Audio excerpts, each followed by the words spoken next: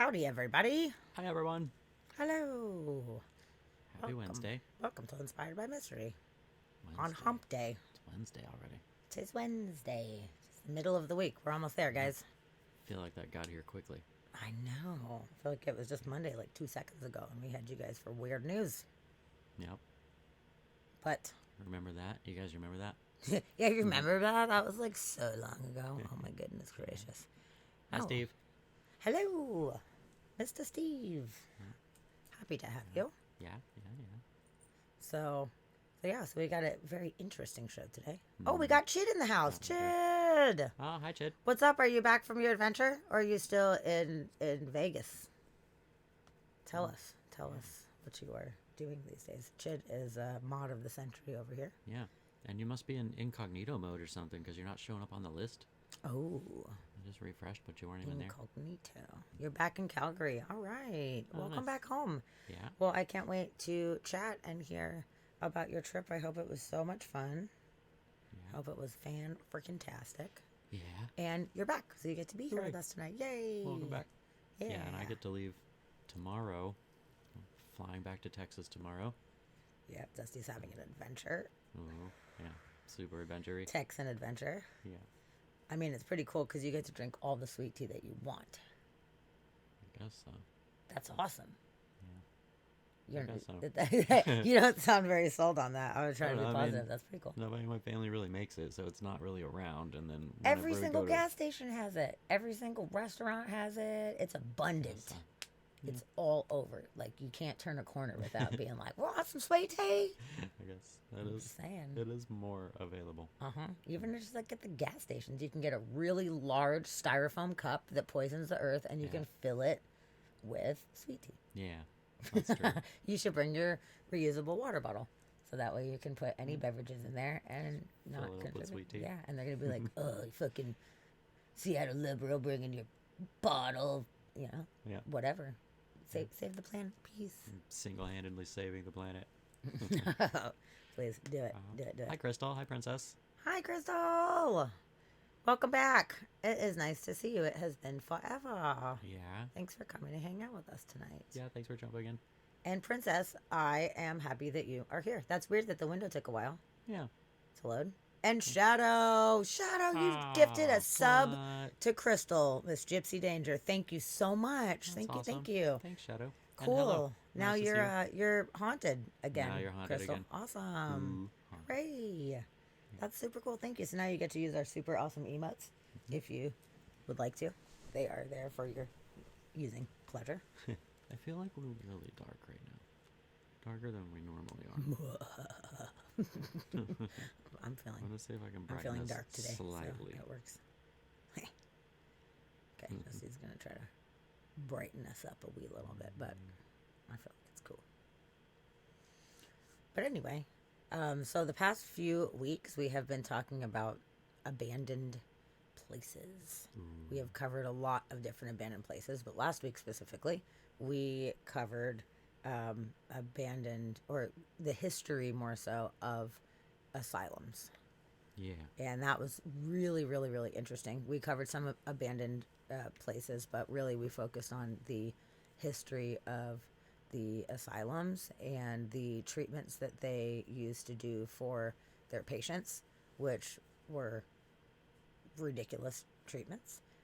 As we discussed a lot last week, there's a lot of messed up things that they did to people trying to heal them. So it inspired this week's episode of doing outdated medical practices. So we are going to be digging into historical medical practices that people really believed worked back in the day. They really believed these things worked, and without a understanding of science in the way that we have right now, people were just winging it. They were winging it for a really long time, and there was a lot of superstition involved. There was religious or spiritual ideas that came into play, and we only had so much to work with. So people kind of took some ideas and just tried a bunch of shit out, see what happens. And then as we know, placebo effect is pretty legitimate sometimes. So if you tell people that this is going to do this thing, oh, look at all of these wonderful results that we're having from these things. Like, obviously, this is working. So there was a lot of very interesting things pushed into the medical world that now we can look back and be like, That was No. ridiculous. no, no, no, no. Yeah. Yes, bloodletting and leeches. That Bloodletting is and definitely leeches. something Yeah. that is on the list for tonight. Yeah. For sure. And you know what? And like you said, we still do that. I mean, there are things that are being done that eventually we'll figure out is completely ridiculous and is not appropriate for us to be doing. And there's still some older practices that are being practiced today, but a lot of these ones we're going to talk about tonight, they are definitely not prominent any longer. Thank goodness. Yeah. Yes. Maggot therapy. We Maggots. got legion. I love how they just used creepy creatures to heal all of your wounds. Yeah. Yeah, we're going to go into a lot of different things tonight. There's many things that, honestly, before I looked into it, some of these things I never heard of in my fucking life. I've heard of a lot of these things, but some of them I was like, what the fuck are you talking about? Like, this does not make any sense. I cannot believe people did this. So some of these might be new to you guys. Some of them, you guys might know all of them. Whatever, but we're going to talk about it anyway. It's going to be great. Where does one start? Let's ask the chat. Chat, Dear chat. what do you think is the most bizarre, outdated medical practice or medical device or cure all or whatever? What do you guys think? You guys have any thoughts, comments, concerns on this subject? What about you? I don't know. Coming from last week, I mean, the ice pick lobotomy is pretty bizarre. And we learned about some things there, like just wrapping people in wet sheets and like that stuff. The leeches and the bloodletting. I think the bloodletting is probably one of the weirdest ones to me, where it's just like, we're just gonna let some of your blood out. Like, what is that helping? I don't know what that's helping, but yeah. Yes. Princess, the body farms are actually for forensic study, though. Those are for seeing how the dead bodies decompose in different environments, so that way they can use that for forensic study. So it's a little bit different than what we're talking about today. This is for live people. We're talking about what they were doing to live people. But the body farms are absolutely fascinating, for sure, and the different conditions that they place the bodies in to kind of understand more about how they decompose in these different environments. It's super, super cool. It's very, very interesting. Yeah. Vibrators were the best medical tool. Yes. Yes. Okay, good. That's a good one. I'm glad that you said that, because we are going to talk about the most bizarre thing ever, the wandering womb. I'm really excited about this, actually. The wandering room. It's gonna be really good. Yeah. That is one that I didn't know what the fuck they were talking about, so I will. Oh yeah, and Shadow the little fish, where you put your feet in the tank and the fish eat your foot skin. Yeah, that's just like pedicure stuff. That's not even medical. And yeah, the bloodletting's supposed to be to get rid of the bad things in your blood. Yeah, you got ghosts in your blood. We gotta let some of that blood out. Yeah. It's interesting. Oh, they have some bizarre anomaly. Like, it's in the blood. You got ghosts in your blood. Yeah. The ghosts in Also, rub this cocaine in it and hit this heroin pipe. blood. Yeah. Smoke this opium. Yeah, man. Oh man. Yeah, it's very interesting, the things that they thought were the appropriate. Let's just put that appropriate. Oh yeah, the fish eating thing. That's so cool that for pedicures, especially in Asian countries, and even in Greece, I saw some in Greece. It's a pretty cool little thing, but unfortunately, there has been a lot of diseases spread from that practice. So Gross. people still do it all the time, but I personally have held back after I looked into some of the horror stories that people were having. Yeah. Which, like, because it's kind of cool. Like, I would like some little fish picking on my feet. I wouldn't mind, but they don't clean the tanks after every person. So there's just people's like weird fungus and shit like that floating around Yeah. inside there. And I guess AIDS too. It was like spreading AIDS in the tanks as well. Weird. How's that Yeah. work? Cause Because people have cuts on their foot. or yeah, something? and then someone else will put their foot in, and then boom, AIDS. You got AIDS. Like, so You that's got not AIDS. good. You don't want that. Oh, hi Kirby. Hi Waybug. Hi guys, Welcome in. welcome. Welcome in. Awesome. Yeah, I don't know the fish thing. My feet are too ticklish. I don't like that. I've had them nibble on my feet like in lakes, and I can't do that. So putting my feet in a tank with a whole bunch of them, I'm never gonna No. make it. I've had some little fish, like picking on me before, and I thought it was kind of cute, like little tropical fish in Costa Rica. It was like, so I thought it was kind of fun. They were my friends. Yeah. They hung out. This one hung out with me for like a half hour, and he could have gone out to the sea. It was on this little like tide pool kind of thing. And he like could have gone. He could have left anytime he wanted to, but he like hung out with me, and was just like kicking it. And then he'd be like, Yeah, he had a friend So- who so was a mobile around. buffet. yeah, Why it was, leave? it was honestly, I loved it. I thought it was great. I was like, oh my god, I made a fish friend. Like, how often do you get to make a fish friend? Not very often. Not very often. So that was pretty cool. Yeah. But yeah, there's just there's a lot of strange, bizarre things, you know. Oh, your kitties are watching Birds and Squirrels video for their entertainment this evening. Oh, That nice. is awesome. Okay. Cool. You could barely hear us. Oh no. Oh, you got headphones? Put some headphones What's on. our volume look like right now? I guess our volume looks a little bit low. Maybe that's just me. She What said kind it's of her fuck? work speakers specifically. Hmm. Bummer. Are we low to anyone else? Do we seem quieter than normal? I don't know. Yeah, they still do the electroshock therapy Yep. randomly. Yep. That they do. That's so weird. But I would like to say I hope that there's actually something to it, why they continue to do it, that they are seeing like scientific results from it, but it just seems so barbaric. Yeah, it doesn't seem good. Okay. The volume's good, Good, elsewhere. okay. I'm glad Yeah, everything's that's good. just your speakers.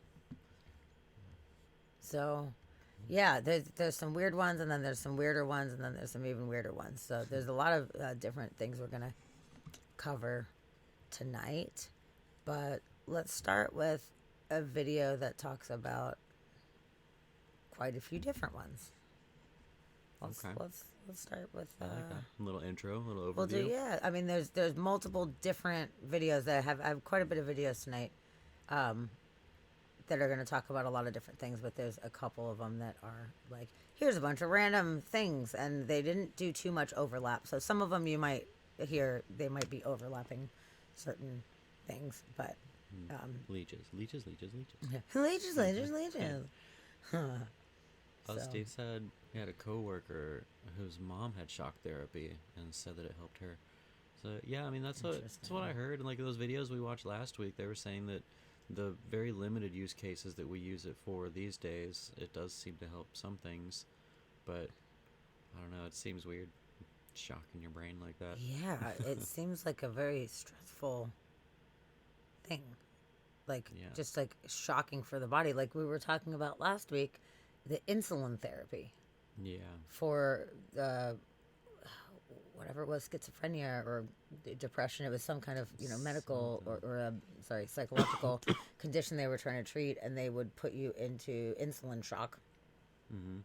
and do it in various levels. They would start small, and then it would put you in a full-blown like insulin coma, and then they would Yeah. have to bring you back, and they're like, there you go, now you're so much better, you just had Perfect. total seizures. Yeah. Seizures So in a coma. now you're gonna be so much better. How are seizures in a Yay. coma not good for you? It's crazy to think that they anybody thought that was a good idea. Yeah. And some of these things that we're going to cover tonight, and some of the things we covered before, and then some of the things that we haven't even covered, who the fuck decided to try these things for the first time? Sometimes he's like, you know what, I'm going to take some camel shit and I'm going to rub it on this wound, Yeah. and you know what, I think that's going to solve the I problem. think that'll do it. Like, what are you talking about? Camels are cool.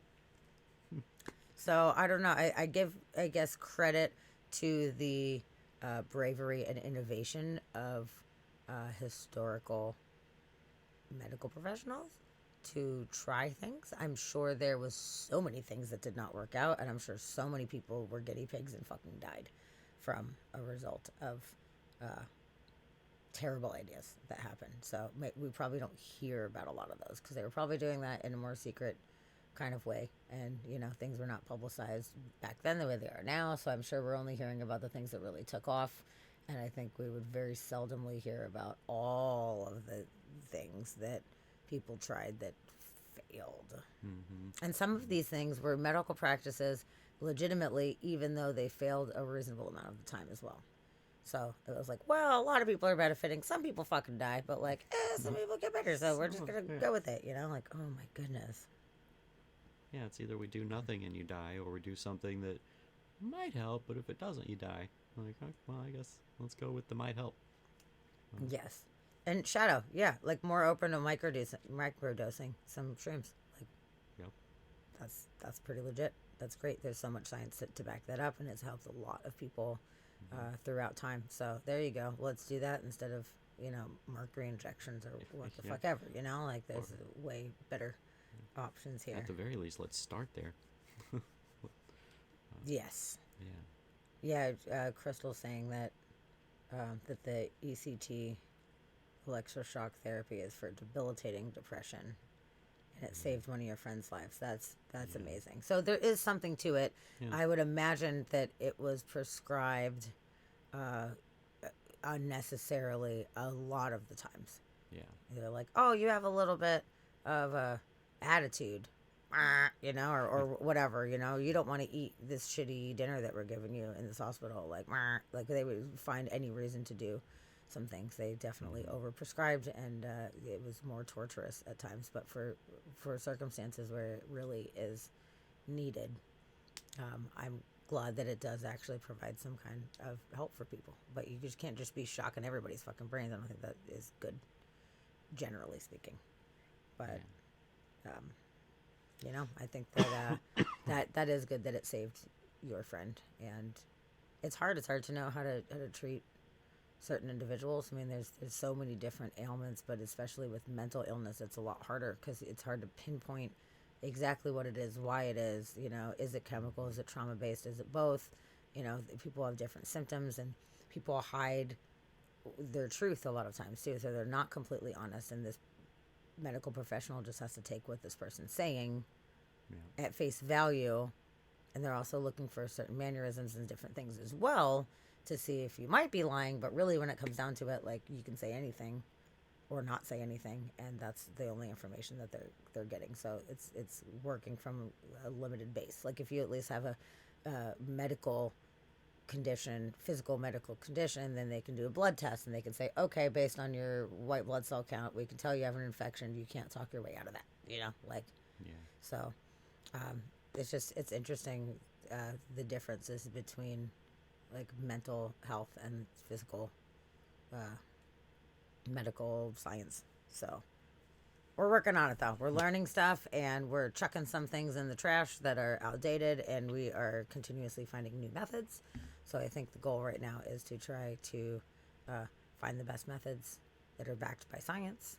And what better way to do that than to try all the methods that don't work first, so we can mark all that out. Yes. Yes. Yep. Yeah, exactly, Crystal. They were using it inappropriately for diagnosis that was not beneficial for schizophrenics, especially. Yeah. Yeah, that's messed up. Oh, interesting. Princess said that she learned the newer uses in school, majored in psych, but got double the usual credit, so I was able to cover a lot more than usual. That's really, really cool. Yeah, that's super cool. Neat to be able Double to see the difference. Yeah. But just imagine, so as we're doing all these things, let's just imagine what it would have been like to be alive back in the day, and you have people try to shove some of this shit at you. It's super fucking weird. Yeah. Super weird. Super weird. So let's... You guys ready for some weirdness? Let's check out video number 1 of weird shit. Chid, let us know when we creep you out. Oh, hold on. This is not a video. This one is an article. Hold on, I picked the wrong one. Wrong one. Wrong one. Oh, Chid's already creeped out. Okay, good. Well, good. Starting off on the right foot then. Okay. Sarah's ready for weird shit. Good.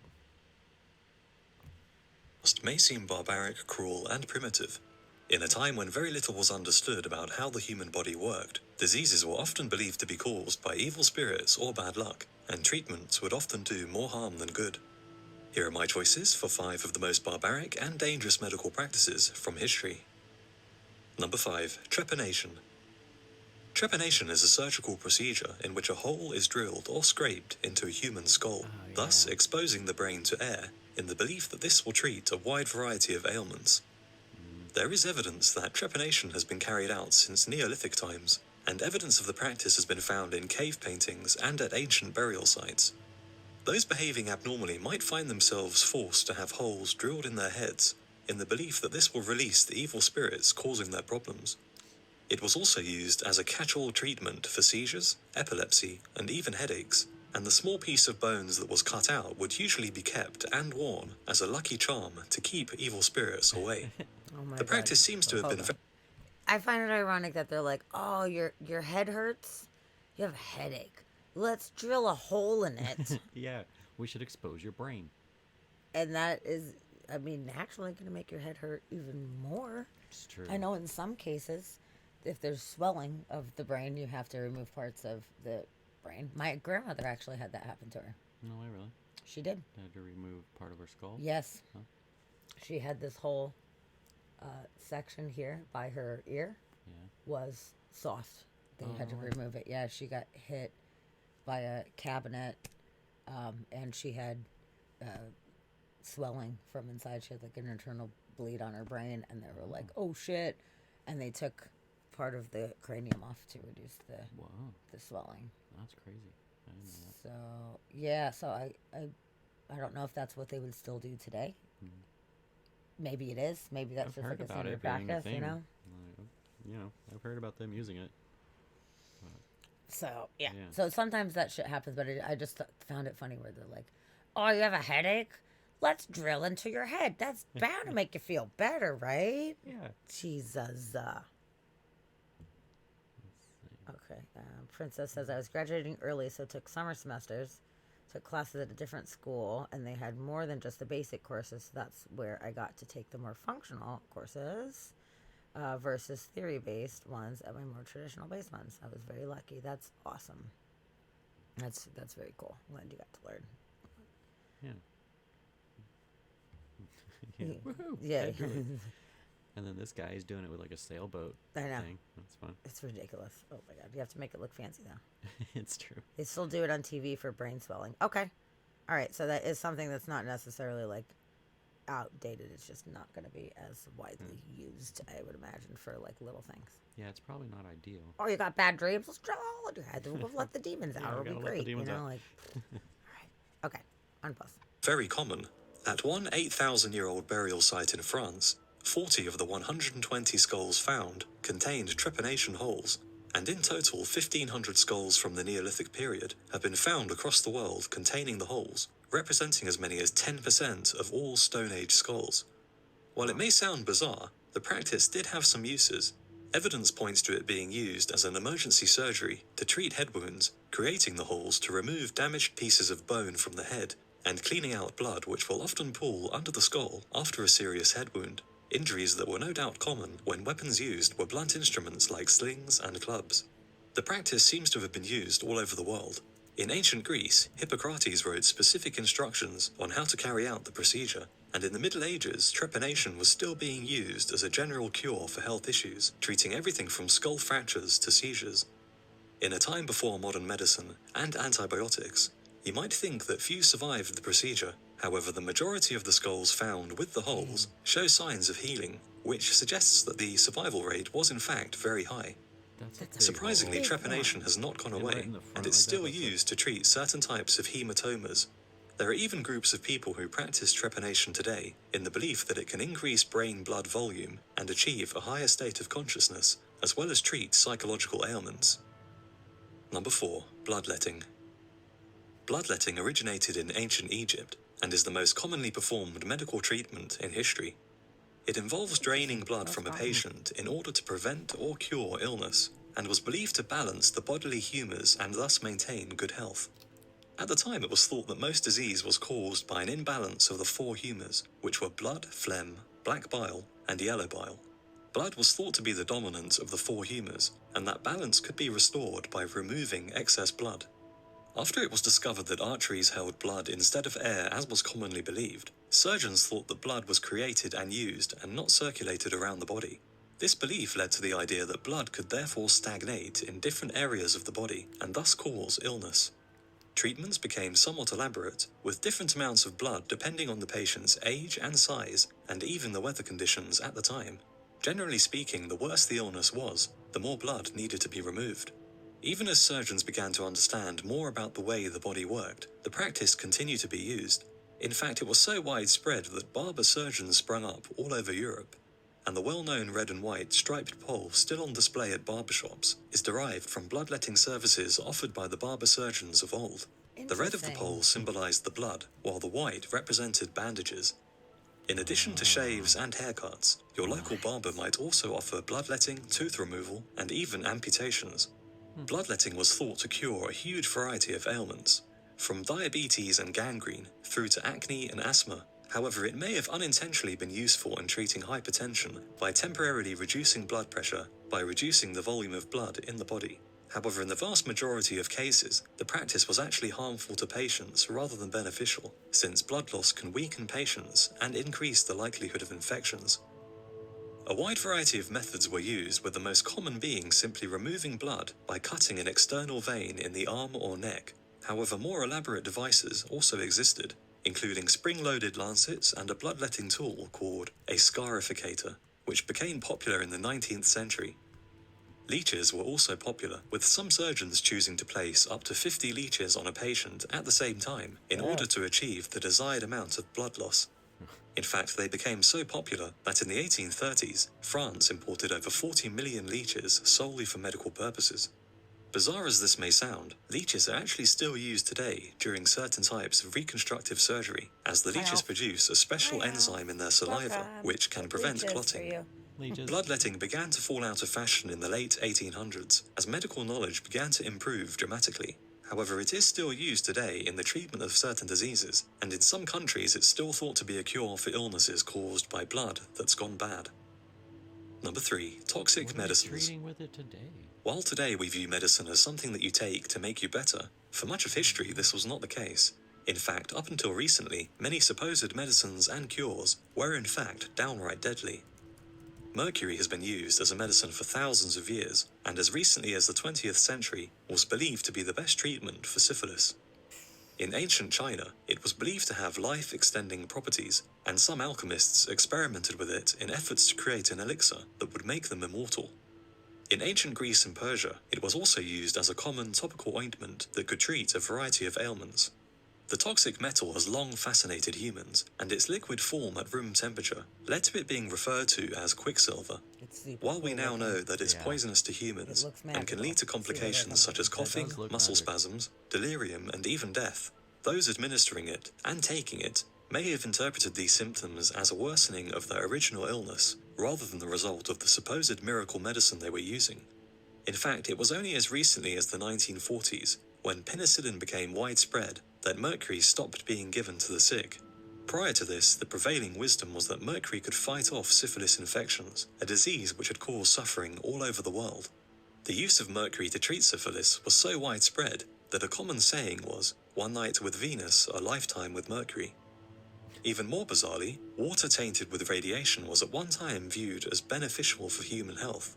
Prior to radioactivity being fully understood, natural radium seemed to be a miracle elixir, and companies sprung up selling radium pendants, radon water, and even uranium blankets. We're gonna go more Such in-depth into products were this one. marketed This as being is cures for everything from rheumatism to Yeah. impotence, and regular ingestion of radon water was thought to improve a man's vigor.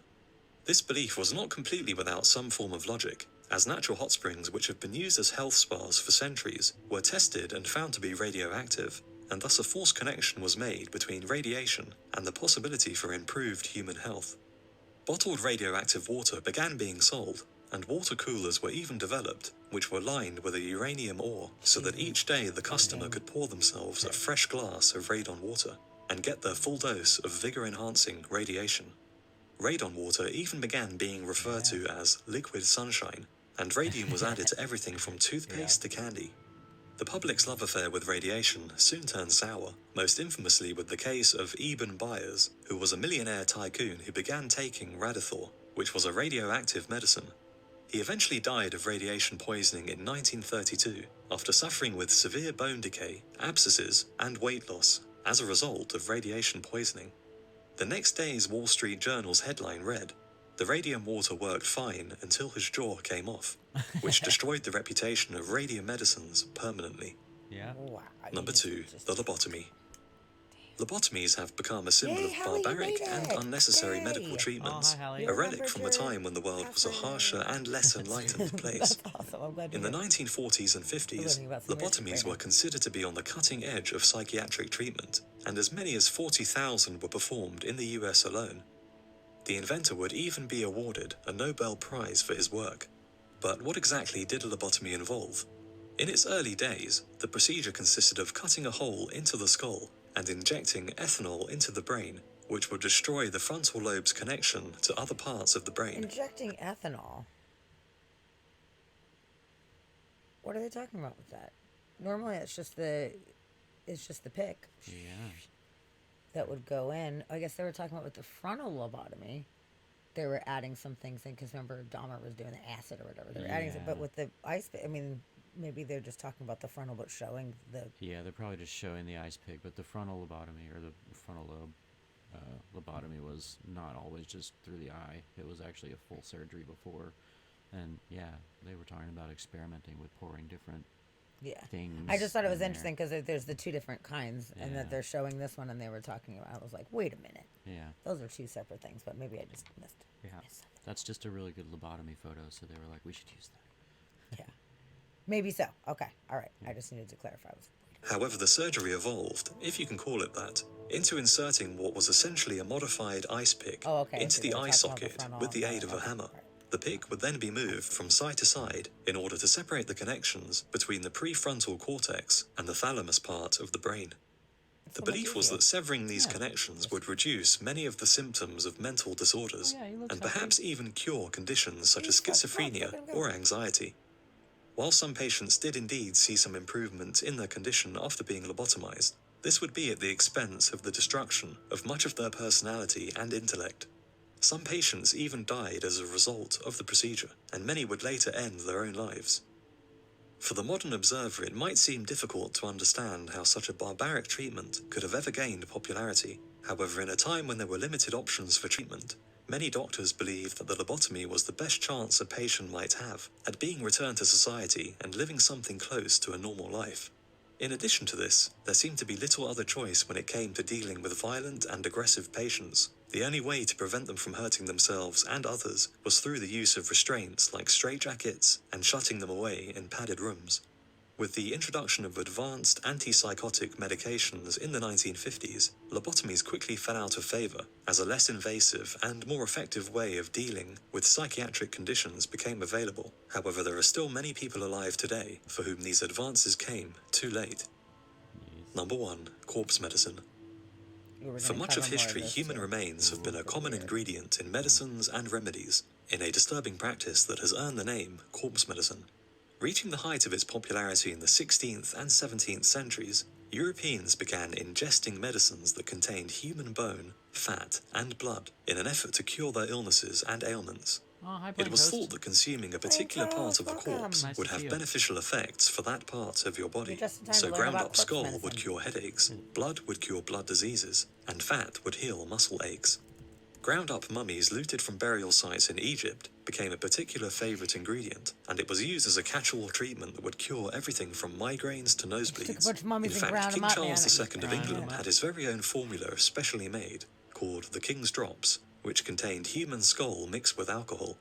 Such medicines were popular with the rich and powerful, and the medicines would often be expensive, leading to scenes of crowds of poor people attending public executions in the hope that they might be able to obtain a cup of fresh blood from the condemned. Blood was a hugely popular ingredient, as it was thought to contain the vitality of the body, and the fresher the blood was, the better. blood from young men and virginal young women was highly prized, and it was believed that you could gain the strength of the person whose blood you were consuming. Such practices were not unique to the Middle Ages, however, and ancient Romans were known to drink the blood of slain gladiators in an effort to obtain their vitality, and there is pretty evidence fucking of metal. similar That's corpse medicine hardcore. being used all over the world. This booming trade led to That's a not corpse thriving black medicine, that's market in hardcore. body parts, and it's likely that many of the remedies reported to contain mummies were likely sourced from stolen or illegally purchased corpses from the local area. Oh yeah. While such practices may seem abhorrent to the modern mind, at a time when little was understood about sickness and disease, it's not surprising that people turned to such outlandish methods in a desperate attempt to cure themselves. With progress in medicine, the practice began to die out in the 18th century. However, reports of corpse medicine in use exist as recently as 1908, when the last attempt at taking blood from a public execution was recorded. In fact, you might even be able to argue that corpse medicine is still in use today. For is there really that much difference between the blood transfusions and organ transplants taking place in modern hospitals and the corpse medicine of years yeah. gone past? Yeah, think there's so. a Even big now, the difference. You're human not body eating has people's become a pulverized commodity, skulls. with multiple Yeah, that's reports of a thriving it's gonna black make your head market in feel better. organs Yeah. existing all over the Big world. difference. So those are my choices for 5 of the most barbaric medical practices in history. As always, let me know your thoughts in the comments below. All right, so that Okay. was some interesting options there. That's interesting. I did look up real quick to see if bloodletting was still used today and like what it was used for, and it's not really bloodletting. Like there's a couple different diseases that they treat with. Essentially, the way that they take plasma out, where they have all your blood go through the machine and then come back in without the plasma, they're doing that kind of thing, but they're doing different things to the blood. So it's not bloodletting. It's what's it called? Therapeutic phlebotomy.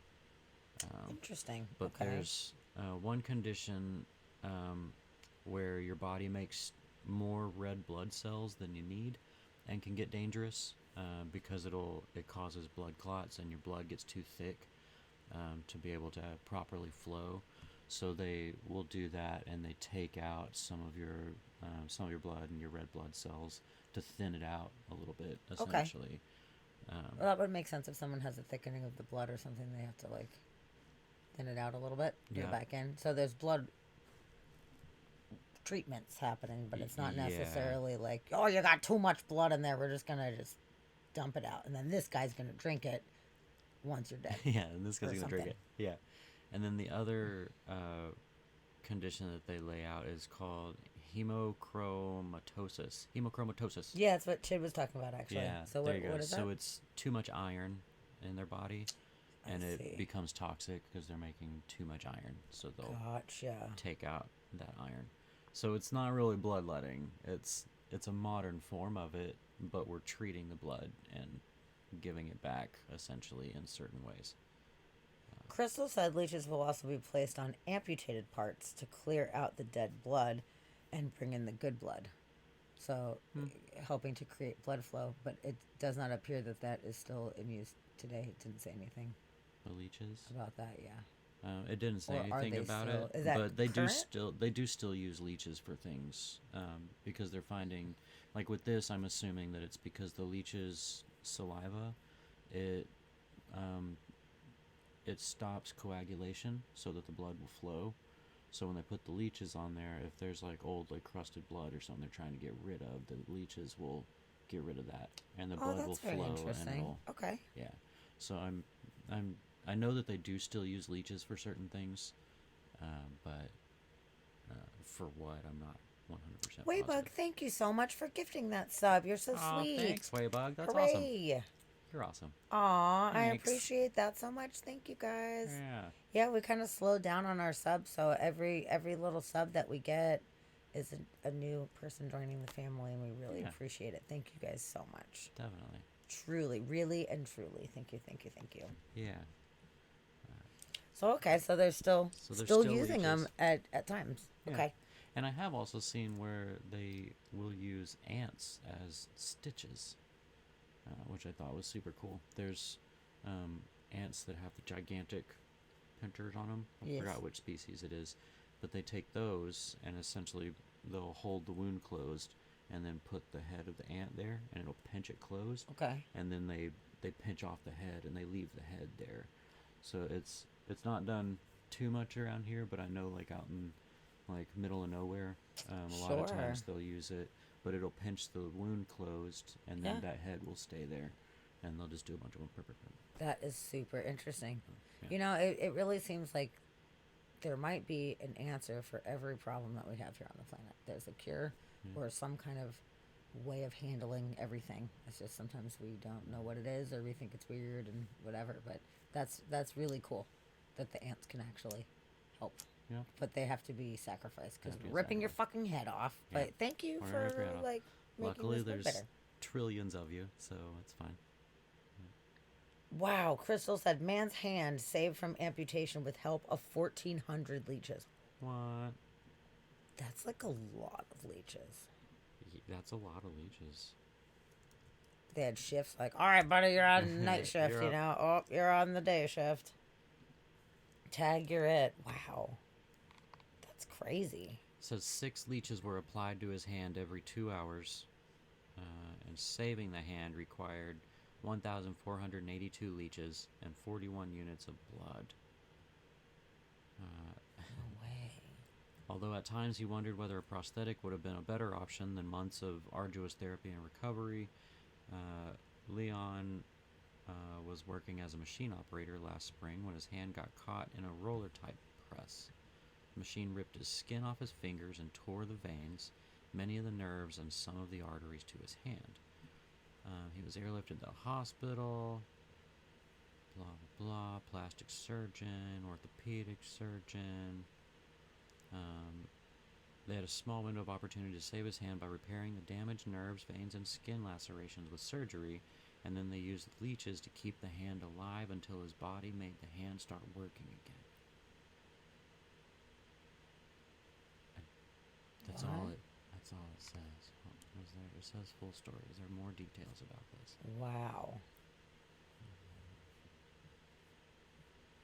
That is super fucking weird. Yeah. Kept the hand alive. Yeah, I don't know. Let me Like see. how? I have to do this ad blocker thing. I'm gonna see if it tells me how they do that. Airlifted, blah blah, 6 leeches.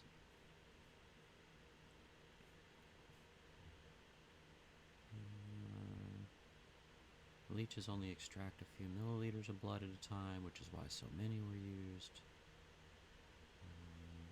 They secrete a powerful blood thinner that allows a wound to continue draining until a person's veins have reformed. Yeah, I don't know. It doesn't really explain it. So I guess they reattached it, reattached all the veins and everything, but they had to be draining the blood that was in there. So I guess they just had the maggots keep him, or not the maggots, I just read maggots. The leeches just keep him bleeding so that there wasn't just excess blood going until the veins reattached and did their job. That's super crazy, man. That's crazy. It's a lot of leeches. But That's so weird. how stoked were those leeches? Oh, the leeches are like, this is what we've always wanted. It's Yeah. a buffet, smorgasbord. Best little leech life ever. Yeah. Okay, well, similarly to leeches, I mean, not quite the same, but snails Yeah. have been used for a long time for a lot of different things, specifically the snail mucus. Mm. And this is something that actually is still being used today, Okay. specifically in cosmetics. But there's been some weird stuff. It goes really far back, actually, these snail things. So, okay, I'm going to try to say the word. This is going to be bad, but it's going to be funny. So, snail slime, its official name is Helix aspersa Muller glycoconjugates. Glycoconjugates. Yeah. Helix aspersa Muller glycoconjugates. Snail slime. Blech. That's a good phrase. Yes. Good I job think it is. pronouncing that. I'm proud of you. Thank you. I tried. Yeah, that was a lot of letters. So apparently, or it diminishes puffy eyes and just inflammation in general. So at this point, you can actually get it in a bunch of cosmetics right now. So does it work? It appears as if scientifically that it works right now. We don't know. Could be some outdated thing they're rolling with, but it goes back to Hippocrates reported prescribing crushed snail and sour milk to clear up inflammation. Okay. That's fucking nasty. So that's some outdated ass shit Yeah. that I'm glad that we don't have Crushed to do anymore. snail. Yep. And sour milk. Yep. Why sour milk? I don't know. I mean, dude. snails, that's a given. Everybody understands that. But sour milk, I don't fucking know. no. So weird. Okay. So that just sounds like the word. I would be like, I'll be inflamed. I don't fucking even care. That's nasty. Yeah, I'm fine. And for centuries, they've used snail mucus to alleviate warts and calluses and acne. Then, of course, French people started eating them, Yeah. which I don't know if it doesn't specifically say if there was any medical reason for that initially. If they were just like, oh, these are little delicious bastards. They're just so like, tasty. I don't know. These are really good when we put them in like oils. Yeah. Mm. But the South Koreans use a lot of the snail slime, and they were saying that it's verified that it hydrates the skin, increases suppleness, improves hyperpigmentation, and contains antimicrobial properties that keep acne and some types of rosacea at bay. So, this is one thing that they have used for quite some time, and apparently it does actually still work, although it's fucking weird. It's kind of a weird one. Yeah. I mean, Um, there- luckily it's a, it's a sustainable moisture thing, right? Yeah. They It's just true. make slime. Like, there's gonna be slime. But they did some weird shit back in the day where when you had a wart, they would put a snail directly on the wart, and then they would stab the snail, and then it would like kind of like curl up, and they'd leave the like dying dead snail on your wart, and that was said to alleviate the wart. I wonder if it worked. I don't know, but you had to like murder the snail. Yeah, I was under murder. Which the is little kinda poor horrible. snail. Poor So snail. now, Gets it put- sounds like it's a little different, more humane ways of doing it, I imagine, but people were just like brutal back in the day. Yeah, It was it's pretty true. rough. Everything had to die in order for it to be useful. Yeah, it's weird. And actually, Plain Toast was talking about using corpse water in some necromancy stuff. So, people definitely are still utilizing some of these, seemingly outdated things today. But not that that is necessarily outdated, it's just not very common, I would say. That is not a common thing that you would hear most people talk about. And I don't even know the details about how one would acquire corpse water. I'm genuinely curious, though. That is something we'll have to talk about later. Or you can tell us right now. Whatever. Corpse water. Corpse water. Is that like the black goo from the mummy that everybody's wanting to drink? Is that what corpse water is? Ugh, wow. Yeah. Ain't that some shit? So actually, speaking of corpses,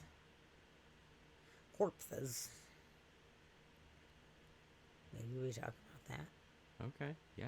Let's go into some corpses. Oh, it is the water that is used to wash a corpse before embalming. Interesting. That's very interesting. So it's a Huh. dead person's dirty bath water. Yeah.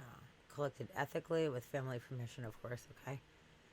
Okay. And what is the energetic properties of this water, or what intention is being used specifically with Yeah. this corpse water? I'm really intrigued. This is Yeah, that's a very it's an interesting. interesting one. It is. Why are we doing this with this? This is our Ask a Witch segment of the program. Yeah. Yeah, and actually, if anybody who is listening is interested in, more information in these kinds of metaphysical things and witchy type of subject matter, make sure you follow Plain Toast No Jim, because he has a fantastic show here on Twitch Definitely. He does tarot readings as well. And it's a really fantastic show and always really good subject matter. And he has the most calming voice on the whole internet. So That's very true. definitely check that out. This is the truth. But yeah, so as we heard a little bit about in that first video about them using different parts of the dead body in order to heal people, there's a little bit of a more in-depth video information based on that specifically. So I say we check that out. Okay. Use it for necromantic work, for spirit communication, or other spirit and entity works. Also as an ingredient for other spells. That's very interesting. Okay. Wow. I guess that makes sense. Yeah. Let's see where we would get to that. Yeah, that makes sense. Huh. That's very interesting. Thank you Very for sharing interesting. that with us.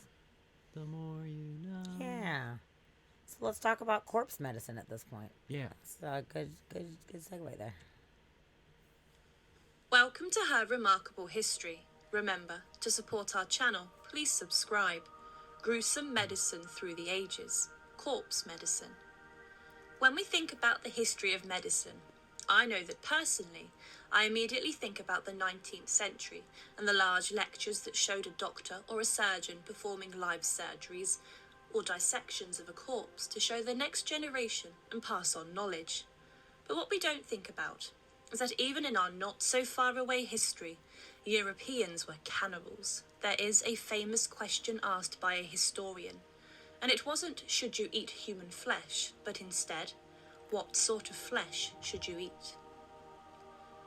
There is a poem by John Donne, written in the 17th century, that has a line reading, "Women are not only sweetness and wit, but mummy possessed."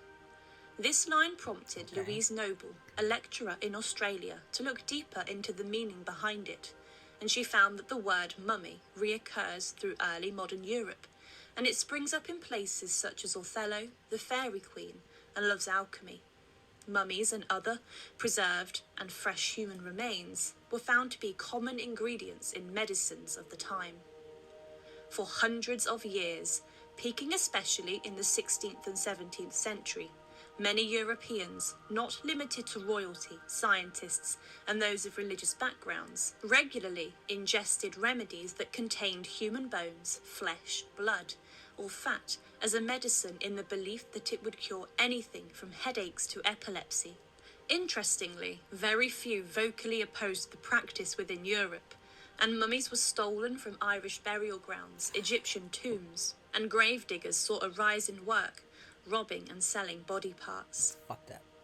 As I said at the beginning of this video, the question was not, should you eat human flesh, but instead, what sort of flesh should you eat? The first answer to this question was Egyptian mummy.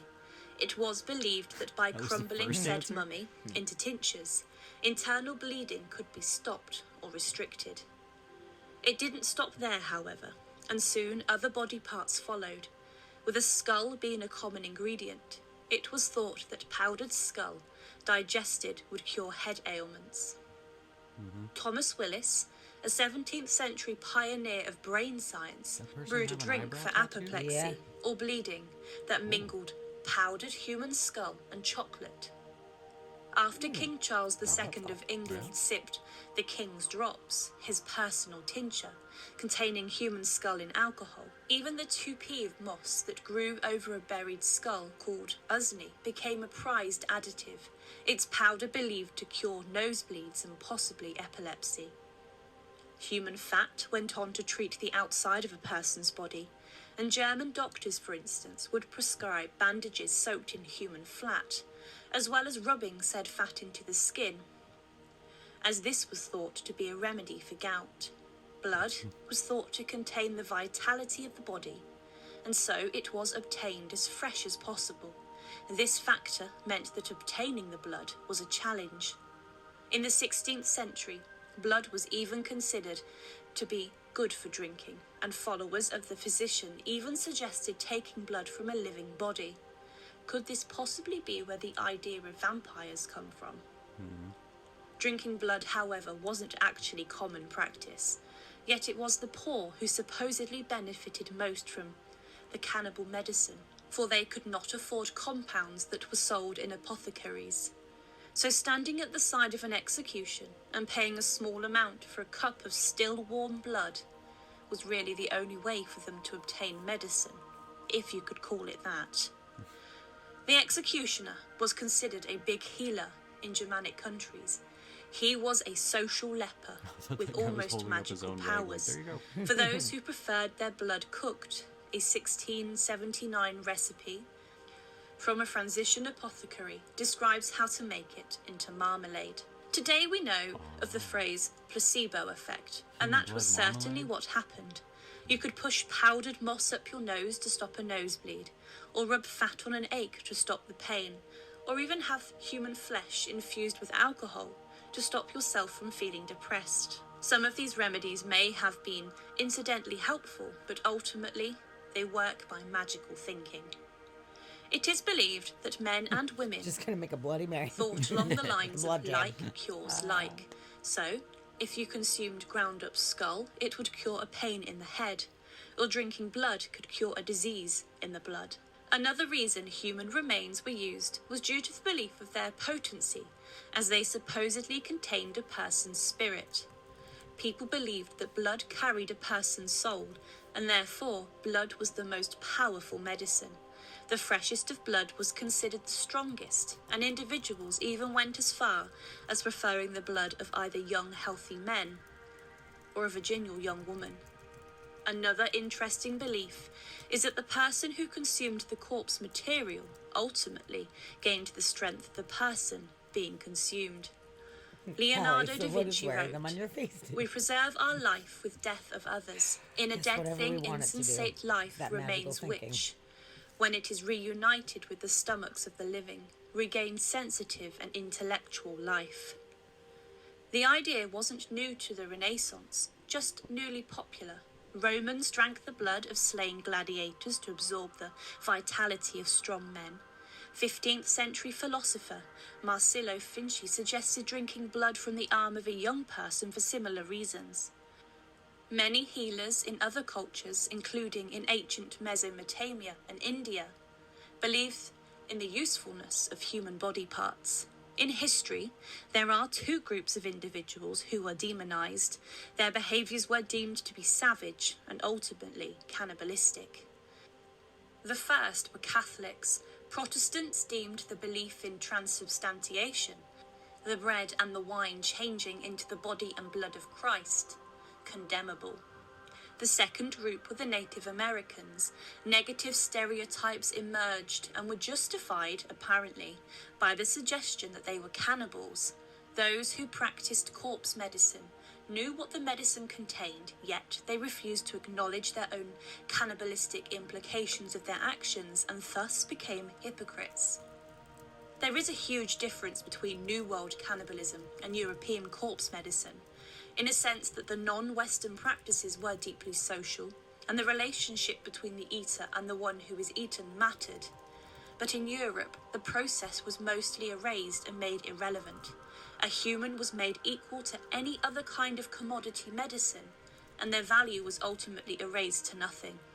Thankfully, as science improved, cannibal remedies died out, and by the 18th century, the practice dwindled.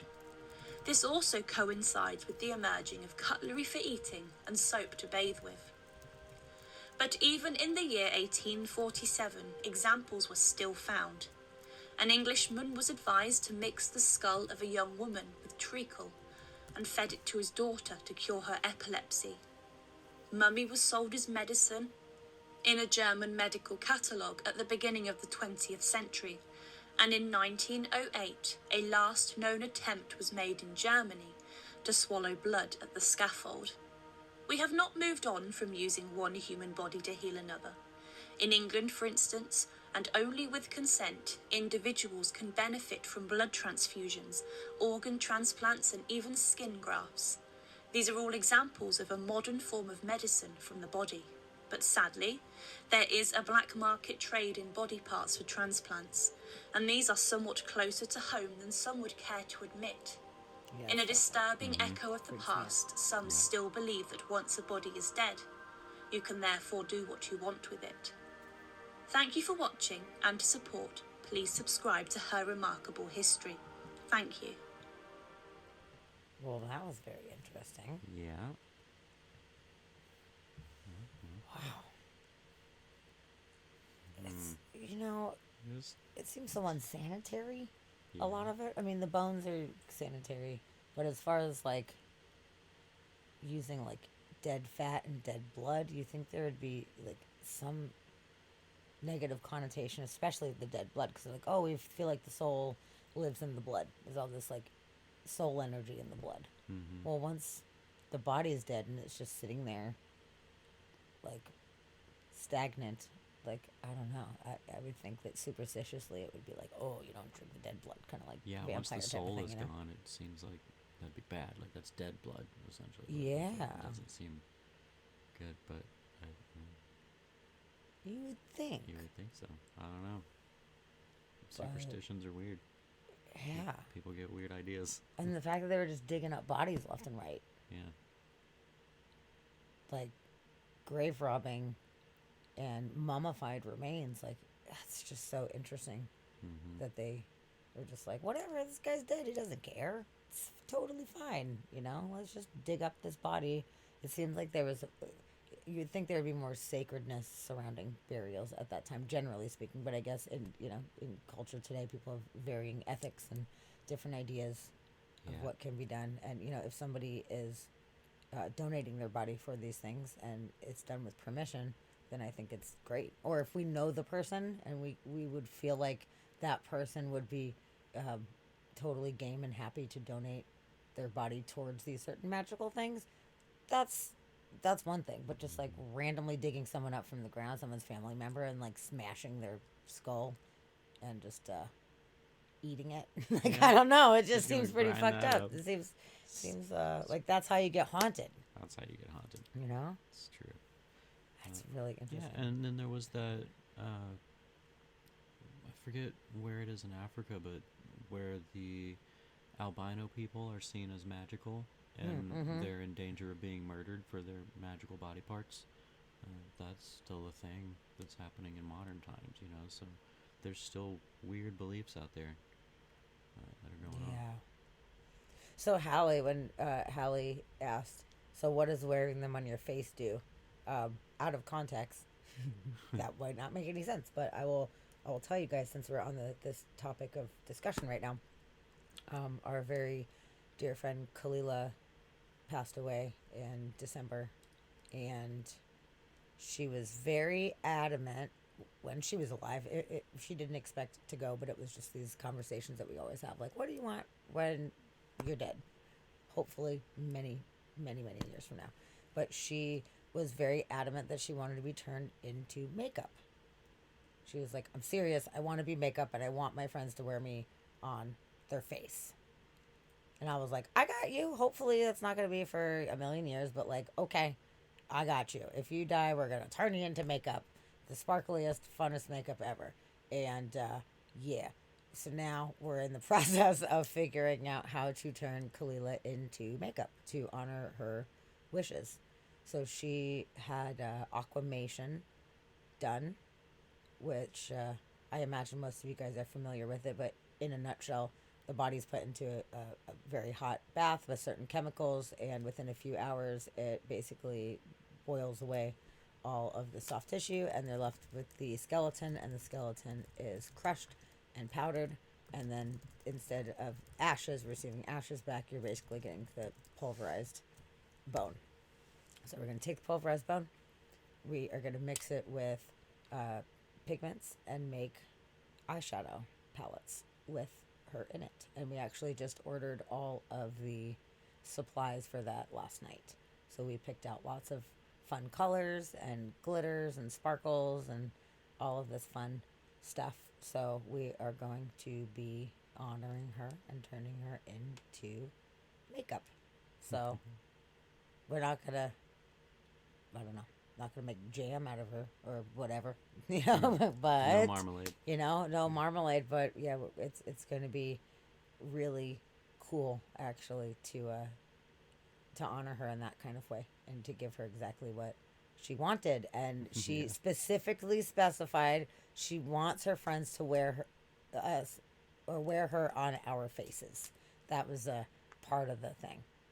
It was like I want to be makeup, but I want my friends to wear me when they're out and about, so I will still have a good time essentially. So Yeah. I'm game. I'm in it. We're gonna do it. We're gonna make some eyeshadow, and we're gonna totally wear her around. And I don't know. I think that it'll be a really cool energy thing to be able to have her kind of with us. Be like, oh, going out for the night. Let's put some Kalila on. Take her on an Where's adventure. my You know, Kalila like palette? shit.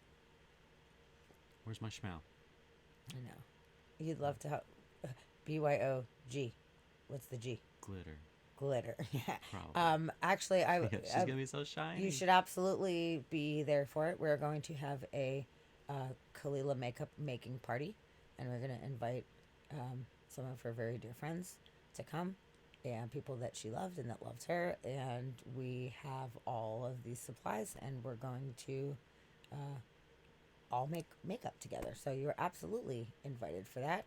We have so many different colors, so people can choose what colors that they want, and sparkle level. You know, you can control your own sparkle level or whatever.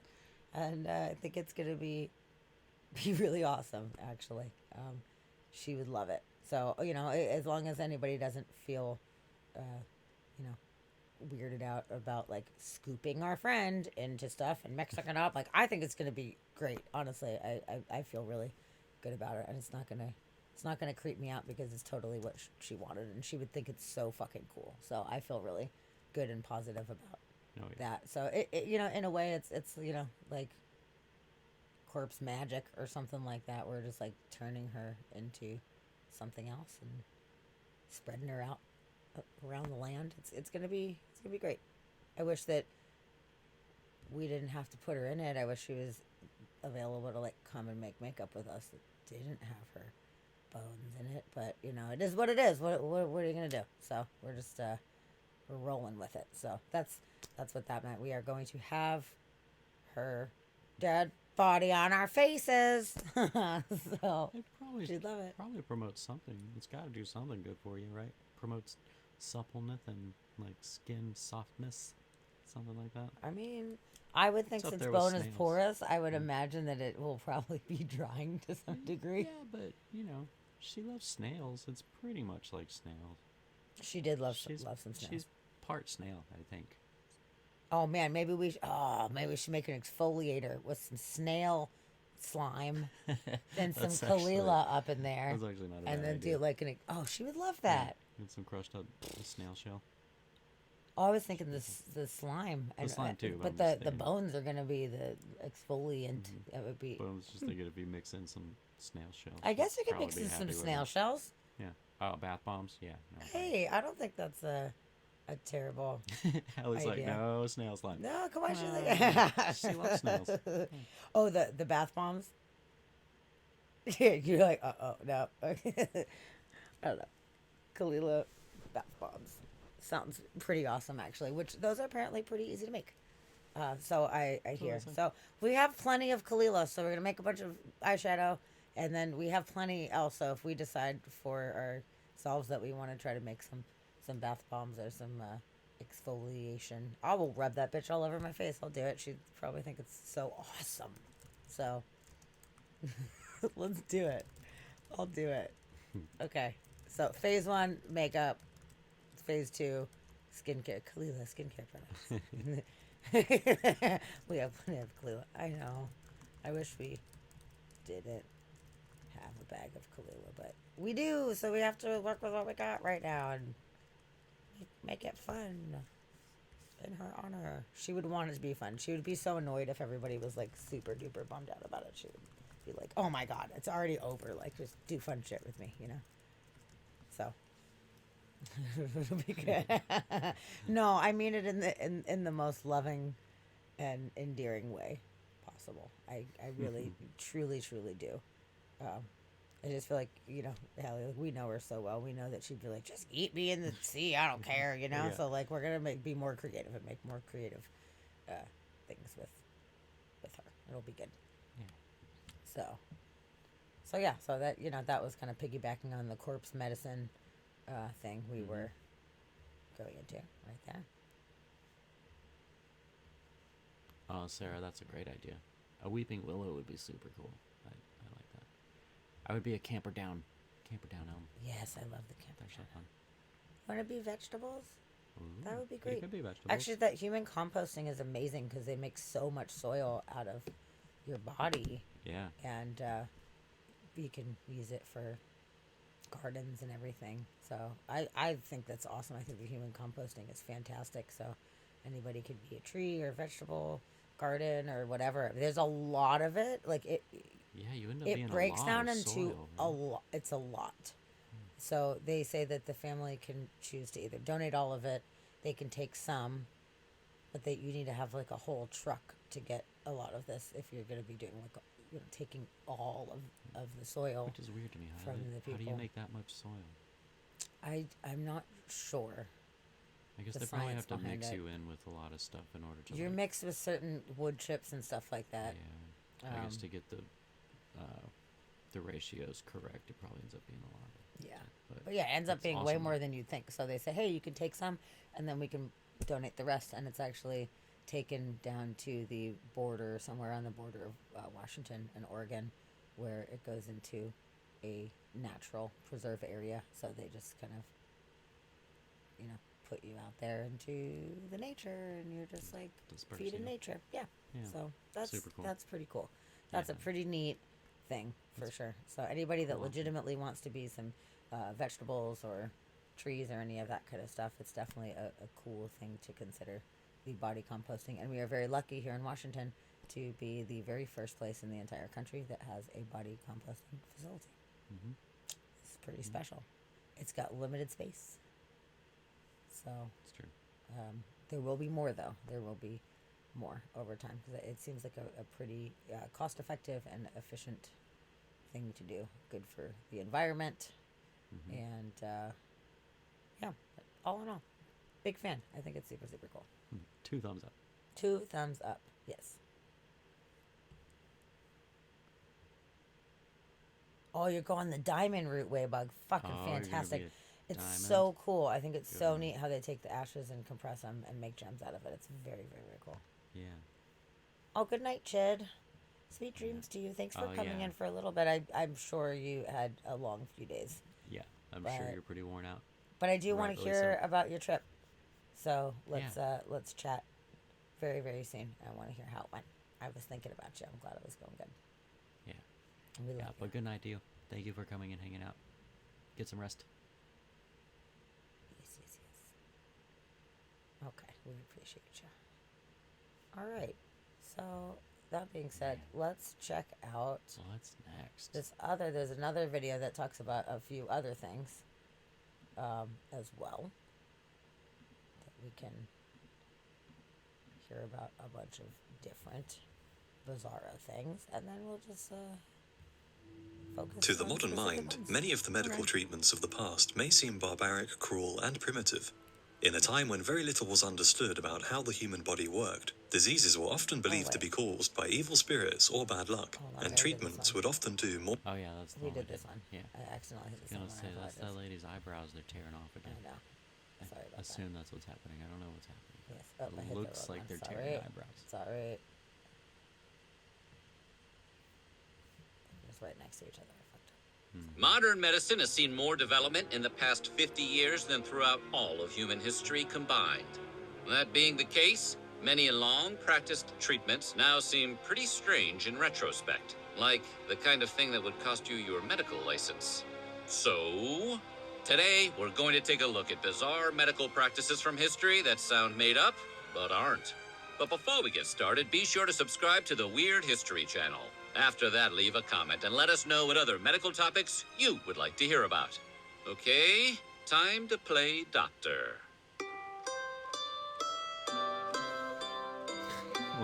Okay. Nothing says Right. best medical practices like putting dead mice in your mouth. Okay, maybe not. But when it came to dentistry, the ancient Egyptians sure thought it did. They would blend remains of mice with other compounds to ease tooth pain. And you thought a root canal was unpleasant. Wait, Or did they do root canals? With a rat? The use of dead mice in medicine didn't go out with the pharaohs. In the time of Elizabeth I, the English cured their warts by cutting a mouse in half and applying it to the growths. Okay, that actually sounds like how you would get warts. Bits of expired mice were also used to treat whooping cough, That's so smallpox, cute. measles, and even bedwetting. Oh, good night, Waybug. We love you. Thanks, Waybug. Have Have a a good night. good day at work. Yeah. And A thanks for common that gift sub. 1950s medical practice Yeah. involved intentionally infecting syphilis patients with malaria. To modern ears, this might sound like a terrible idea that risked exposing patients to any number of dangerous side effects, because it was. The theory at the time was that the fever produced by the malaria virus would kill off the syphilis, and that the malaria virus would then be cleared up through some other treatment. And although the injected malaria virus did have positive results in eliminating the syphilis virus, it also caused, malaria. Patients suffered intense fever attacks for weeks and had long-standing side effects that could last for decades. That's So as a crazy. treatment, it was, Decades. at best, kind of a mixed bag. Yeah. That's crazy. Oh, this one's gonna be fun. Oh, Virtually geez. everything has a patron saint, including, and we're being totally serious here, painful hemorrhoids. The patron saint of hemorrhoids may sound like a guy you'd meet at an airport Chili's, but it was actually the canonized Irish monk, Saint Fiacre.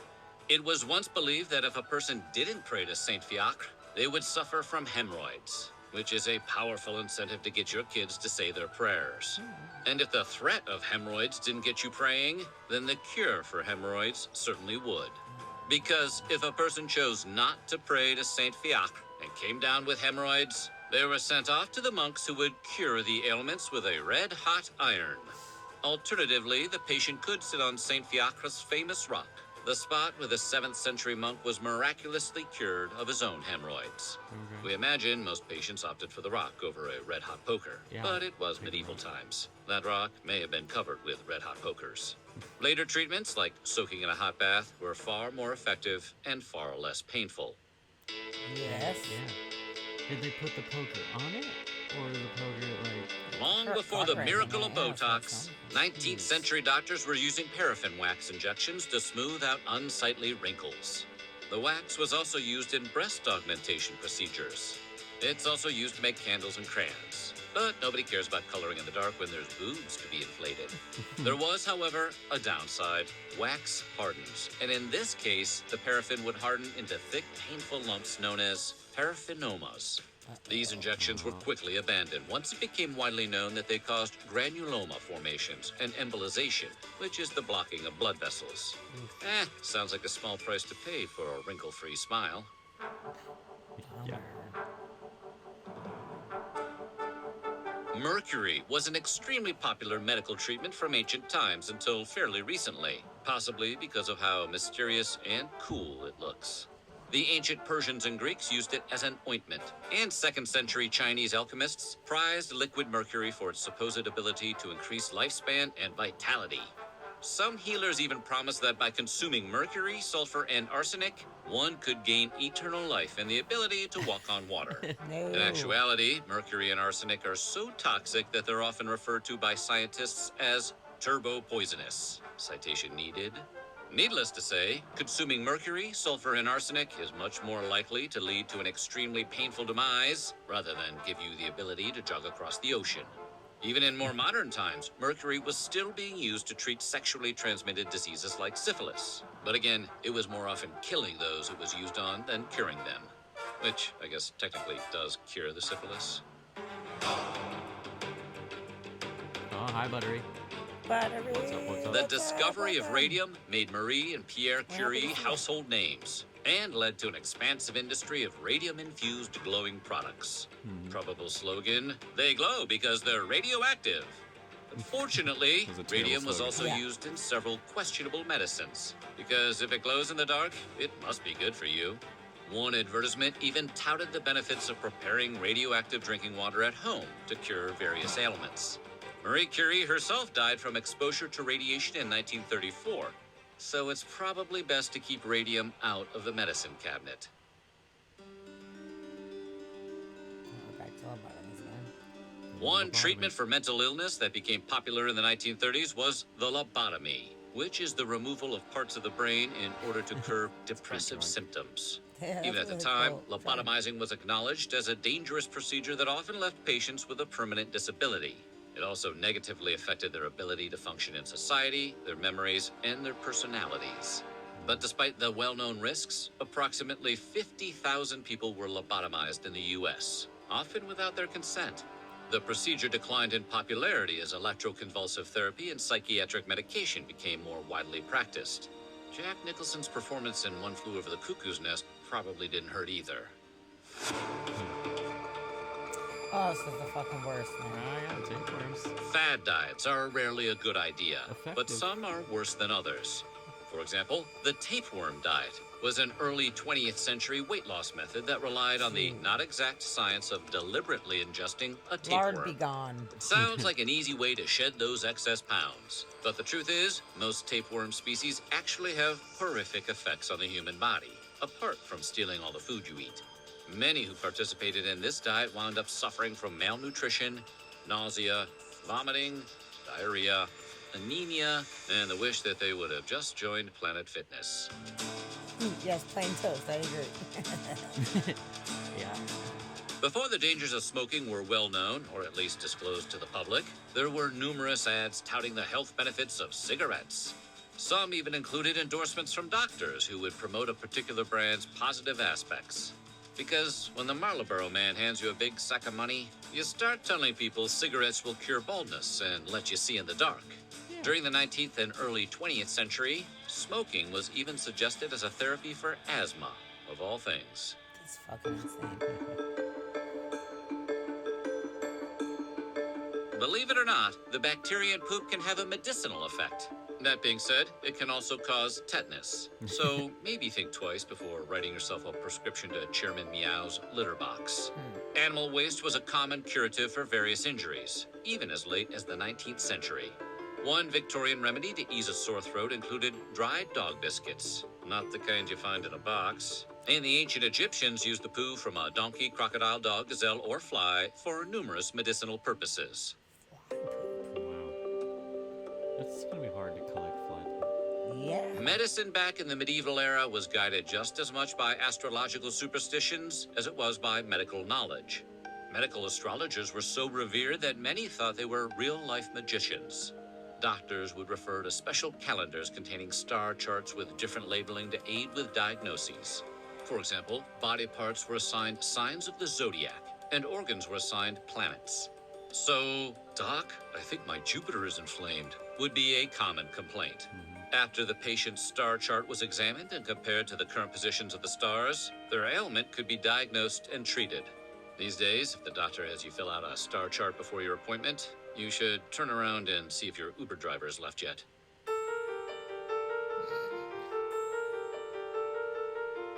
Since the Middle Ages, enemas have been a popular treatment for intestinal issues. Back then, they were performed using a device called a clyster, which was a long metal tube with a cup on the end, like the world's worst beer bong. The tube would be pushed into the body through the anus, and a medicinal fluid would be poured into the cup and then pumped into the colon.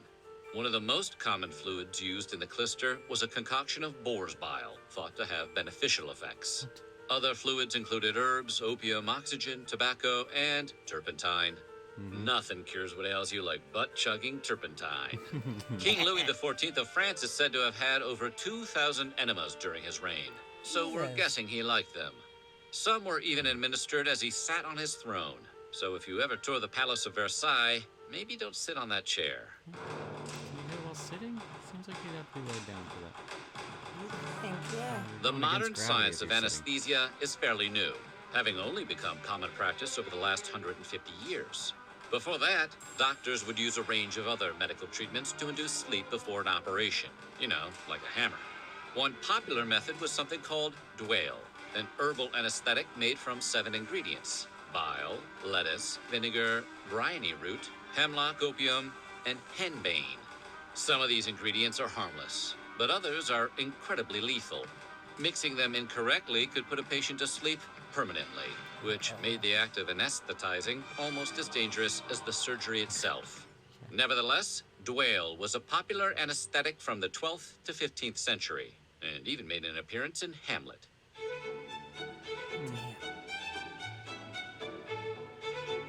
There's no more homemade medicine than the water from your own canteen, so to speak. Human urine has been used for a variety of medical purposes, including curative treatments and as an antiseptic.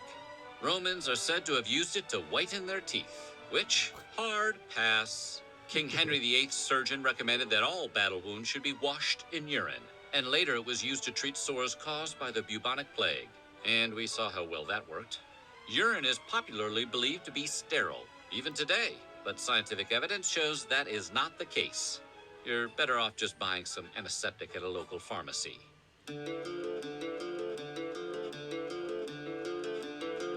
You ever wonder why con artists and liars are often referred to as snake oil salesmen? Well, the term refers to the oil derived from the Chinese water snake, which was used in traditional Chinese medicine to relieve joint pain from arthritis and bursitis. It was brought to America by Chinese laborers working on the Transcontinental Railroad. This was back-breaking work, and the laborers would rub the oil on their aching joints for relief. Interestingly, despite its negative connotation as a slang term for con men, there is some science behind the medicinal properties of snake oil. Snakes are a rich source of EPA and omega-3 fatty acid with anti-inflammatory properties. So the next time your arthritis starts acting up, reach for the nearest bottle of King Cobra. That's snake oil, right? So what do you think? Which of these old-timey medical practices was the hardest to believe? Let us know in the comments below, and while you're at it, check out some of these other videos from our weird history. Wow. All the bile ones are weird to me. Like, that really doesn't seem like something that I would put into any kind of a medicinal anything. Yeah. It doesn't. I don't know Bore why. bile up the butt. Yeah, why not? I mean, yeah. Like, It's in weird. your butt. Why specifically would you want that? I don't know. Who thought about that? I don't know. So strange. Like, why would someone suggest that? How is that useful? I mean, I guess if it's like a liquidy thing or whatever, like if you're doing like enema thing, like it's at least helping to rinse out your colon, I guess. So maybe it did something, but why not just use water? I don't rinse with some water. know. Yeah. Oh, that's weird. I missed the treating the tooth pain with mice. How were they doing that? They were grinding up the dead mice and adding it into different things that you would Like use. rubbing it on the teeth or something? Yes. Okay. Yeah. That is a weird one. Yeah. That is one that I would like to look a little bit further into to see if there's any more information about that. Because that's so weird, dude. You looking up right now? Yeah. Okay. Dusty's going to be checking that out. Yeah, there was so many different things. I found additional information to quite a few of them. Some of them I couldn't find at all. Like, I couldn't find many details about. But that one I did not look for additional information on. Okay. But that's a really strange thing to just, like, grind up. It's just, like, the whole mouth. Yeah, so this says the ancient Egyptians believed in crushing up mice to cure toothaches and earaches. They would use mashed dead mice mixed with other ingredients to apply to the afflicted area. In serious circumstances, individuals would apply an entire dead mouse to cure a Dude, severe if toothache. you were like, put this dead ass mouse inside your mouth. Yeah, rub this dead mouse on your tooth. Like, I mean, I guess it depends on how bad the toothache is. I was gonna say, I've had toothaches where I would have pretty much done anything that somebody told me may have possibility of know. helping. That's the worst. Somebody's like, rub this dead mouse on your tooth. I'm like, yeah, please. I'll do it. I'll do I it. will absolutely do that. Whatever, I'll do whatever you need me to do. Okay. Yeah. So that's really a weird one, and that one didn't really like repeat and come up very often. But that is I don't know how common it was. That being said, Yeah, but it was definitely a thing. it was a thing. It was a thing. Just put an entire mouse in your mouth. God, I can't imagine dentistry back in the day. and No. before anesthesia. That's interesting. They're talking about anesthesia as well, about how there was a mixture of all of these things, and if you got it wrong, then you fucking died. So Yeah. you're rolling the dice. Like, do you want to have this surgery just like straight up? You just want to go for it and just deal with it, or do you want to risk maybe dying just from the anesthesia? It's up to you. Yeah. I mean, I don't know. That's a really tough one. I guess I would rather choose the anesthesia and roll the dice with that yeah. on most things rather than feel like I'm being like ripped open and tortured, and then I might die anyway. So Yeah. I mean, I guess if it, if it hurts bad enough anyway, you're probably like, whatever. Even if I die, it'll be better than this. yeah, yeah, yeah. And at least they were dead mice. They weren't like live mice. Like you have to do it live, you know. Yeah. You have to put a live mouse on there, and then we're gonna stab it. Because weaving in magic and stuff like that too, you know, like they could have very easily used live animals for some weird things. This Or is just like very knock true. it out real quick and then shove it in your mouth or something. Like I don't even know. Could have gotten a lot worse. It could have been way worse. That's true. That's true. And then the malaria infections to cure syphilis, that That's crazy. At least, is I mean, interesting. at least with that, they had an idea of why it might help. Like saying that the fevers caused from the malaria might burn out the syphilis. Like knowing that fever is something that our body does to get rid of things. Like, okay, I guess I can. It's a stretch, but I can see how they got there. But Then you're just giving people malaria. yeah, then you're just giving people malaria. So it seems like there'd be something else we could give them to give them a fever, but yeah, I don't know, man. I mean, like the hot baths and stuff like that they were doing to try to burn the crazy out of you yeah, type of thing. Like maybe they should have done something like that instead of actually giving people a disease that said that for centuries it lasts with some people. Well, not centuries, sorry, for decades it would Yeah. last with them, yeah, and they would have like long reactions, I Yeah. guess. Like, just long-lasting that. side effects that would yes, be terrible. that's crazy. Yeah, it seems like there'd be something other than malaria that you could give them if you're trying to give somebody a fever. I don't know. Surely there's a plant out there that, like, gives you a fever, raises your body temperature, or something like that you could eat. But Something. I don't know. I Malaria don't know. seems like an extreme, extreme decision. And I wonder too about how many of these remedies were kind of forced on people, or how many people had choice in the matter. Yeah. Like, all right, you got syphilis. Check it out. We got a couple options. You can do nothing. You can just have syphilis, or we can give you malaria, or we can do mercury injections. yeah. Here's What here's do your you- options. what do you think? Or is it like, okay, you came into our office, okay, you got syphilis, got it. Here's this malaria, and you're like, what? I don't want that. Like, I don't want know. malaria. I don't know what kind of options that people were really necessarily given at that time, or if they were Depending how sick they Yeah. were, they may not have even known what was going on. they're like, we have a special treatment Yeah, for you. we got it. Don't worry. yeah. Yeah. Oh yeah. Or just sit by the fire. Back in the day, like sit close to the fire, get super hot, Yeah. burn it out. Like it sounds like a way better option. Yeah. In my personal opinion, I would opt for just about Oh, anything other. build I have one disease, and you're gonna give me another disease yeah. just to get rid of this other disease. But now you have this disease. So what are you gonna give me to get rid of the fucking malaria? Mm-hmm. My goodness. I don't know, man. Yeah, how It's are we not getting good. rid of the malaria again? Oh, well, then we're going to give you syphilis for the malaria. Yeah. Right. Oh, we got a cycle going on here. Yeah. And then let's talk about the hot poker to the hemorrhoids. Yeah, the hot poker to the hemorrhoids is... Why? Why did that end up being a thing? Who came up with that? Let's If you got little shit hanging out of your butthole, I guess you just gotta just gotta burn it out. burn it off. Gotta burn that off. I Is don't your know. asshole burning? Here, let's put a hot poker on it. What? That's Yeah. And then how many people did that? That couldn't have been very widespread, right? Surely everybody was like, you know what? widespread. I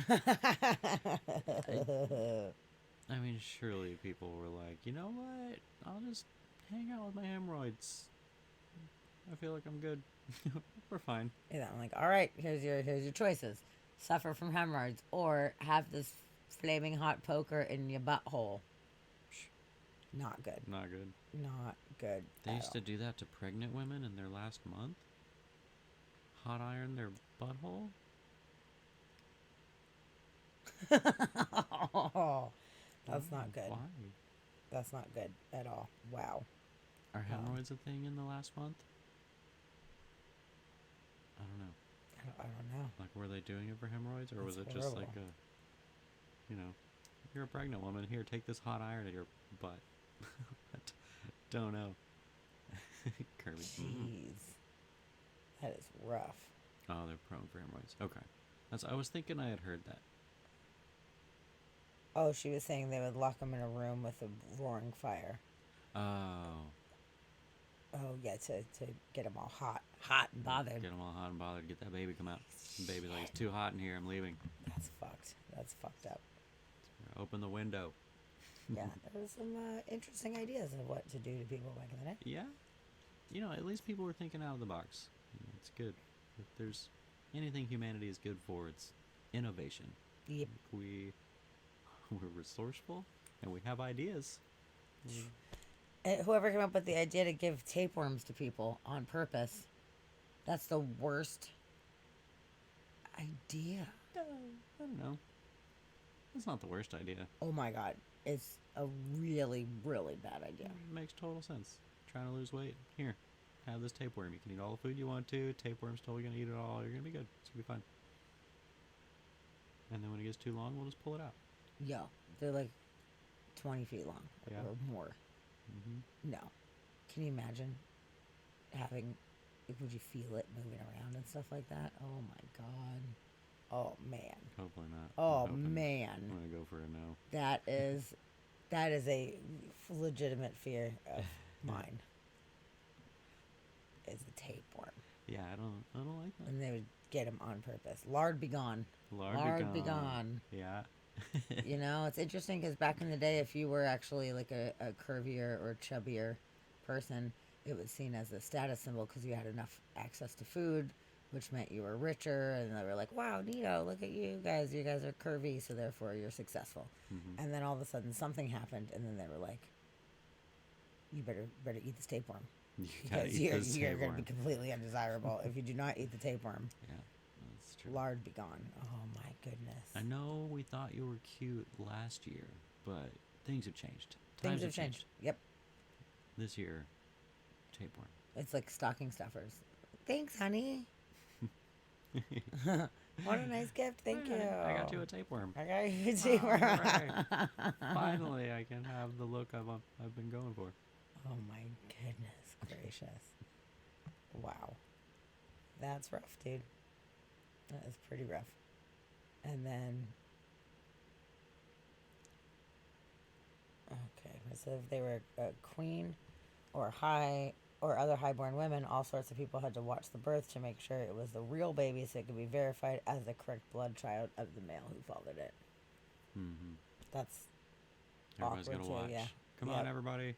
We need witnesses. That's the thing. You don't know 100% if who the father is. No. You can guess.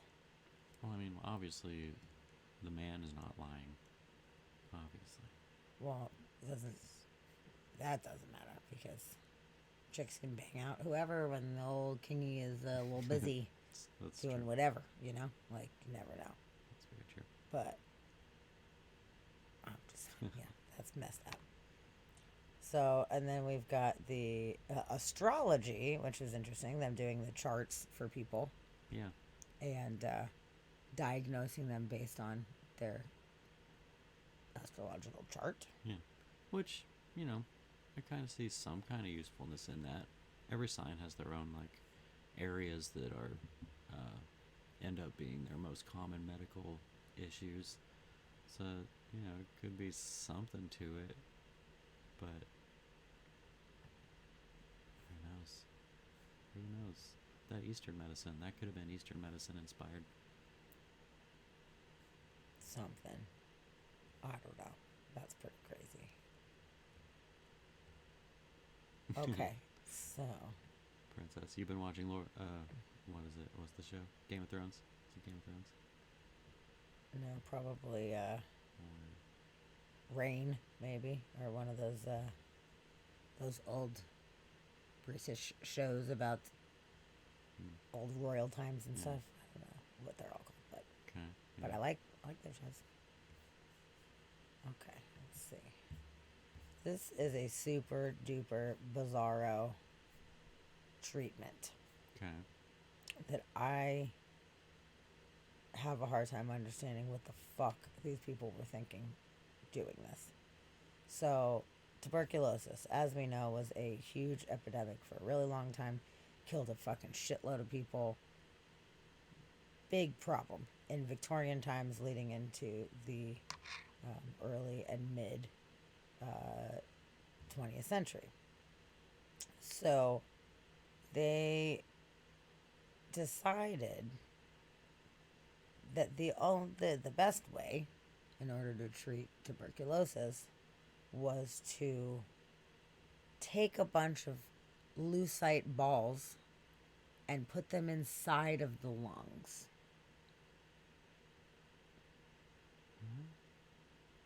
Balls in the lungs. I'm going to show you guys an x-ray here. Plombage, this is called. Yeah.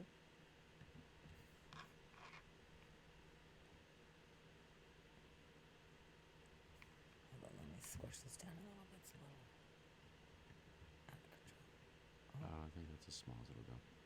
Oh wait, no, it fits better than his. Anyway, okay. So here is the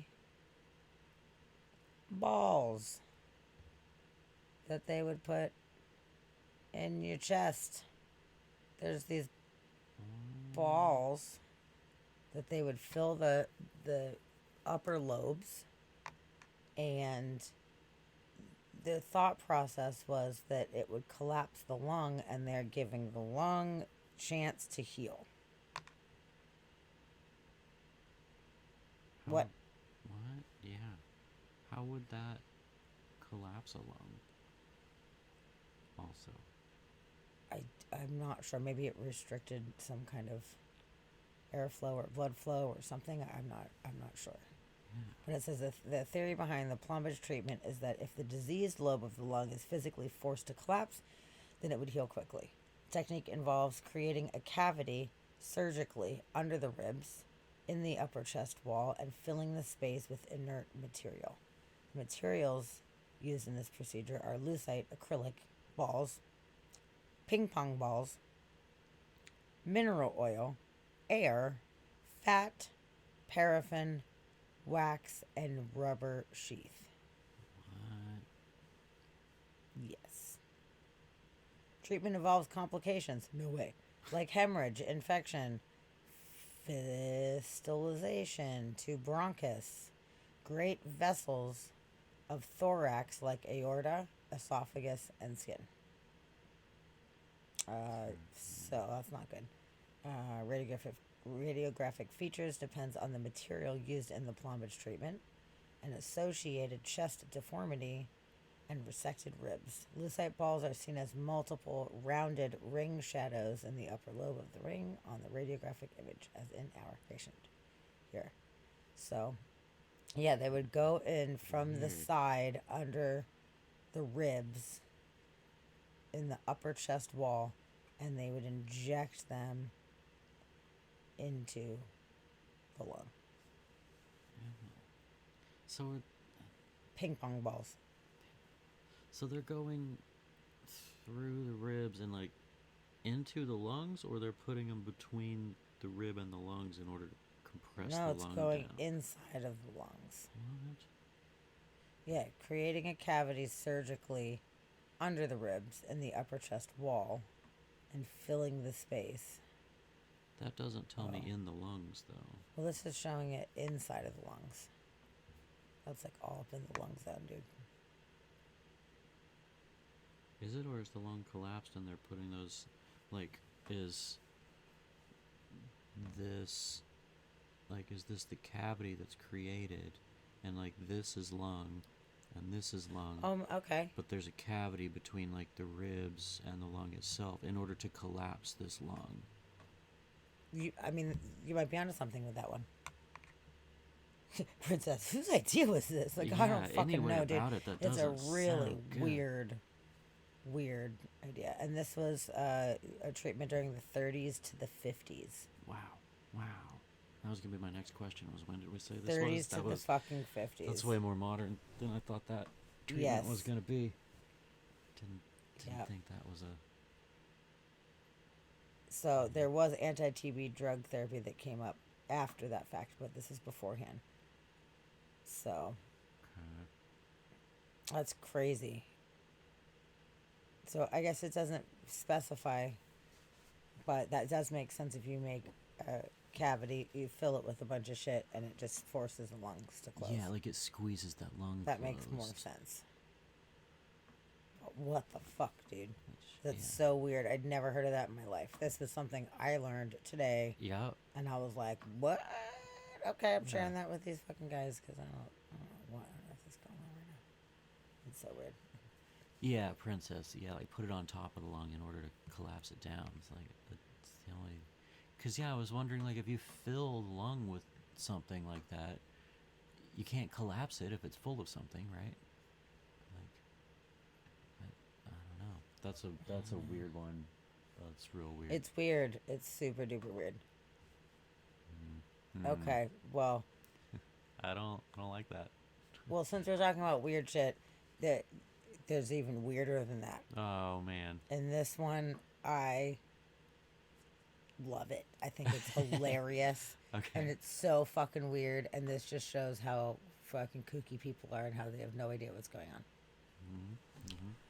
The Wandering Womb.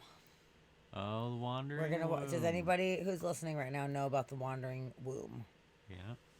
Because up until today, I was not aware of the idea of the Wandering Womb. Yeah, we just learned about the wandering womb right before this whole thing. My goodness gracious. That's exciting. You'll- Okay, Princess knows. Cool, Princess, you heard of this one? Okay, good. And then Crystal might also oh yeah. be privy. She was talking about hysteria, which goes along with it for sure. But the specifics of what they think the Wandering Womb is all about is it's a really good one. So we're gonna watch a video on it, but just give everybody who is listening a little bit of an idea of what's going on. So apparently, your womb. They believed in old times that the womb was a sentient being, and if you didn't get pregnant enough or have sex enough, but specifically if you were not using the womb to make babies enough, it would get pissed. And if it got mad, then it would start wandering around the body.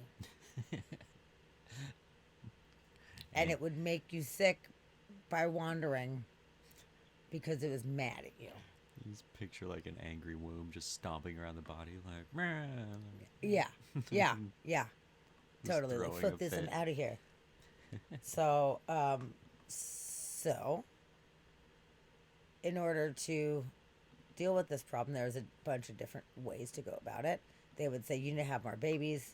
You need to have more sex. You gotta They have were more babies. selling off, well, I guess not selling off is not the right way to say it, but they were marrying off young people because they're like, oh man, you better get married quick, start having some sex and babies, or your uterus is gonna fucking wander. So you better Man. be on top of the shit. So they were using it to marry people off way Your younger. shit's gonna start wandering. You better hurry, man. It's crazy. It's crazy. So there was that, and then if your uterus was said to be wandering, then they would have the person smell horrible, terrible smells that would send the uterus running away from the smells that are up here, and it would send it back down to its little happy uterus land. Or they would even do what they called vaginal perfumes that would coax it. Be like, oh, it smells like roses down this way. We're going to go this way. It was apparently the womb is going to go where you want it to go with these scents, because wombs definitely have fucking noses, Yeah. obviously. Yeah, their sense of smell is very heightened. Wombs are very sensitive to smells. I don't know, things I learned. Number 3. So fucking weird. Like, how anybody really truly believe this is just beyond me. And what smell are you gonna have that's gonna smell worse than the inside of a body? I don't know. They were saying skunks. They were saying, this is horrible, but farts in jars. They were saying to save your farts in jars and sniff it if you felt like your uterus is wandering. Yeah. I swear it. Yeah. I swear it. It's fucking real You shit. see, just hanging out with a friend, like you're over at your friend's house or something, and they're talking about their wandering womb, and they're like, "Where's my jar? I got a fart. Hold on." Just like break open Yes. their fart Yep. jar, and you just like have to watch and be like, "Yeah, that makes total Yeah. sense. Good job saving that." You're gonna want that. It's fucked up. So the hysteria is the womb wandering and getting all crazy, and then they thought it got bad vibes and it had like ghosts in it and stuff like Oh, that, yeah. where it was like demon possessed if it was angry Haunted at you womb. for not making enough babies and shit. That is just, you can't top that. That's like the apex of the show right here. I mean, you That's- can't get any better than that as far as like outdated medical shit. So let's watch this neato video that talks about it in more detail. It'll be Alright. great. Wandering wombs. Wandering Rose. When you hear the term hysteria, you might think of a frenzied group of people, like shoppers on Black Friday. But for a long time, that word meant something different. Hysteria was a mental condition attributed specifically to uterus problems, and it became a sort of catch-all diagnosis for any women's health problems doctors couldn't figure out. The term, which even came from the Greek word for uterus, was coined by the physician Hippocrates around 500 BCE, but it was acknowledged as far back as ancient Egypt 1,000 years before then. It's no longer recognized today, but it has a complicated history full of strange explanations, including one that said that the uterus just sort of wandered around the body, causing problems. Sometimes you're just extra thankful for modern science. Even doctors today can't always figure out what's going on with a patient based on their symptoms. And unsurprisingly, this happened a lot more when we didn't really understand the human body. So for thousands of years, stumped doctors wouldn't just admit that they didn't know what was happening, and they would diagnose their female patients with hysteria. The list of symptoms for this condition could include almost anything, including anxiety, melancholy, bursts of emotion, headaches, tremors, even convulsions. Anything they couldn't figure out got lumped in, and physicians throughout the ages came up with some surprising explanations for hysteria. Up until around the 20th century, almost all of them blamed the uterus. This might seem somewhat silly now, since we know that the uterus mostly deals with reproduction, nurturing, and housing fetuses. But at the time, physicians didn't really know how all that worked. So the most popular explanation, and the weirdest, was that hysteria was caused by a wandering uterus. Apparently, someone's womb could just get bored and move around. It could crush their intestines, lungs, or heart, or create an empty cavern in their body, all of which would supposedly cause those random symptoms. One Greek physician called this phenomenon uterine melancholy. The good news, though, is that this wandering uterus could be easily cured or prevented. Many believe that it was caused by these women not having a regular sex life or not being pregnant often enough, so the solution was either to have more babies or to have more sex in general. According to the societal standards of the day, they just had to get married first, so real simple cure. Another arguably stranger cure was to use different scents to put the uterus back in place. For some reason, physicians believed that it was attracted to pleasant smells and repelled by foul ones. So if your uterus happened to wander too high up into your body, you could sniff something unpleasant, like ammonia-containing smelling salts to drive it lower, or you could use vaginal perfumes to coax it back into the right spot. Because that's totally how that works. Starting in the 1700s, some researchers decided that hysteria was neurological and had nothing to do with the uterus, but it took a lot longer for the public to catch on. Even during the late 1800s, many women carried around smelling salts to revive them when they swooned or fainted, the idea being that the wandering uterus had caused them to pass out. In reality, it probably had nothing to do with their reproductive systems. Historians believe that anything from tight corsets to societal pressure could have been responsible for all the swooning back then. But if nothing else, smelling salts are pretty good at reviving unconscious people. Smelling salts are actually a mixture of ammonium carbonate and perfume, so when you waft them around, they release ammonia gas,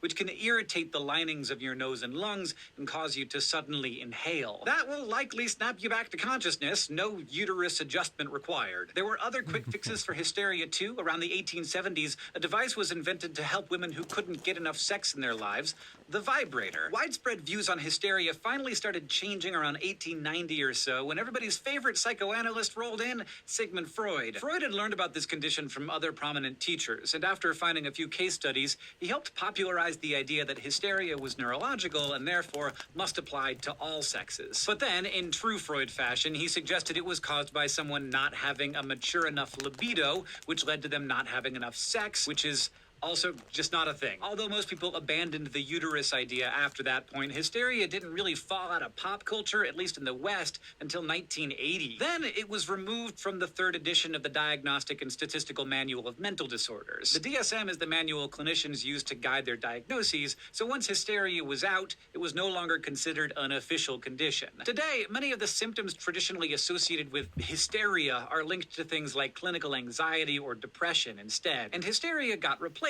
by a kind of catch-all diagnosis called conversion disorder. That's when a patient has definite neurological symptoms like paralysis or blindness without any discernible cause. But one thing's for sure, it definitely has nothing to do with your uterus getting up and walking around your body. Feels like that should have been something we could have figured out in those hundreds of years that we thought that was a thing. Thank you for watching this episode of SciShow. If you would like to keep getting smarter with us, you can go to youtube.com/SciShow and subscribe.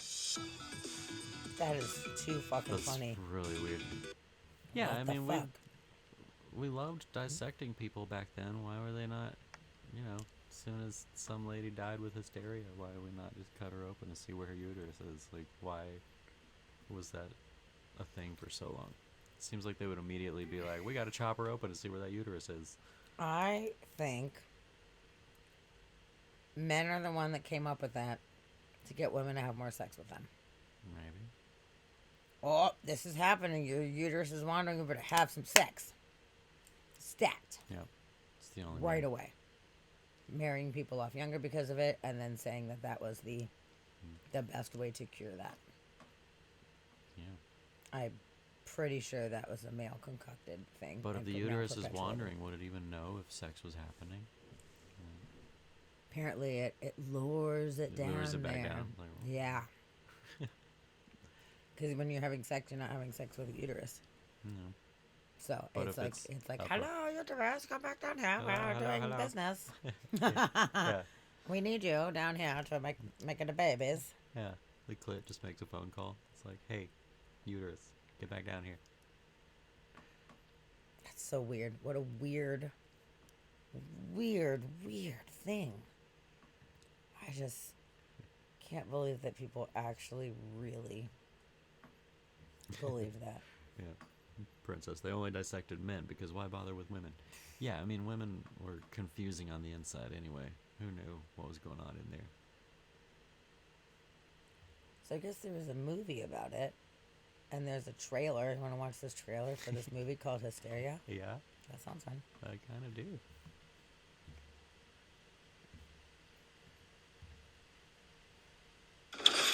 Morning, Mrs. Parsons. Good morning, Doctor. Tell me, what do you know of hysteria? Nothing. In its most severe forms, it demands drastic measures. Good, steady pressure, that's the key. I'm keen for help. Oh, come on!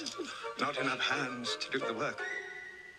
Oh, it's the Lannister I guy. have been offered a position by London's leading specialist in women's medicine. Oh, Goth. Good God, man. What a grip. It is strictly a medical treatment that stimulates the nervous system. Oh, Who is she? She's his daughter. It's a very difficult case, that one.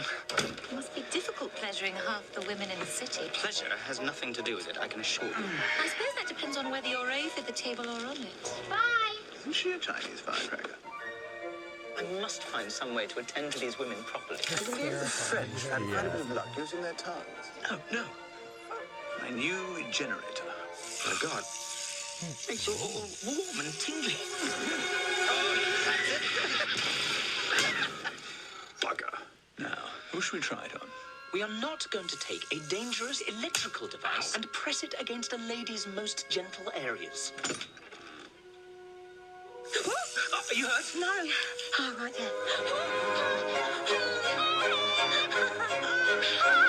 What do you call that little thing? Well, I was calling it the feather duster. But I think of something quick, so the girl knows what to ask for. There is a social revolution afoot! Women will no longer be denied our rightful place. This is my electrical assistant. Everything all right, Mrs. Castellari? What about the squealer? You have invented a machine that does harm to no one and makes anyone who comes into contact with it feel better. Do you think it'll catch on? I've no idea, but imagine if everyone had one. Wow. Wow. Okay. Interesting. That's the thing. Wow. All right. Shit. There's a nice little image here. Water massages as a treatment. Wow, for that's like a hysteria. cannon, like a water cannon. That's an intense massage this doctor's holding. Oh my god. Medieval doctors were hesitant to prescribe this method in fear of being asked to perform it on their female patients. Yeah, it's the masturbation orgasm. thing. Yeah. Yeah. They're like, Which, I don't know. like, And they're like, I'd prefer my husband to do that. yeah. But some people were probably like, my husband doesn't do a good job, so doc. The doc- Maybe. especially like medieval times, they're like, the doctor's like, your husband's going to murder me. Like, I don't feel like I can do that. Yeah. He's going to put a hot poker on my hemorrhoids. Wow. So yeah, that's some good stuff. Hysteria and possession. 13th century Europe was no different in their definitions of hysteria, only now recommending that widows and nuns partake in the treatment of hysteria to balance the fluids and emotional stability of such individuals.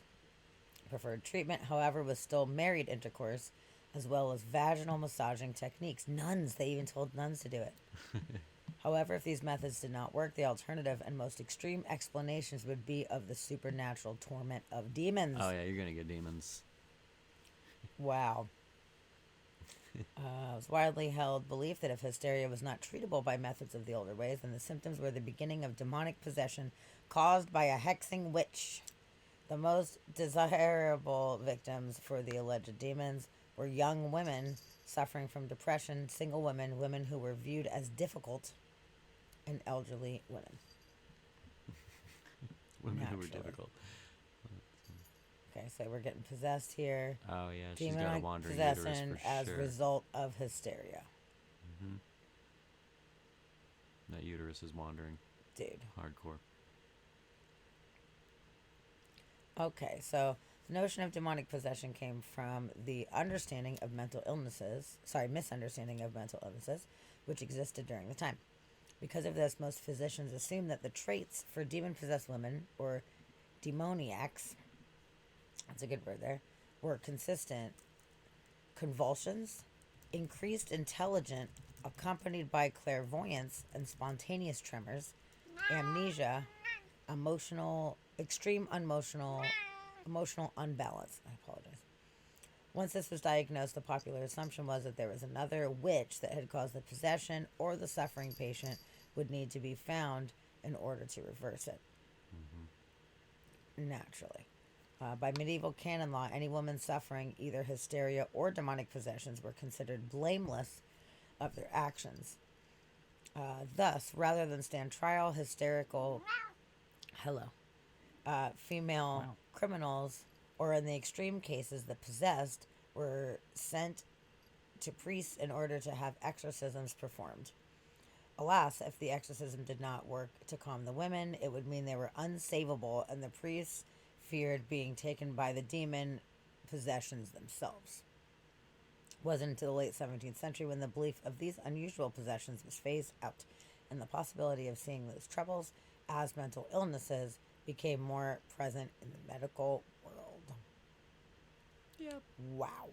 Yeah, totally. Wow. Does that mean I can get a prescription for a vibrator? Will Apple Health cover that?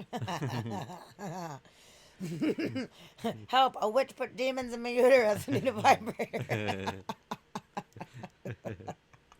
Need one of those giant water cannons like in the previous photo. That's so fucking funny. That's real funny. This is craziness, man. Yeah. That is just one set of ideas that people fucking had, and they rolled with it. Well. Yeah. Wow. Okay. So now we know that apparently you gotta keep that shit going, or your uterus is gonna wander and it's gonna be a whole fucking thing. Yeah. So, all right. The cures remain the same, even though the diagnosis began to change. Vaginal massage in order to bring balance to the brain. So there you go. Look, she's stoked right now. She's pumped. Her brain pretty jazzed. is very, very balanced. Lissa's hysteria was believed to be caused by nymphomania and other mental instabilities. Yeah. So we want you to have a bunch of sex, but not really. But not really. Not too much. If you have too much, then it's not good. But you have to have a reasonable amount. Middle ground. It's very specific. It's very oddly specific. So, all right. Okay. Good times. That's good times, right? That's good. I like that one. That one was fun. Hi, Isis. Are you so excited? We're doing a show right now. She's like, you didn't tell me you were streaming. I know. She came down like, meow, meow, meow. You were sleeping upstairs. It's not our fault. She's so funny. All right, so hysteria. Good old times. hysteria. Huh? Yeah. Good fucking times. Vaginal massage works every time. Are you hysterical? All right, well let's learn about some more old-timey medical practices, shall we? Yeah. Okay. I'm ready for it. Okay.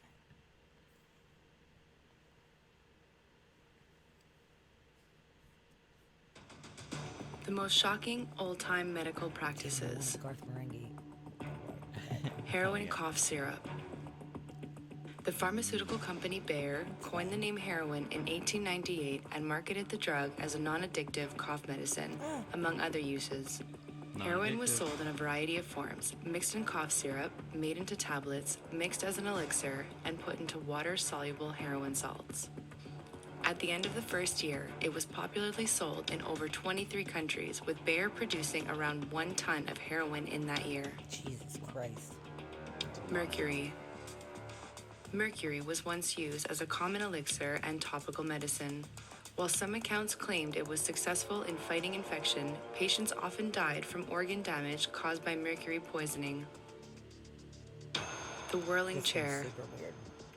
A chair modified with a spring and lever system used to spin patients until they passed out. The belief was that all the spinning would cure conditions such as schizophrenia and other mental illnesses by shuffling the contents of the brain. Yeah. Radium. During the early 1900s, radioactive water flew off the shelves.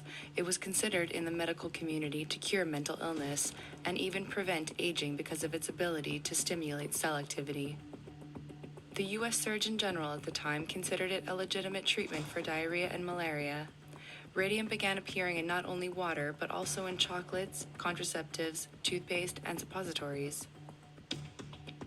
Corpse medicine. For a couple of centuries, it was considered the norm to use ground-up skull to treat migraine or rubbing human fat on the spot of the muscle for aches.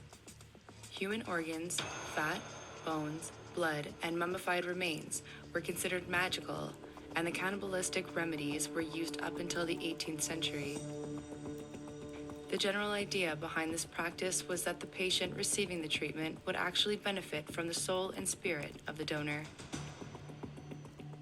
Frontal lobotomy. Walter Freeman developed the ice pick lobotomy in 1945 and performed between 3,500 and 5,000 himself.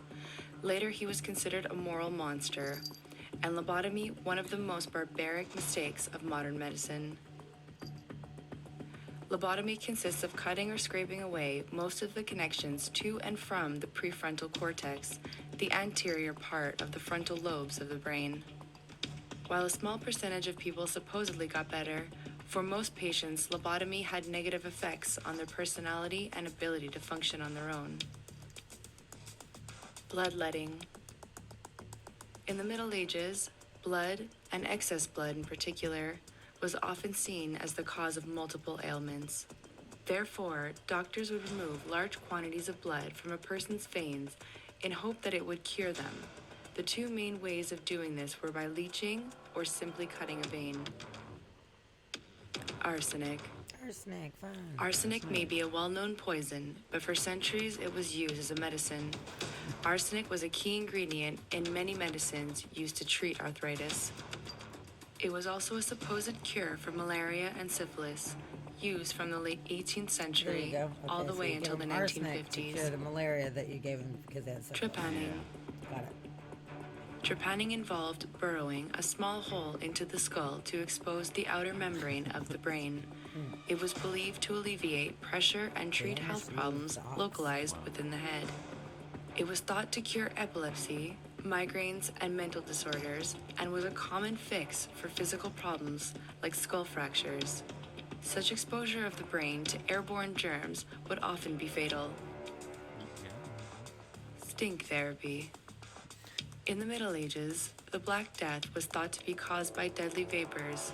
Doctors were convinced that the key to fighting the disease was the use of therapeutic stink. They urged people to keep goats in the home and to store flatulence in jars. Each time the deadly pestilence appeared in the neighborhood, people were to open the jars and take a whiff. Fart in a jar.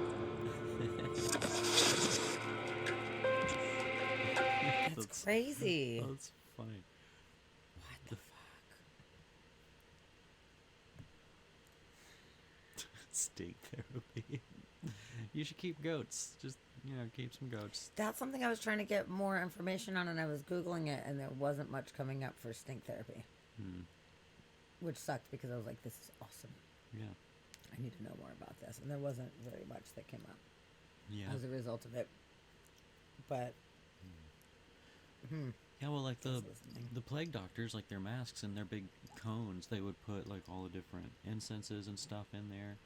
And aside from, the people not smelling good when they were going through different symptoms of plagues, didn't they think that the plague was possibly caused by smells, like that it traveled by smell? Yeah. So they would put the good smelling things in there. Yeah, in order to help. smelling the death and yuckiness could infect you. When actually they were like half right, but not quite. Yeah, when in reality they were creating a filter for them to breathe through, and so it seemed to be working, but they didn't have the reasoning right of why. Right. Yeah. Yeah. Stink therapy. Stink therapy. Oh, fuck. Yeah. Yeah, fart in a jar for stink therapy and a dick in a box for hysteria. Yeah. You got it. You got it. It's too fucking weird, dude. Yeah. You'll never have to buy medicine again. Man. Oh my god. Yep. Your medicine cabinet just needs a dick in the box, a fart in a jar, and like NyQuil. Yeah. And a little arsenic. You can do some arsenic. It's good. The arsenic treats malaria and syphilis. Oh Lord.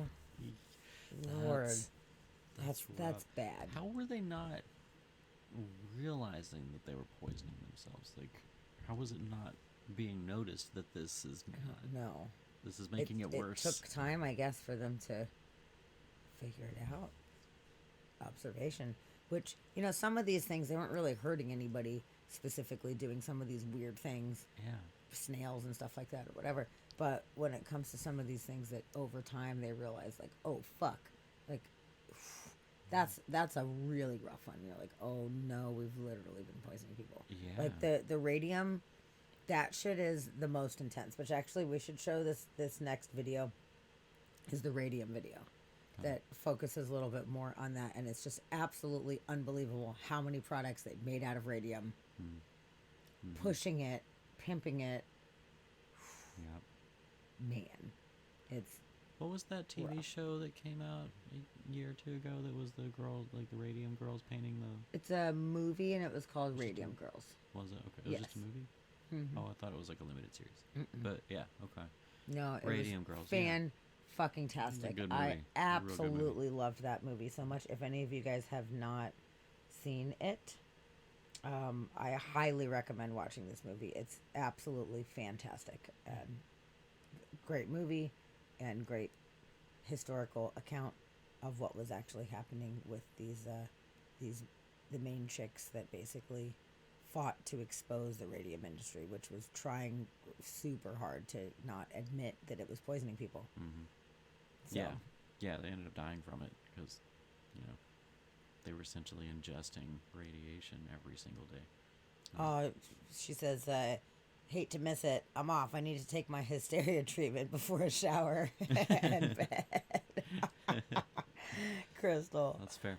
That's okay. That's very I'm fair. really glad that you were at least here for the hysteria portion of the whole thing. I'm so glad that you enjoyed that. And I'm so glad you came to hang out with us tonight. Yeah, thanks for coming in. We're very happy to have you. We miss having you around. Yeah. You used to be in a lot, and it's very nice that you came back in tonight. That was perfect.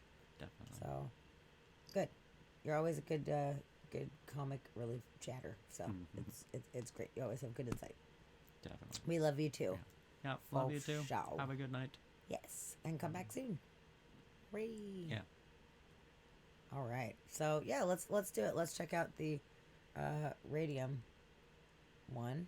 Okay. Which I honestly find so fascinating because it was so extremely uber poisonous, and they were making everybody like drink it and eat it. I mean, we talked about it a little bit in some of the other videos that were happening, but this goes a little more in depth about the things. Oh, Steve's going to bed too. Okay, Aw, good night, Steve.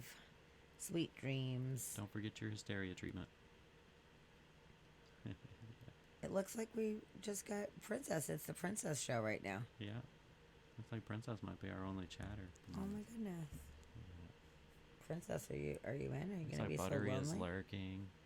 Buttery's lurking. We Okay. got a lurker. Yeah, we're having a slow night tonight. Yeah, it's pretty slow. I don't know why. What, outdated medical practices didn't pull everyone in?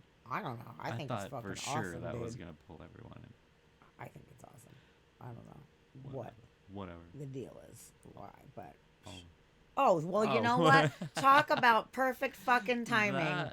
Wow. That was absolutely perfect. Fetch bug. That was amazing. How did you do that? We like summoned you. Hi, Raiders. I'm so glad that you're here. Welcome, Raiders, That's to funny. Inspired by Mystery podcast. Yeah. We were just saying, we're like, it's so strange. It's really slow in here tonight. And we're like, we thought outdated medical practices was going to be fucking awesome and it was going to pull a bunch of people in. We were just talking about how it was kind of mellow and slow. And then you just raided with everybody. So it's like the problem solved. That's fucking awesome. That's so awesome. Impeccable timing, my friend Fitch. Yeah, I was just making a joke that apparently outdated medical practices doesn't pull in the crowds, and I was kind of thinking it seems like Fetch would have been in here Yeah. if she weren't streaming. But Absolutely. Yeah, it's that's- right up your alley. that was real funny.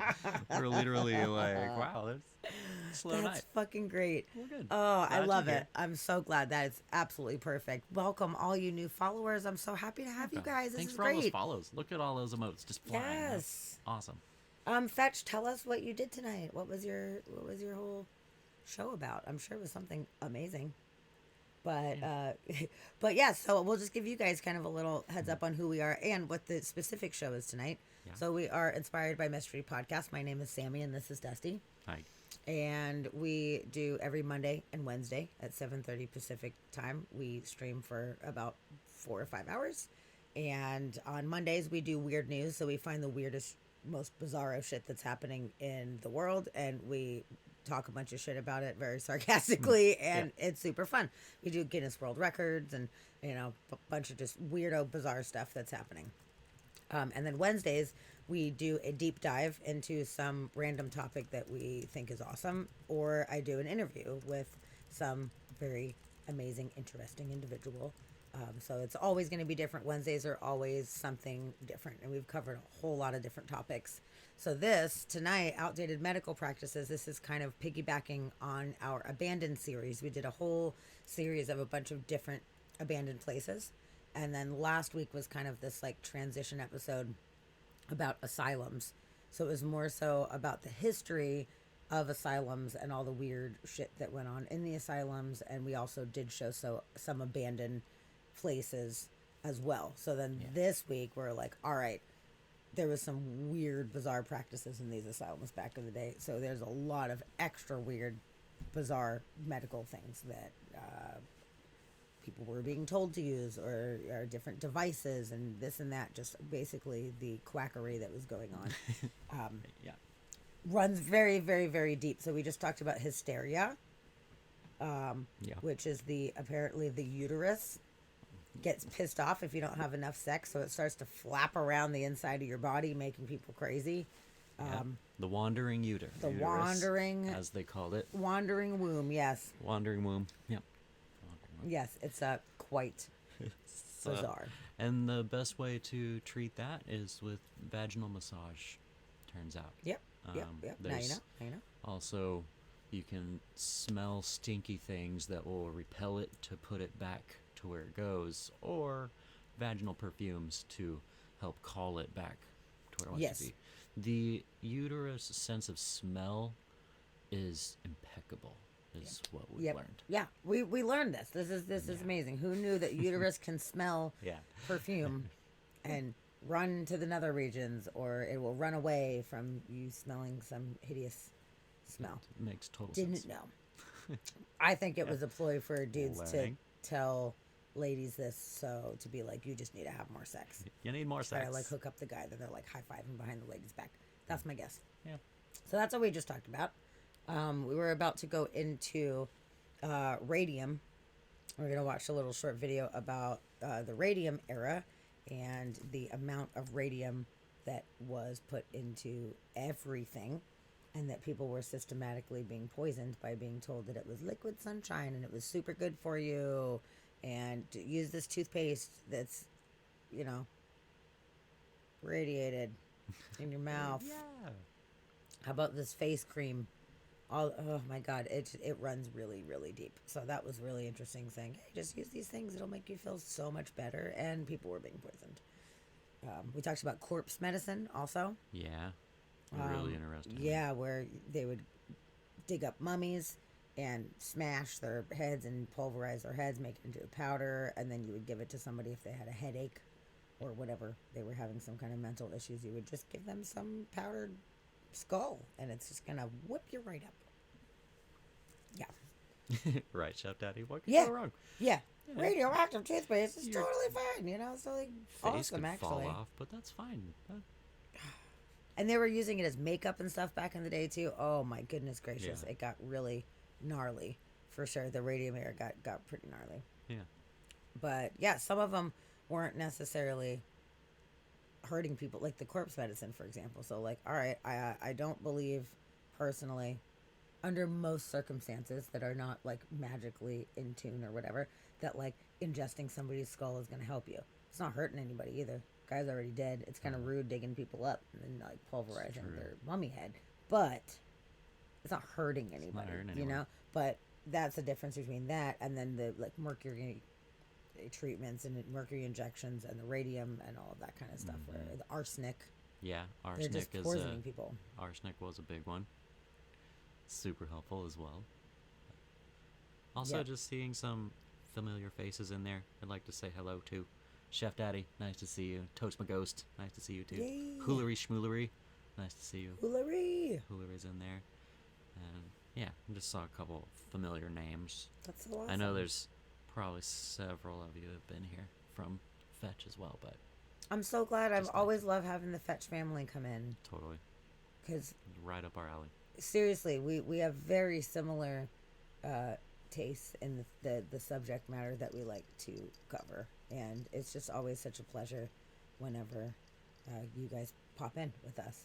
And we haven't been able to raid you as much because we go longer than you guys most of the time. So unfortunately, whenever we go to raid out, you're usually done. And I know you're 3 hours ahead, so I totally get it. But just know that we have not forgotten about you. We want to raid you, but you're usually done beforehand. Yeah. Because we love what it is that you guys are doing, for sure. Like you're doing all the shit that we love. So I wish I could split myself and be in 2 places at one time so I could watch your show and host a show simultaneously. I wish I could. Yeah, I know, right? But I love it. I love that you pop in and bring your friends and fam over here. I definitely really, really, truly appreciate it. Yeah, you can never find any good mommy dust, man. I mean, now it's all mixed with fentanyl. It's terrible. Seriously, they're putting fentanyl in everything these days. Don't trust it. It's fucked up. Yeah, it's really interesting how when time goes on, we learn more things medically, and we're like, ooh, maybe not with some of these things. But really, I mean, if you want to, like, snort your dead friend's pulverized bones, I guess, do what you got to do, you know, or whatever. If it's going to heal your ailments, even if you believe it. If you believe it's going to do something, placebo and power works. of the mind is Totally very works. distinct. Fetch, I had to force myself to pretend I have a normal sleep schedule. Yeah, Aw. I'm kind of in that same boat right now. I don't have a job at the moment, so I'm trying to keep myself on some sort of a schedule, so whenever I do get another job, I won't just be ruined. But it's real hard. It's real hard to do. So, but I've been doing okay. Okay. Fine, but I know. I mean, there's not like this easy. normal world, and I'm not good at those things. So my just normal sleep schedule, I go to bed at like 7 in the morning, and I wake up at like 2:30. But for me, that's normal. But that's not normal for most other people ever in the world. I get it. I have an extreme thing. But so that just shows you normal is subjective. But this goddamn society tries to make us feel like we all need society. to do normal people things. Yeah. But, you know, I know because I know you've gotten really, like, a lot longer on your shows sometimes. And you're like, I have to go to sleep. I mean, you have a kid, Must so I go to totally bed. understand. Yeah. You have to do, like, mom things in the morning and stuff like that, which kind of adds a different element. Yeah. But we're so glad that you're here. It's so awesome. Yeah. So let's all learn about the fucking radium. Let's learn about era. radium. Let's learn about some radium. Is everyone ready for radium? Let's get radiated. Yeah, let's get radiated. Radioactive face creams, radioactive toothpaste, radium-based medicines, devices for enriching drinking water with radon, spa hotels with radon baths, radioactive condoms. Sounds awful, right? Meanwhile, these are just a few of the radioactive products that were freely sold and actively advertised just 100 years ago. In this issue of How It Was, we will talk about those not very remote times when radium was considered a panacea for almost all diseases. You will learn how the radium era in medicine and cosmetology began and ended, why fake medicines are sometimes healthier than real ones, and what exactly happens if you take 3 bottles of a radioactive drug a day. One evening in November 1927, 47-year-old Eben McBurney Byers, a still mogul, avid golfer and playboy, was returning on a private train from a football game between Harvard and Yale. Amid his alma mater's victory celebration, Byers fell off a shelf and injured his arm. A few days later, when the pain in his arm did not go away, he went to a doctor who suggested that he try a recently patented drug called Radithor.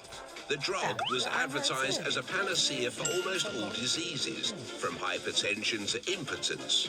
The active substance of Radithor was radium, an element for which, back then, medicine had high hopes.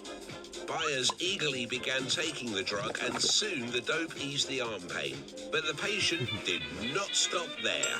On the contrary, to finally improve his health, he began to take 3 bottles of Radithor a day, and enthusiastically recommended the revolutionary drug to his friends, colleagues, and beloved women.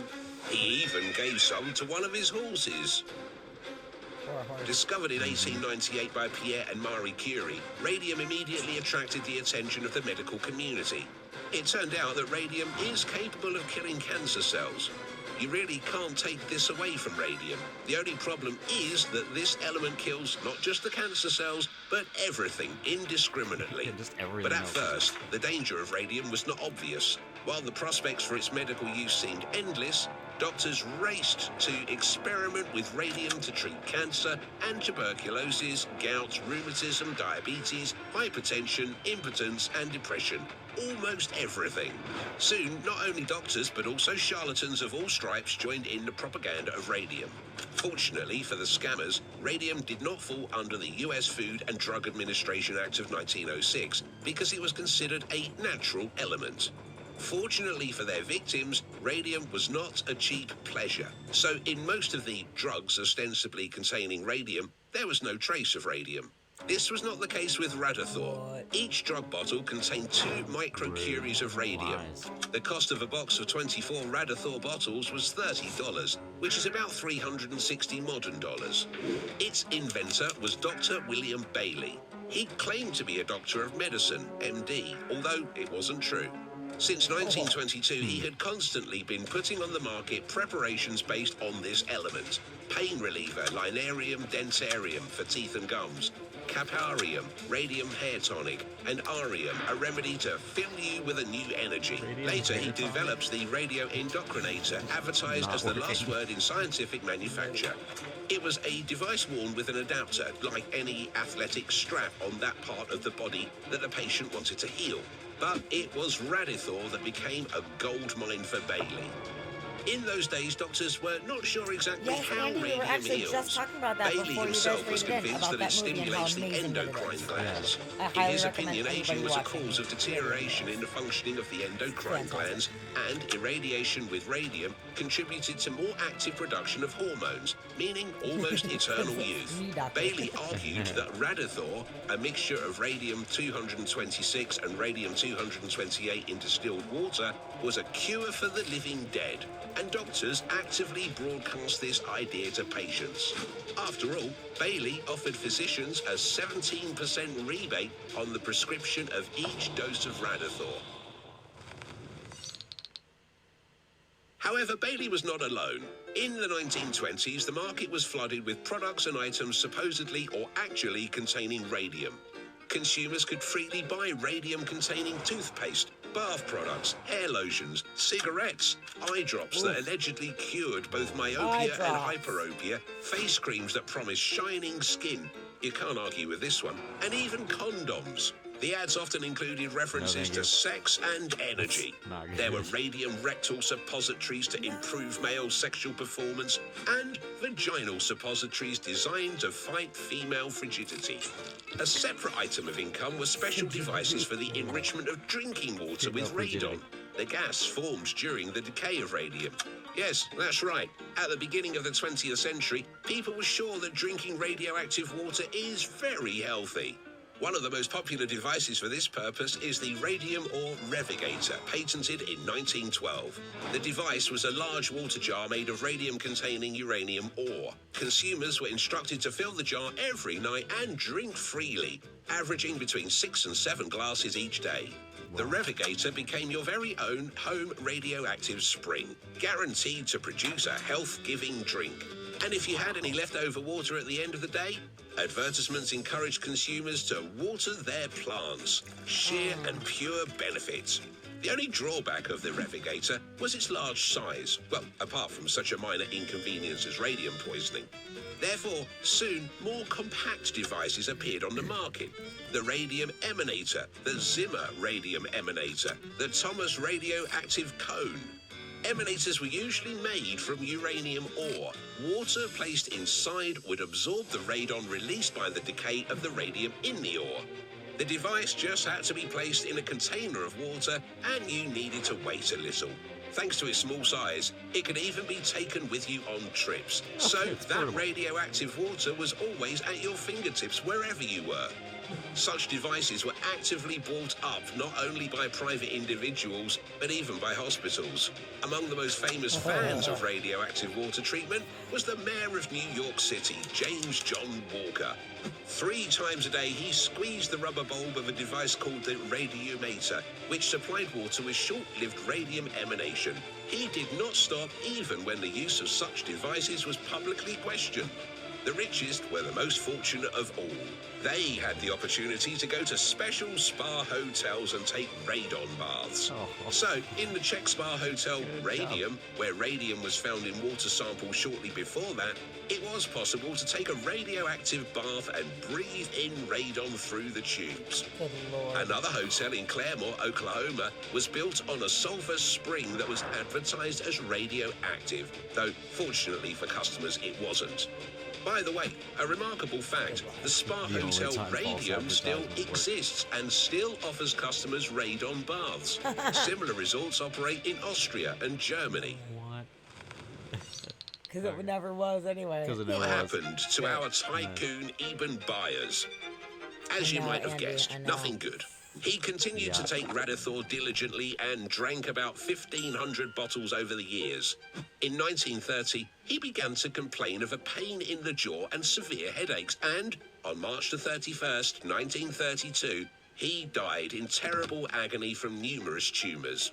Yeah. At the same time, the former strongman and athlete weighed only 42 kilograms, could barely speak, and his body was practically destroyed from the inside. Wow. The kidneys failed, the skull was dotted with holes, and surgeons removed most of the jaw, attempting to stop the tumor. As it turned out later, even his bones were so radioactive that they posed a danger to others. So Byers had to be buried in a closed lead-lined coffin. It's even surprising that he lived for so long, as doctors later found out the dose of radium that Byers had taken over the years was more than 3 times the lethal dose. By Tough that guy. time, the danger of radium was already known, especially after the well-known Radium Girls case. Radium Girls was the name given to the women who worked in watch factories owned by the US Radium Corporation, applying radioactive luminous paint so that the watch numbers and hands would glow in the dark. US Radium Corporation's management and scientists already understood the dangers of radiation. They used precautions such as lead shields, masks, and forceps to protect them from inhaling the dust and ensure they didn't directly touch the radium. However, factory workers were told that radium is harmless, so they not only worked without any protection, the management instructed them to wet their paintbrushes with their lips to give them a fine point. Soon, the girls began suffering and dying, but the powerful corporation pressured doctors to testify that these deaths had nothing to do with the factory work. Finally, in 1927, several women sued the company US Radium. Although the opposing attorneys had defamed them as hysterical women, they were eventually satisfied with a modest settlement. A few years later, all of them were dead. Most importantly, this case triggered more thorough research into the dangers of radium. After the widely reported death of Byers, the authorities finally woke up.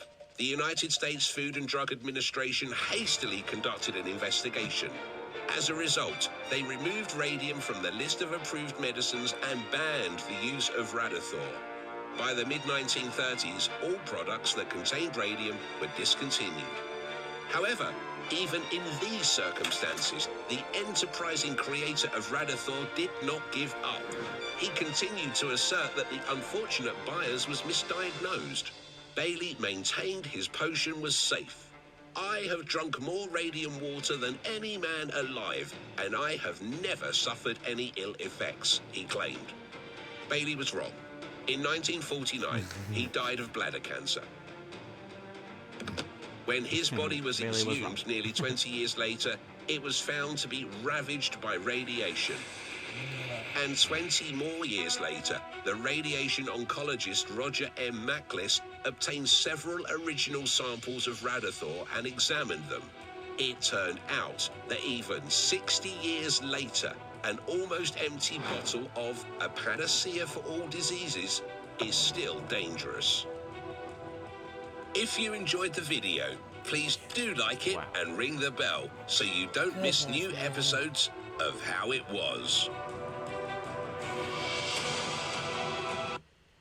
What the fuck? Oh, that sucks to just like not know. And Yeah, people didn't know any better. They were just doing what they were told was good. yeah, like Andy said, the suffering of the blindly ignorant, like that sucks. Like, everybody thinks that they're curing something and just ends up dying a worse death than whatever their ailment was in the first place. The one guy hurt his arm and ended up dying of all kinds of tumors. And, just from hurting his arm. Hey, we got you. Just rub this radiation stuff all over you. It's gonna be drink this so much better. Water. Dude, what was interesting though, they were saying to feed it to the plants. How did they not notice that the plants were like immediately dying? Like you would think that it would be like, oh shit, we're giving it to the plants. The plants are dying. Something's wrong, or maybe just the plants don't like it for whatever reason. You know? Yeah. Yeah, that. Yeah, it's got to be something else. It can't be the water. No, never, because it's healthy. Yeah. It's the liquid sunshine. Mm-hmm. And then that movie, seriously, that Andy had brought up and we were talking about before, it is really fantastic. It focuses on the specific women working in the factory and how horrible of deaths that a lot of them encountered, and there was a lot of them, but the fight, the pushback from the corporation was unbelievable. They were like, it's totally fine, everything's totally fine, you guys are just being drama queens essentially. And people's like jaws were falling off and their skin was rotting and shit like that. Their teeth were rotting out of their heads. Like, it was obvious that something really terrible was going on. Yeah, they were just losing teeth. Really bad. The mouth cancer was going through all of them. That was not good. Not good. Good movie, though. It was fantastic. It was really good. And one of the girls, she didn't do the paintbrush thing because she didn't like the way that it tasted, so she was using just water to do it instead, and she watched her sister, who worked with her, just fall apart and ended up fighting the good fight for her sister on behalf of her sister. She ended up dying from it eventually, but did not die as fast and tragically because she wasn't ingesting it constantly. Rough. That was rough. I know, the corporation's lying to workers, no fucking way. No way. Holy shit. Surprising. But like, what? Like, just, they were just left and right, like, falling apart, and they're like, what? We didn't do it. We're not doing it. That's so Please keep weird. buying our shit. Keep buying our shit. Yeah. Because it was a huge enterprise, you know? Like, they made a lot of money off of that. But how was anybody to know? I mean, it's a silent killer. You can't see it. Yeah. I mean, you can see the substance, which glows, but how would you automatically equate that that would be dangerous? You know, you think about, too, like with cell phones now and all of these different kind of waves that are bouncing around the planet always, forever right now. I mean, we're sitting in a room that looks empty, but it is completely the opposite of empty. There's so many different waves coming in at all times. Like, we don't know what the effects will be of that. I mean, I've been told many years ago, you're like, yeah, everybody use the you know, like headphones when you're talking on the phone, or use speakerphone more often rather than having it right up to your head, because they don't know what the effects are, and there could be a lot more brain tumors in the future as a result of these waves that are coming out of your phone. Yeah. And that is a possibility. We have no idea, but it, you know, think about it in 20 or 30 years or even less, they could be like, ooh, yeah, sorry about that. We thought it was totally fine to use these electronic devices at close proximity, but really now we realize you shouldn't. So therefore they'll have to adjust and do things differently. But we just never know. You have to just, I guess, trial and error things. And when it's new technologies, we don't really know for sure. Yeah. And even if they did know, I think it would be a similar thing to the Radium Girls, where they're not gonna just admit immediately, like, oh shit, this isn't good. You're right. I'm sorry. Pulling it. They're not gonna do that. No, they will just try to ride it out as long as they can and deny it. Definitely. So, yeah, it's Not super trippy. It's a really bizarre thing that is a part of our history that was only 100 years ago. Yeah. It wasn't even that long ago. Nope. Radiation very for long ago. everyone. Radiation for all. Radiation for your horses, for your plants. That's funny. The guy's like, whatever, I've drank more radioactive water than any of you guys, and I'm fine. And then he died Like, of cancer. he was wrong. Jesus. Yeah, Princess, I'd never seen the How It Was channel. That was a really good video, though. I'll have to watch more of those. Yeah. You know, hold on, I'm gonna subscribe to that right now. Let me subscribe here. Radioactive face creams, Subscribing. Subscribe. Cool. Yeah, put that on the list. We'll watch more of those. It's on the list. Faux show. Good one. Yeah. Okay, so now that being said, let's talk about the mercury treatments. Ooh, okay, yeah. For syphilis. Let's talk about when you have syphilis. Naturally, the only thing that you really do for your syphilis is either A, inject malaria into yourself. So that's like what we talked about this before. Either You have that. a couple options. Malaria. Mm-hmm. They would specifically give people malaria to help cure syphilis. And then they would give you arsenic to help cure the malaria and the syphilis. So, you know, it's all a bunch of good stuff happening. But in lieu of giving yourself, malaria, you could do a mercury treatment. So let's see what they got to say about some fucking mercury treatment. At the age of consent at 13 years old, girls were sexualized at a young age in Victorian Britain. It was also wrongly believed that sleeping with a virgin could cure a man of syphilis. In the absence of medical knowledge about syphilis, quackery and superstition often took hold. So for the Victorians, the syphilis that seemed to go away and then came back and seemed to go away and came back must have been a really difficult thing to try to manage. When you have this lack of knowledge and lack of understanding of why something occurs, how it progresses, how to stop it, you are in many ways open to the quacks. There will be an entire raft of treatments that will have no effect whatsoever. And there will be those that just become myth. For people who can't even afford those remedies, what else could I try that might try to save me? It's a desperation element. But if you're desperate, you'll try almost anything.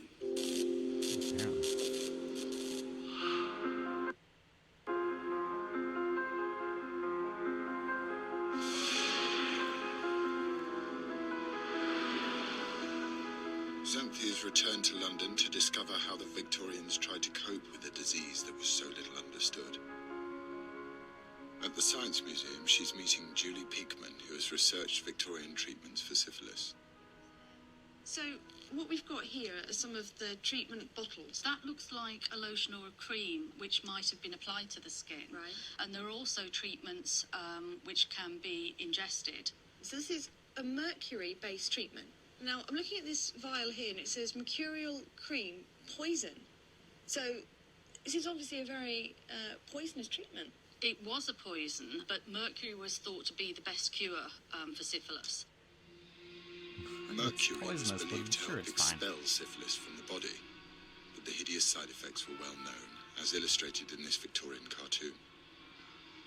On the left-hand side here, we have a man who's purging and being sick into the bowl, and that was one of the symptoms of mercury because it was a poison. Yeah. Spitting and salivation was very important. One of the effects was balding. As you can see, this man in the chair here having his head attended to by one of the hospital interns. Would you lose your hair in patches or would you lose it all over? It'd drop off rather like with chemotherapy now. As the toxin starts to work, it would start to fall out. So, because I think you'd lose patches through the syphilitic change, wouldn't you? Because you've got the pustules on your head, but then the mercury would cause you just to about lose finish you off. Yes. all your hair. All right, okay. And as you can see to the right here, this man's having his teeth seen to, and that was another problem, that the teeth fell out. Not only did the mercury do nasty things to you, it was also expensive. So if you were poor and suffering from syphilis in Victorian London, you had little choice but to throw yourself on the mercy of Yeah, charitable you heard that right. hospitals, 13 some of which was have the wards age for the of condition. consent. Was a thing. Only one, the Lock Hospital, was 13, dedicated yeah, to treating 13 years venereal old. disease, but getting in was no easy matter. She would have had to plead her case. And also, thanks for hanging out with us. She would Thanks for have coming in. had to go through the governors We love new people. to be accepted. New friends. And they would have had to vet her and see her as a person that they would have wanted to support. But even if our woman had managed to gain access to mercury treatment, would it have had any positive effect?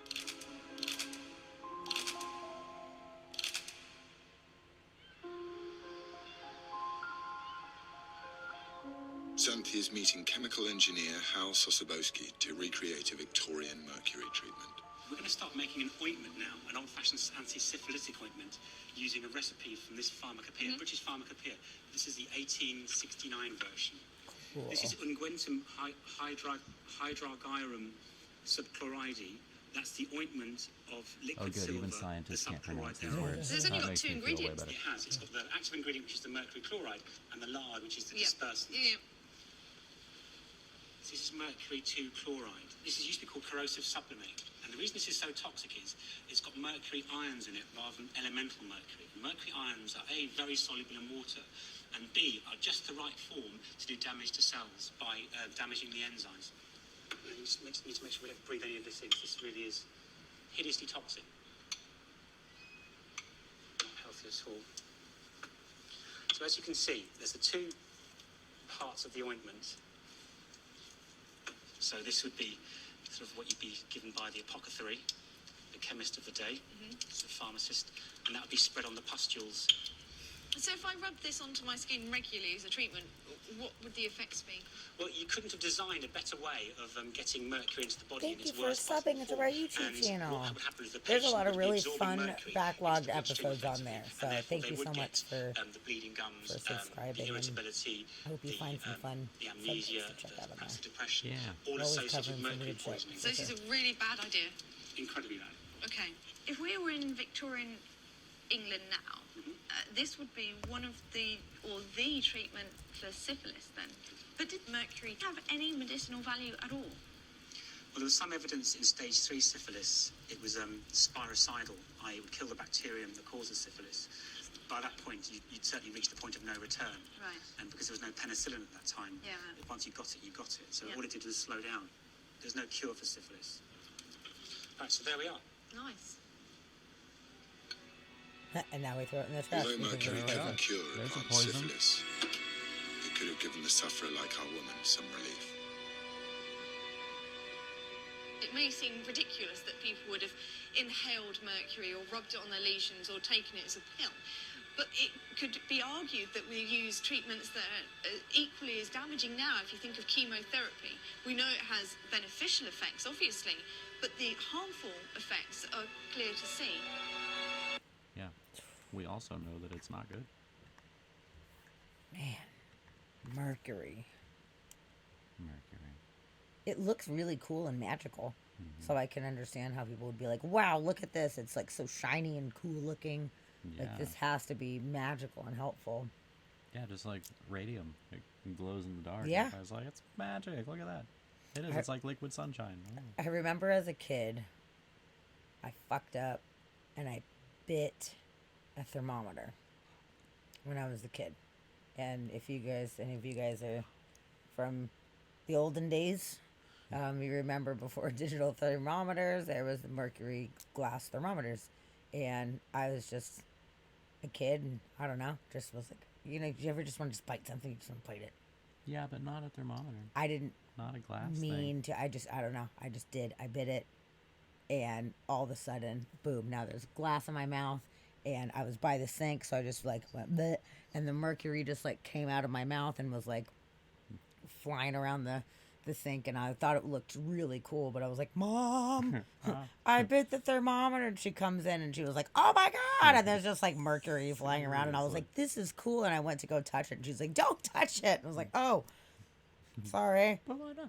My bad with that and one. that's dangerous too, because if the glass had cut your mouth, you could have had mercury Yes. in an open wound. Yes. Which would not be good. That is correct. That is correct. So I to my understanding, I did not swallow any. As far as I know, I just blooped it right out. But I'm sure there was some kind of leaching that happened because it was in my mouth. Yeah. But I've never had any effects that I attributed specifically to an issue with mercury.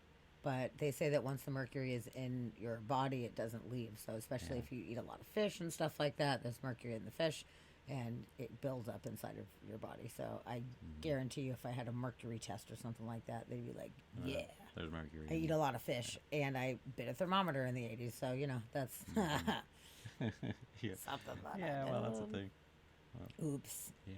Actually, so yesterday, I went for a walk over here at this little park down by the harbor, and there was a sign talking about the fish there, and it was saying, in order to cut down on the different toxins that are in the salmon that you can catch here in the Duwamish, it was giving you techniques of how to clean the fish to get rid of as much of the toxins and stuff that you can if you catch them there in the Duwamish. And I was reading all these things that was talking about like getting rid of the fat and like peel the skin, like if you grill it, make sure to grill it and let the fat drip away, do this whole thing. But nowhere on there did it say we don't recommend fishing in this river. I was like, we should just be telling people to not eat the fish here, like, because it's not good. It's right in like the industrial area, so like the water, like it doesn't look good at all.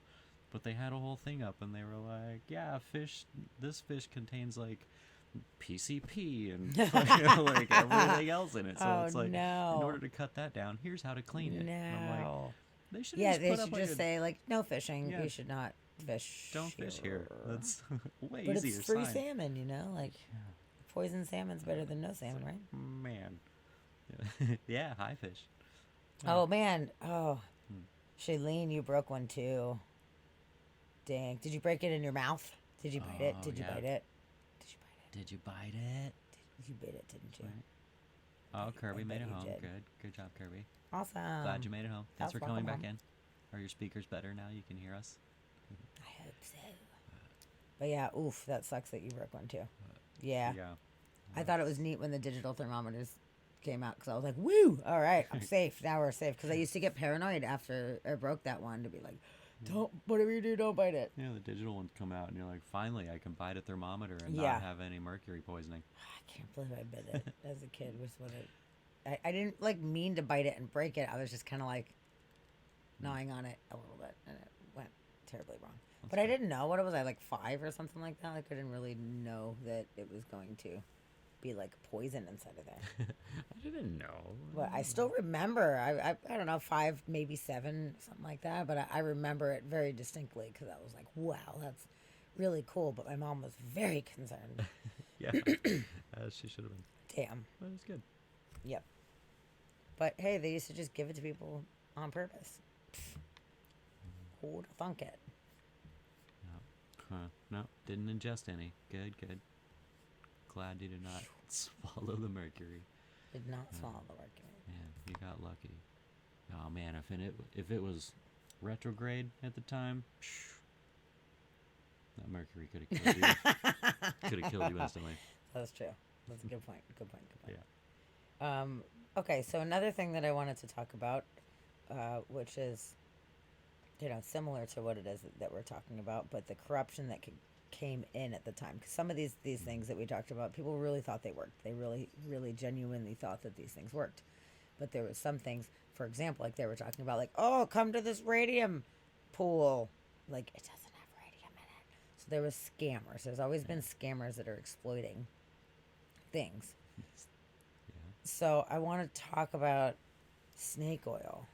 All right. A snake oil salesman. Let's talk about some snake oil. At the time, Yeah. I feel like it's an interesting thing, because we always talk about like, snake oil salesman and how it's such a scam. But it appears at first it wasn't meant to be a scam. They really thought there was good things inside of the snake oil that was specifically Chinese water snakes. They were using specific kinds of snakes. And they started using different kind of snakes here in the States, which didn't have the same kind of effects. And then it was just bullshit from there on out, really. They ended up kind of fabricating some things. But it seems like at first they really genuinely did think that it worked. So, it's just a short video, but we'll discuss afterwards about snake oil.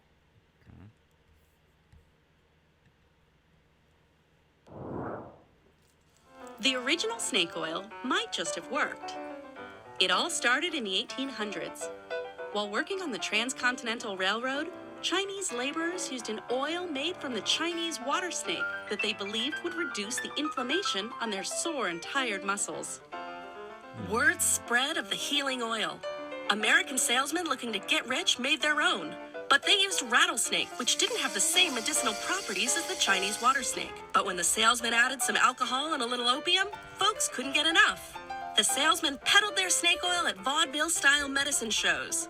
At the Thanks for the 1893 follow, World's Edabot. Fair in Chicago, Clark Stanley, the rattlesnake king, took a live rattlesnake, sliced it open, and plunged it into boiling water to extract its oil. The crowd went wild. Little did they know, Stanley had stopped adding real snake to the snake oil he was selling. The number of medical cure-alls for sale grew, and ads started popping up in newspapers for countless other concoctions, claiming to treat everything from hair loss to skull fractures. But muckraker journalists were skeptical and began to report that snake oil and the other untested cure-alls caused addiction, overdoses, and deaths. Muckraker? In 1905, Muckraker Collier's magazine journalists. published a series of scathing exposés calling them the Great American Fraud. The public outcry that followed led to the passing of the Pure Food and Drug Act and the creation of the Food and Drug Administration to protect consumers from unsafe medication. But modern-day snake oil cures still exist, and you can visit consumerreports.org to learn more.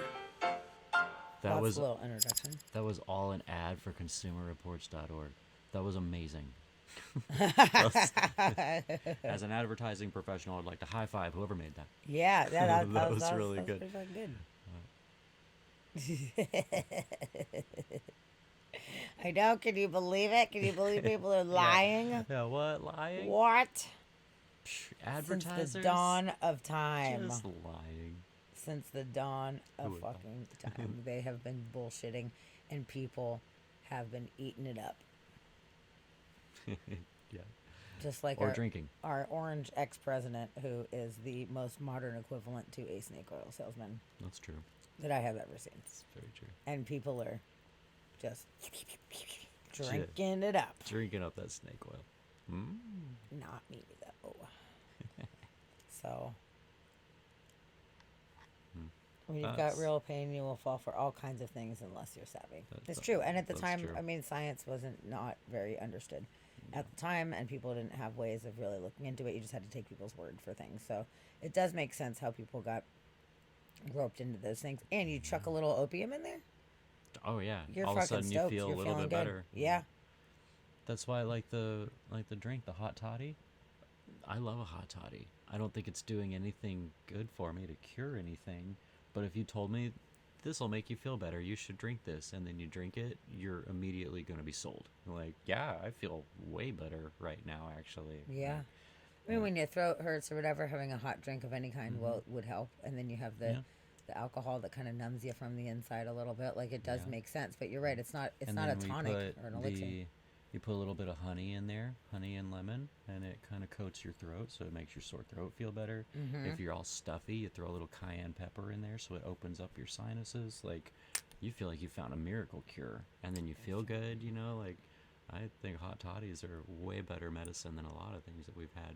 But yeah, like, you're right. Like, if you're in some kind of pain or whatever, and it's like we were talking about earlier, there was for those of you that missed it, one of the cures that ancient Egyptians used for a sore tooth was dead mice. They would grind up dead mice into a paste with other ingredients, and you rub that on your tooth, and that's supposed to help a toothache.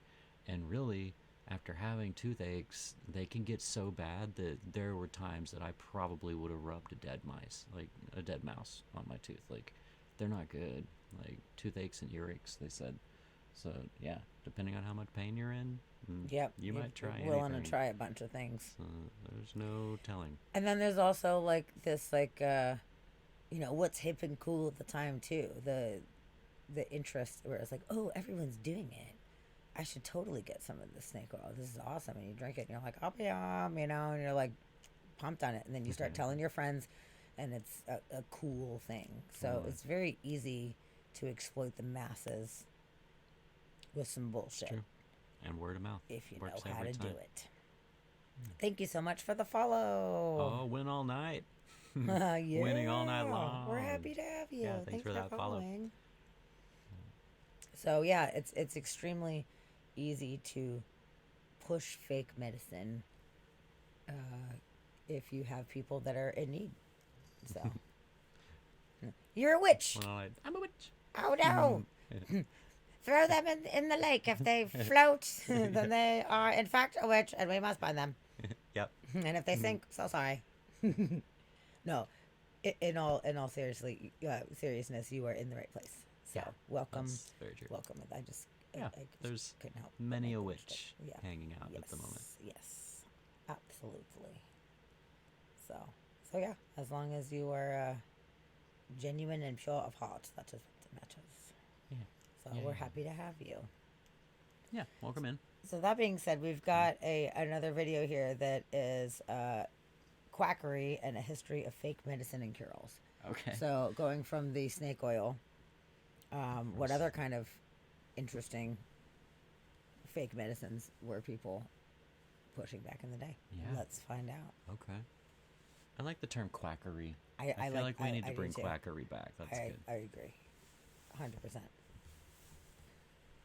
Experts are on TV seemingly around the clock offering all kinds of advice. And then Mo Rocca reminds us there are the quacks. Not only did I create the cure, A self-described genius entrepreneur with a coronavirus prevention pill arrested by the FBI. because you take this pill once a day, you cannot contract the virus. You're saying that silver solution would be effective. Televangelist Jim Baker sued by the state of Missouri to stop promoting Silver Solution, a so-called cure for COVID-19. Totally eliminate it, kills it, and deactivates it. Yeah. They're just two examples of what's considered modern-day medical quackery. Quack actually originates from the word quacksalver, which is a Middle Dutch word that means somebody who boasts or brags about their selves. So it's someone on the street corner who's hawking their wares. Dr. Lydia there's Kang snakes in it. is the co-author of a book on the long history of quackery, which she defines as the promotion of a treatment or cure without a solid scientific basis. In other words, fake medicine. And it's generally thought to have reached its heyday in this country toward the end of the 19th century. When I hear the word quack, I instantly think snake oil salesman. Why? So way back when, it was at the end of the 1800s, there was a guy named Clark Stanley who was selling a liniment that he claimed had snake oil in it. And he was saying it was basically could cure everything. As for what was actually in it, It had beef fat and pepper and turpentine, but there was no snake oil in it. And he made a ton of money off of it. but many discredited practices were genuinely considered best practices in their time. For thousands of years, tree panning, the drilling of holes in the head, was used to release evil spirits. And long before the current opioid epidemic, opium, the highly addictive narcotic derived from the opium poppy plant, was a respectable go-to pain reliever. They used it for everything under the sun. So, you know, if you're having a bad day, you would take some opium. You're nervous, you take some opium. If you have some crying babies at home and you're a busy parent trying to go to the factory, you dose them up with some opium. Heroin, a derivative of opium, was once even sold over the counter by Bayer for sore throats and respiratory ailments. At the opposite end of things, there were equally unscientific remedies. My gosh, they use so many different things in enemas. Pretty much anything in your kitchen cupboard could go into an enema. So things like milk and honey. Tell me about the tobacco enema. You've probably heard of the term blowing smoke up someone's. Yes, that's where that expression comes from. Really? In England, for a little while, they were actually used as a means of reviving drowning victims. And remember mummy eating? You're glad you don't. One of the weirdest things is that Egyptian mummies Oh, yeah, were mummy paste. taken from their tombs, stolen, and sold overseas because they were considered this fantastic remedy for everything. How could you be assured that you were eating a ground-up mummy and not just some random guy? That is true. And so people would sometimes take like dirt and soil and ashes and they'd be like, oh, this is bona fide real mummy. Now, lest we mock our Bona fide. benighted forebears too much, are there any accepted practices today that might very well be seen as quackery in 50 or 75 years? Oh, absolutely. You know, it's funny. When I was in medical school, there was this saying which was, half of what we're teaching you here is wrong. We just don't know which half. 50 years from now, the things that I think are going to be really considered right now kind of barbaric are going to be things like the way that we screen for cancers. So, for example, doing a colonoscopy and having to drink that terrible prep and going to get the actual colonoscopy done. Of course, colonoscopies work. They're essential in screening for colon cancer.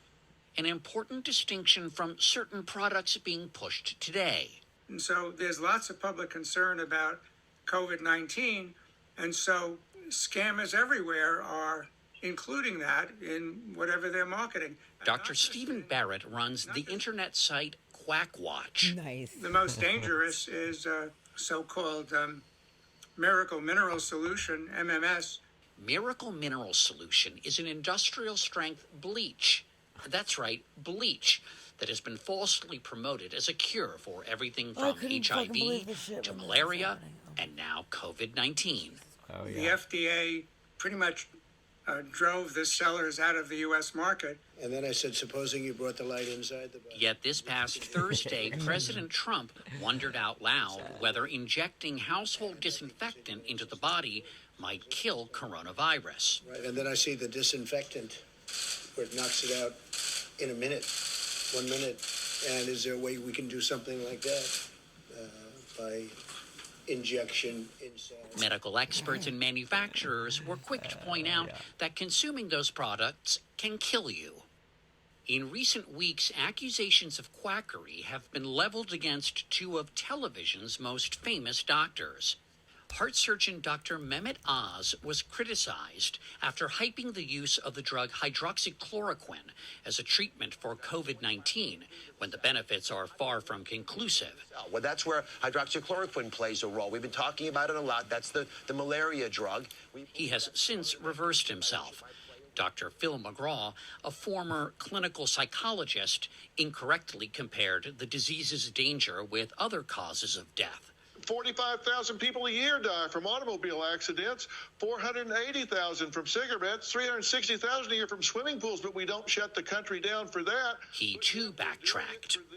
While the peddlers of quack medicine may have mixed motives, Dr. Lydia Kang says the patients should always be treated with compassion. And a lot of it really just comes down to fear. People don't want to be sick. They're afraid of being sick. They don't want to get worse. And hope. They want to get better, and they'll look for whatever they can to do so. That's very true. For more, join Mo for a live chat on our Ignorance is, Facebook page following the broadcast at Yeah. 11 a.m. Eastern. The colloidal silver thing reminded me. Do you remember the blue people of West Virginia Yes. from the Yes. silver, from taking all the silver? Yeah. That was trippy. Yeah. Like, That's a weird super weird. one. Yeah, I don't know if for those of you that don't know, there was I don't know if it was a family or if it was a group of people. I believe it was West Virginia, but they were ingesting silver. They were prescribed silver for something and ingesting the colloidal silver, and it turned them literally blue. Like their skin was this weird blue color. They looked like Smurfs. There was the one guy that was going on interviews. He had like white hair. He was an older guy, white hair, white beard, and he literally looked like a Smurf. Yeah, Princess. It is a whole family. Yeah, okay. But just seeing the colloidal silver reminded me of that whole thing, and it was trippy. I'll show you images here. Yeah, there you go. There's the guy. Papa Smurf right there. Yep.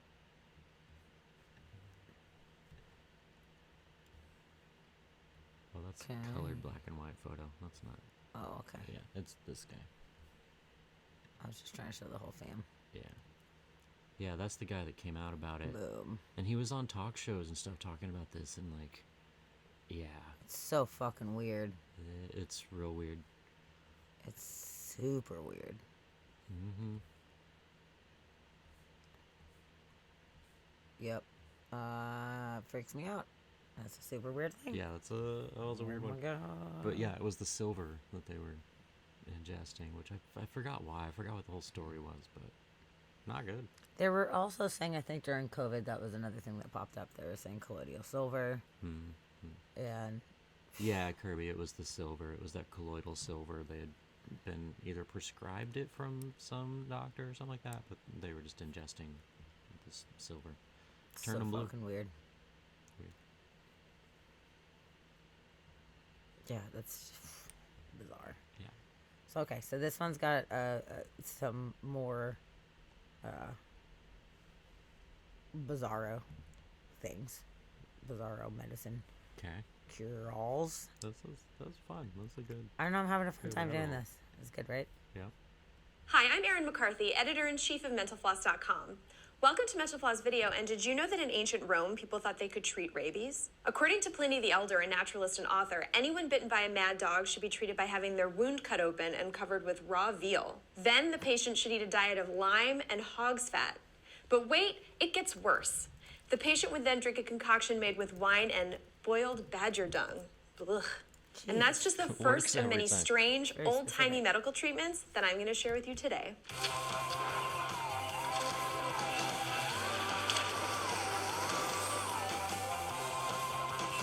There are some interesting treatments in a book by the British evangelist John Wesley titled Primitive Physic, or An Easy and Natural Method of Curing Most Diseases, first published in the late 1740s. For asthma, the book suggests, quote, a fortnight on boiled carrots only. For heart palpitations, Wesley has a few ideas.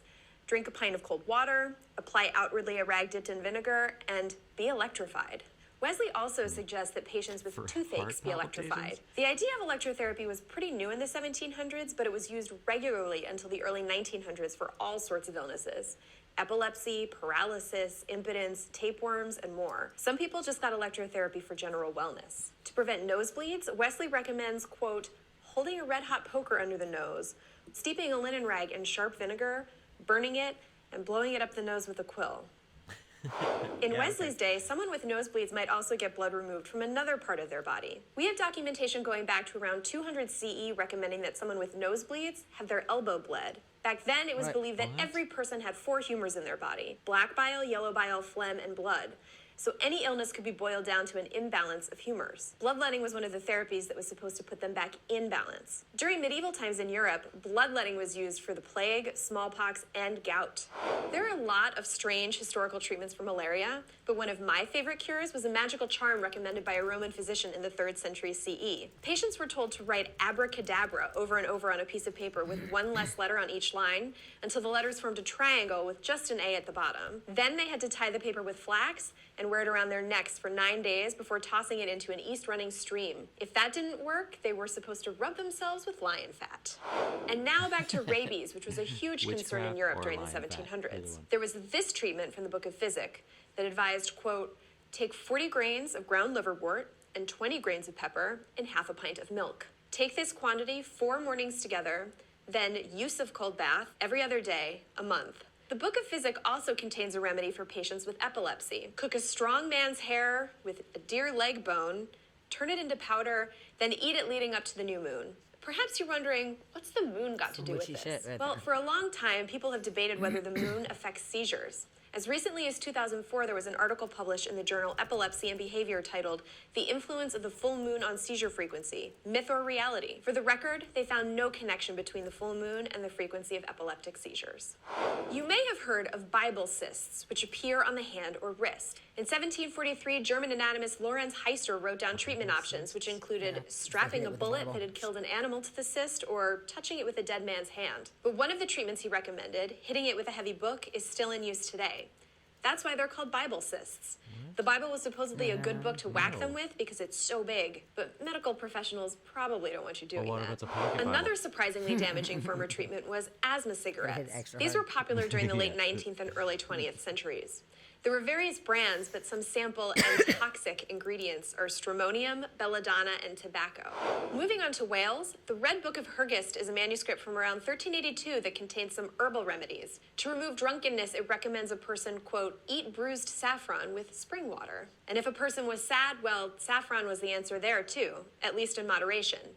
According to Hyrgist, quote, if you would be at all times merry, eat saffron and meat or drink, and you will never be sad. But beware of eating overmuch, lest you should Yeah. die of excessive joy. We try to ignore that. That took a turn. Radium was once considered a legitimate medical treatment. The ailments it supposedly cured included arthritis, impotence, and aging. The Revigittor, an early 20th century crock that combined water with radium, was placed in hundreds of thousands of American households. Now we know that radium doesn't cure aging, it puts people at risk of radiation sickness. From the 16th century to the 20th century, mercury, either eaten or applied to the body, was the primary treatment for syphilis. It was also used to treat less severe illnesses like constipation. In fact, Lewis and Clark's men consumed so many pills containing mercury chloride that historians and archaeologists can find the places where they camped just based on the mercury content of the area. By the 18th century, doctors were aware of mercury poisoning, but they continued using it to treat syphilis. They just limited the amounts that were used. A book called Mother's Remedies, over 1,000 tried and tested remedies from mothers of the United States and Canada by Dr. Thomas Jefferson Ritter, was published in 1910. It included many remedies that have been phased out, like the one for hay fever, which called for spraying a, quote, 4% solution of cocaine up the nose. That was totally normal back then, though. Cocaine was prescribed for indigestion, fatigue, eye pain, and hemorrhoids. The book also recommends inhaling chloroform for asthma, which, like cocaine, wasn't an unusual treatment in the United States where it was used as an anesthetic. We now know that it's toxic. Dr. Ritter has an interesting fix for chapped hands. Pour sour cream in a cloth, bury it outside overnight, then unearth it and apply the sour cream the next day. A quick Google search will tell you that sour cream still pops up in some home face mask recipes, so maybe this one has a little bit of merit, though you probably wouldn't want the bacterial buffet that comes from burying it overnight. To heal ringworm, the book suggests a paste made of gunpowder and vinegar be applied to the infection. If that doesn't do the trick the first time, repeat until the ringworm disappears. And a final one from Dr. Ritter's book. For certain headaches, he suggested mixing a drop of tincture of Nux vomica in a teaspoonful of water. Today, Nux vomica is best known as the primary source of strychnine, which is poisonous and is often used to kill rats. If you thought some of the other treatments we've discussed were disgusting, buck up for this next one. In the 16th and 17th centuries, the use of human bodies in medical remedies became more popular than ever in Europe. They appeared in medicine for headaches, epilepsy, and more. Egyptian tombs and graveyards were looted for the bodies. If you had a bruise or other ailment, you were supposed to put it on your skin or turn it into a powder and ingest it via a drink. French King Francis I and Francis Bacon both used it. Between the mid-1800s and the early 1900s, 25 cents could get you a bottle of Mrs. Winslow's soothing syrup for your baby. It was advertised as a solution for colic, teething, diarrhea, and any pain. As for how it worked, well, it contained a whole lot of morphine. There's one known copy of Bald's Leech Book, a medical textbook from around the 10th century, which can be found at the British Library in London. For cataracts, it suggests putting burnt periwinkle flowers and honey in the eyes. For swollen eyes, you're going to need to go to the beach because you'll be cutting the eyes out of a living crab, then applying them to your neck, which makes total sense. You'll need a live fox to heal your swelling. Take one of its teeth out, secure it into fawn skin, then place the skin on the swollen body part. Typhus had a more religiously oriented treatment in the 10th century. A patient should go outside, write a prayer on a piece of paper, then hold it to their left breast. We're going to finish up with a few historical drunkenness cures that honestly seem more painful than hangovers to me. In ancient Assyria, bird beaks were ground up, combined with myrrh, and eaten. Supposedly, this helped you avoid getting tipsy. Legend has it that one popular Wild West hangover cure was rabbit poo tea. And finally, if you want to kick the habit and avoid the morning after rabbit poo tea, our pal Pliny suggests drinking owl eggs mixed with wine for 3 days. You say disgusting, I say next artisanal cocktail. Actually, on second thought, no, don't do that. Thanks for watching Mental Floss video, which is made with the help of all of these nice people. That was interesting. If you have That's a topic some you'd really like us to cool cover, ones. leave it in the comments. I mean, I've Don't had forget a to cocktail subscribe. with a robin's egg in it, and it wasn't bad, so owl eggs are probably pretty good. Interesting. I like how that was like some legit feeling medical things, and then some of it was just super witchy. Yeah. Like a strong man's hair buried at the full moon, you know? Like Yeah, definitely. intentions, everything. The crab eyes. Your eyes are swollen, so you're gonna go cut out live crab's eyes and rub them on your neck.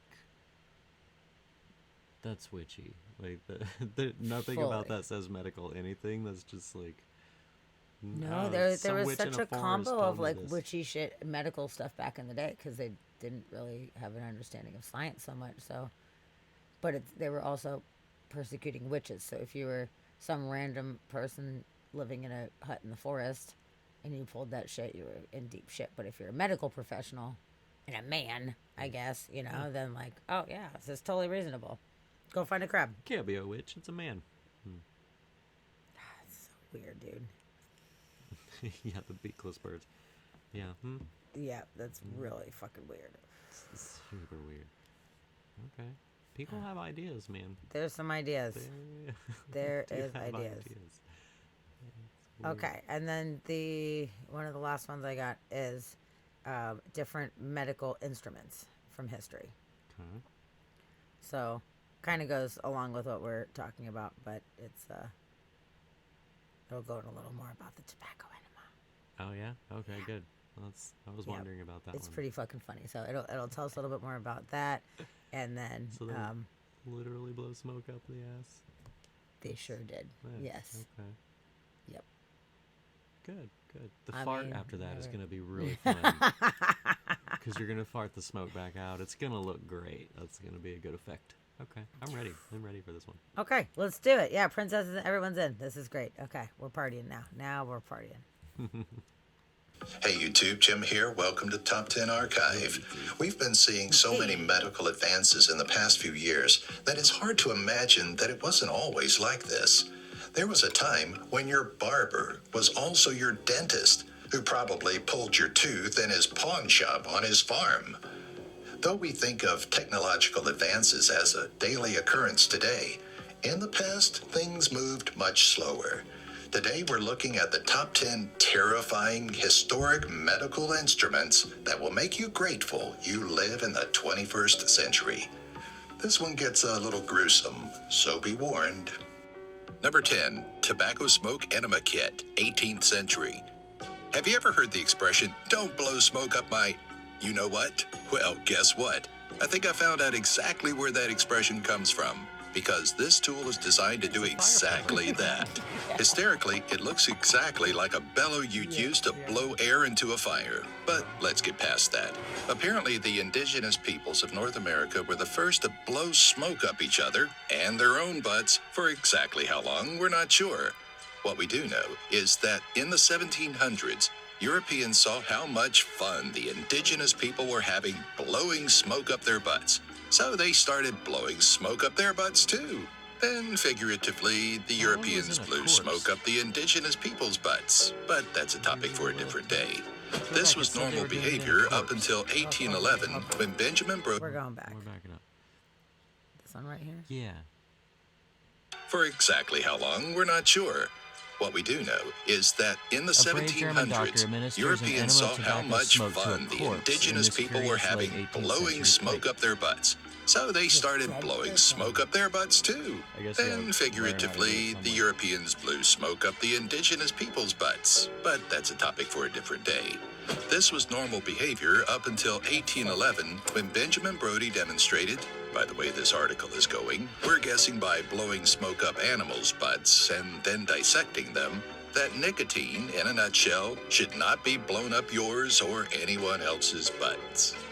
Number Don't tell me 9, what to put Iron in my Lung, 20th century. Since the polio vaccine has been in the news recently, you might have seen one of these machines before. These were the first life support machines and were used for keeping those with polio alive, sometimes for even decades. With polio, the muscles you use to breathe become paralyzed and you basically suffocate to death. This machine is an airtight chamber with an air pump that would force your lungs to expand and contract to allow you to breathe. Sometimes it was a way to help cure patients, while for others it was the only way of life possible, observing life from within a metal tube at all times. Despite seeming like ancient history, at least 2 people in the United States are known to still use one. Number 8, Bullet Extractor, 16th century. Back in the 9th century, when gunpowder changed the game of war, it was necessary to have a way to fight back, or at least recover from some of these near-fatal wounds.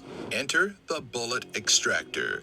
Fast forward to the 16th century, and this device was invented, although it was more ambitious than it was effective, since it really only extracted bullets close to the surface of the skin. It wasn't an on-the-field kind of device, but rather something used by surgeons to get into a bullet wound, pierce the bullet with a screw, and then pull it out. To add, it had a little decorative handle, because you can't be a medic without some pizzazz. Number 7. Hippocratic bench, 5th century BC. A dislocated joint is probably one of the least dangerous but most uncomfortable injuries people can experience. It always comes as a shock, and as an added bonus, you have to think about setting it back into place, and that's generally painful. The fix for this type of injury has been invented and adjusted since the 5th century BC, when Hippocrates developed the oldest known method. The patient would lie on a bench at an adjustable angle, and ropes would be tied around their arms, legs, and feet, depending on the treatment needed. Controlled by winches, the ropes would be pulled apart, correcting any curvature in the spine or separating an overlapping fracture. As history goes, this invention did both good and bad, having paved the way for both modern orthopedics and the torture device known as the rack. Number 6. Artificial leech, 19th century. There was a time when bad blood wasn't just a Taylor Swift album or a term for having beef with someone. It was actually what you called having some sort of unexplained illness. So to clean people of their bad blood through an act known as bloodletting, doctors progressed from stabbing their patients to using live leeches to using artificial ones instead. Enter the year 1840. This blood-pumping device consisted of rotating blades that would cut wounds into a patient's skin, and a cylinder would produce a vacuum effect to suck out the infection. I think I would actually prefer real leeches. Number 5. Trephine, 17th century. One of the scariest on this list is the trephine, a 17th century device invented to cut into your head if you for any reason were having issues. Even a headache could lead you to this uncomfortable procedure, during which a doctor would cut a hole into your skull to expose the brain's outer layer. It was basically a manual drill, which you turned to open a hole deeper and deeper into your head. Though very brutal sounding, a similar device is still used today for certain procedures. The key difference being that today, you're probably under anesthesia. I'm sure that probably helps with the pain a little. Number 4. Hemorrhoid forceps, 19th century. Ow, ow, ow, ow, ow. I don't like that. It's getting real uncomfortable real fast when you pull out the hemorrhoid forceps, no matter if you're packing a hemorrhoid or not. Since Preparation H and a nice fuzzy donut pillow weren't invented yet, people didn't really have much of a choice for discomfort. Enter the hemorrhoid forceps. First, the patient would bend over, then with the hemorrhoid forceps tightly grasp and restrict blood supply to the hemorrhoid until the tissue died and fell off.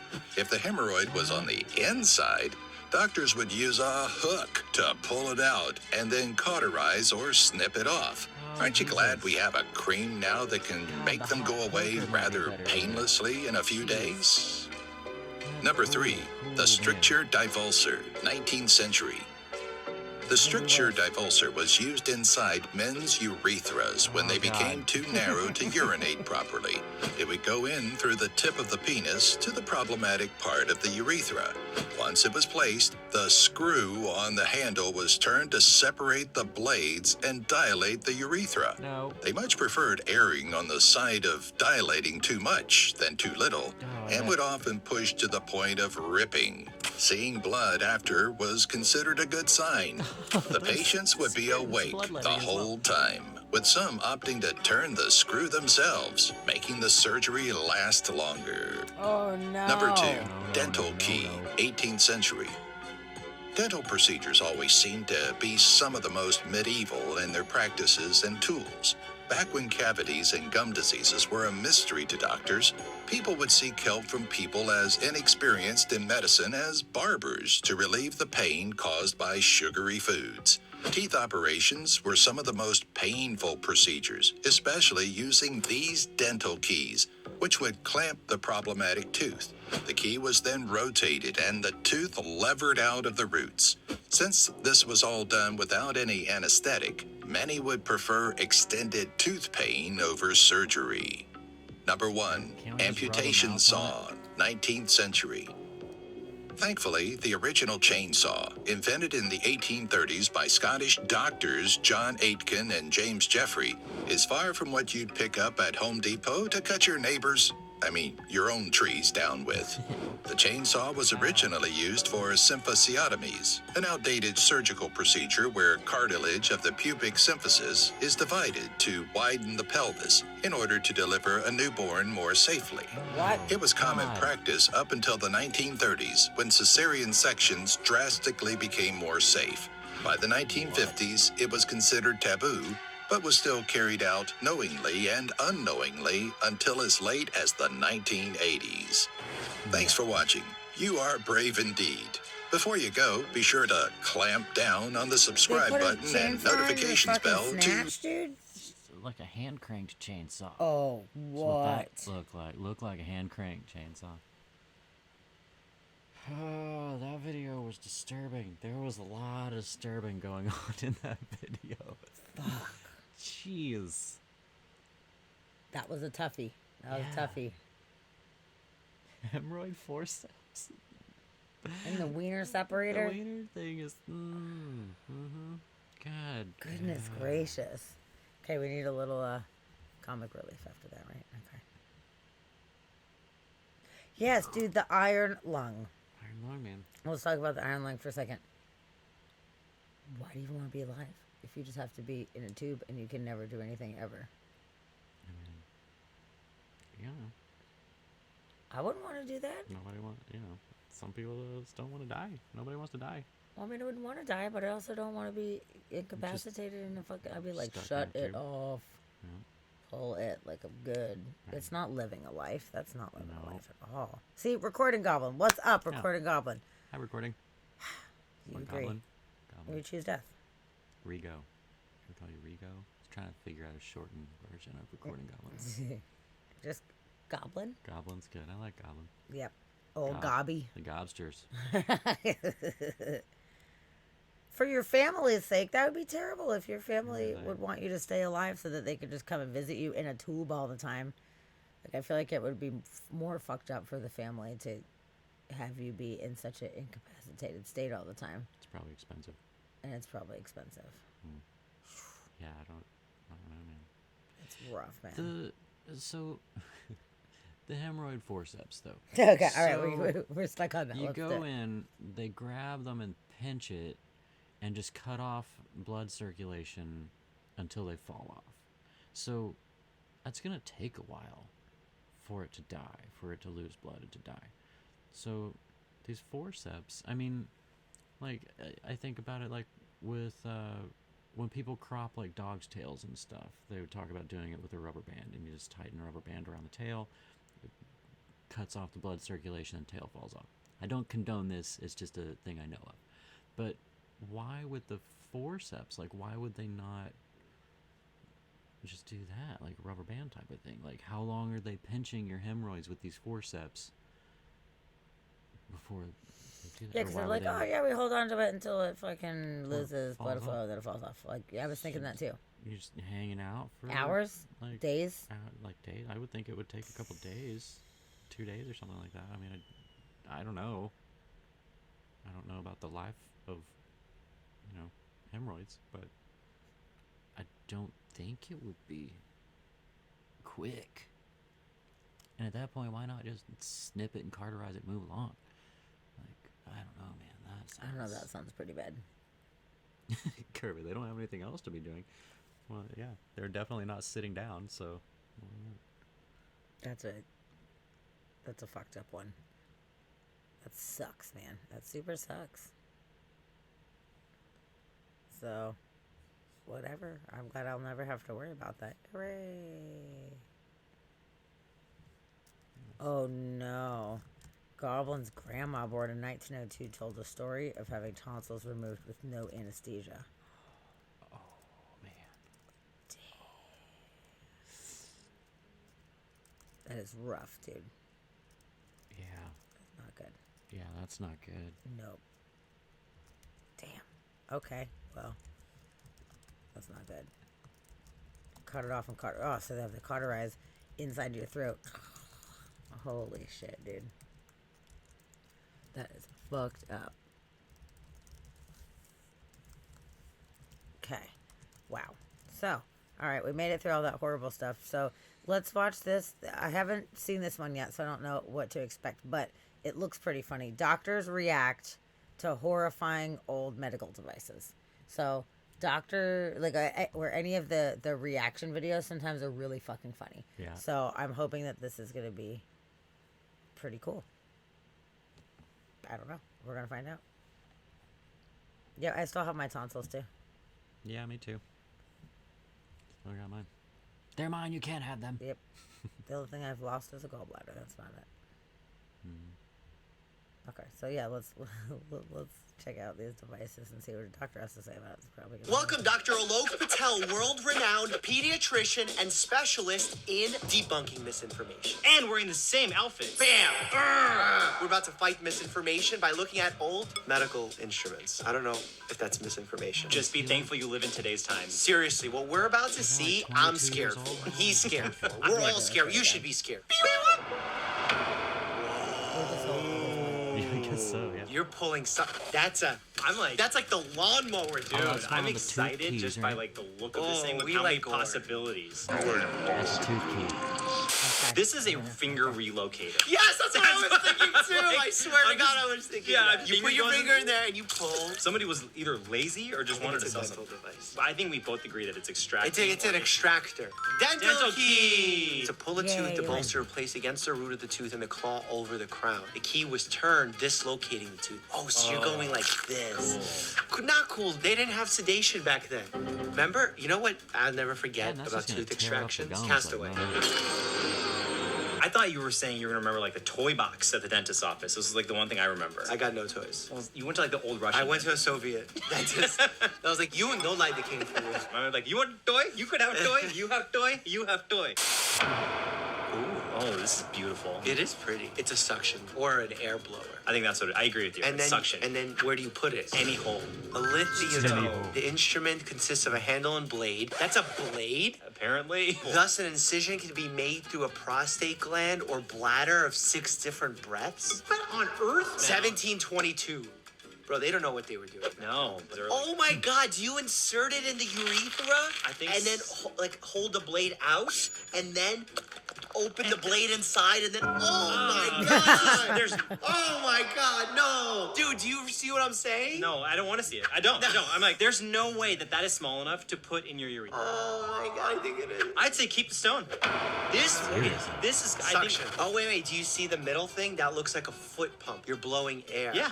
It looks like an ambu bag. Like it could be to inflate lungs, and that thing takes the fluid out of the lungs. What other thing can you blow into the human body? I mean, they were doing some stupid stuff back then. You think this is like the old school colonoscopy? But then what's the bottom? No. Well, because they would want to you blow air into a colonoscopy before you do it. I don't know if they knew to do a colonoscopy Sure, okay. in the days of doing this thing. Tobacco smoke enema! Do it! Look at the picture. Oh, he's blowing in his butt. I could see this coming back. They already have it. They have coffee They enemas. sell coffee enemas. It's the same thing. Oh my God. Indigenous peoples of North America to stimulate respiration. Wait. They help people breathe by putting smoke. Do they know that the butt is not connected to the lungs? They may not have. Yeah. Oh, they look like headphones, but it kind of looks like an Apple device. Is it a helmet? A testicular device? I see coils on it. Coils mean electricity. It could mean electricity, or it could mean like hot water. Okay, so maybe it's a fever stimulator to treat meningitis.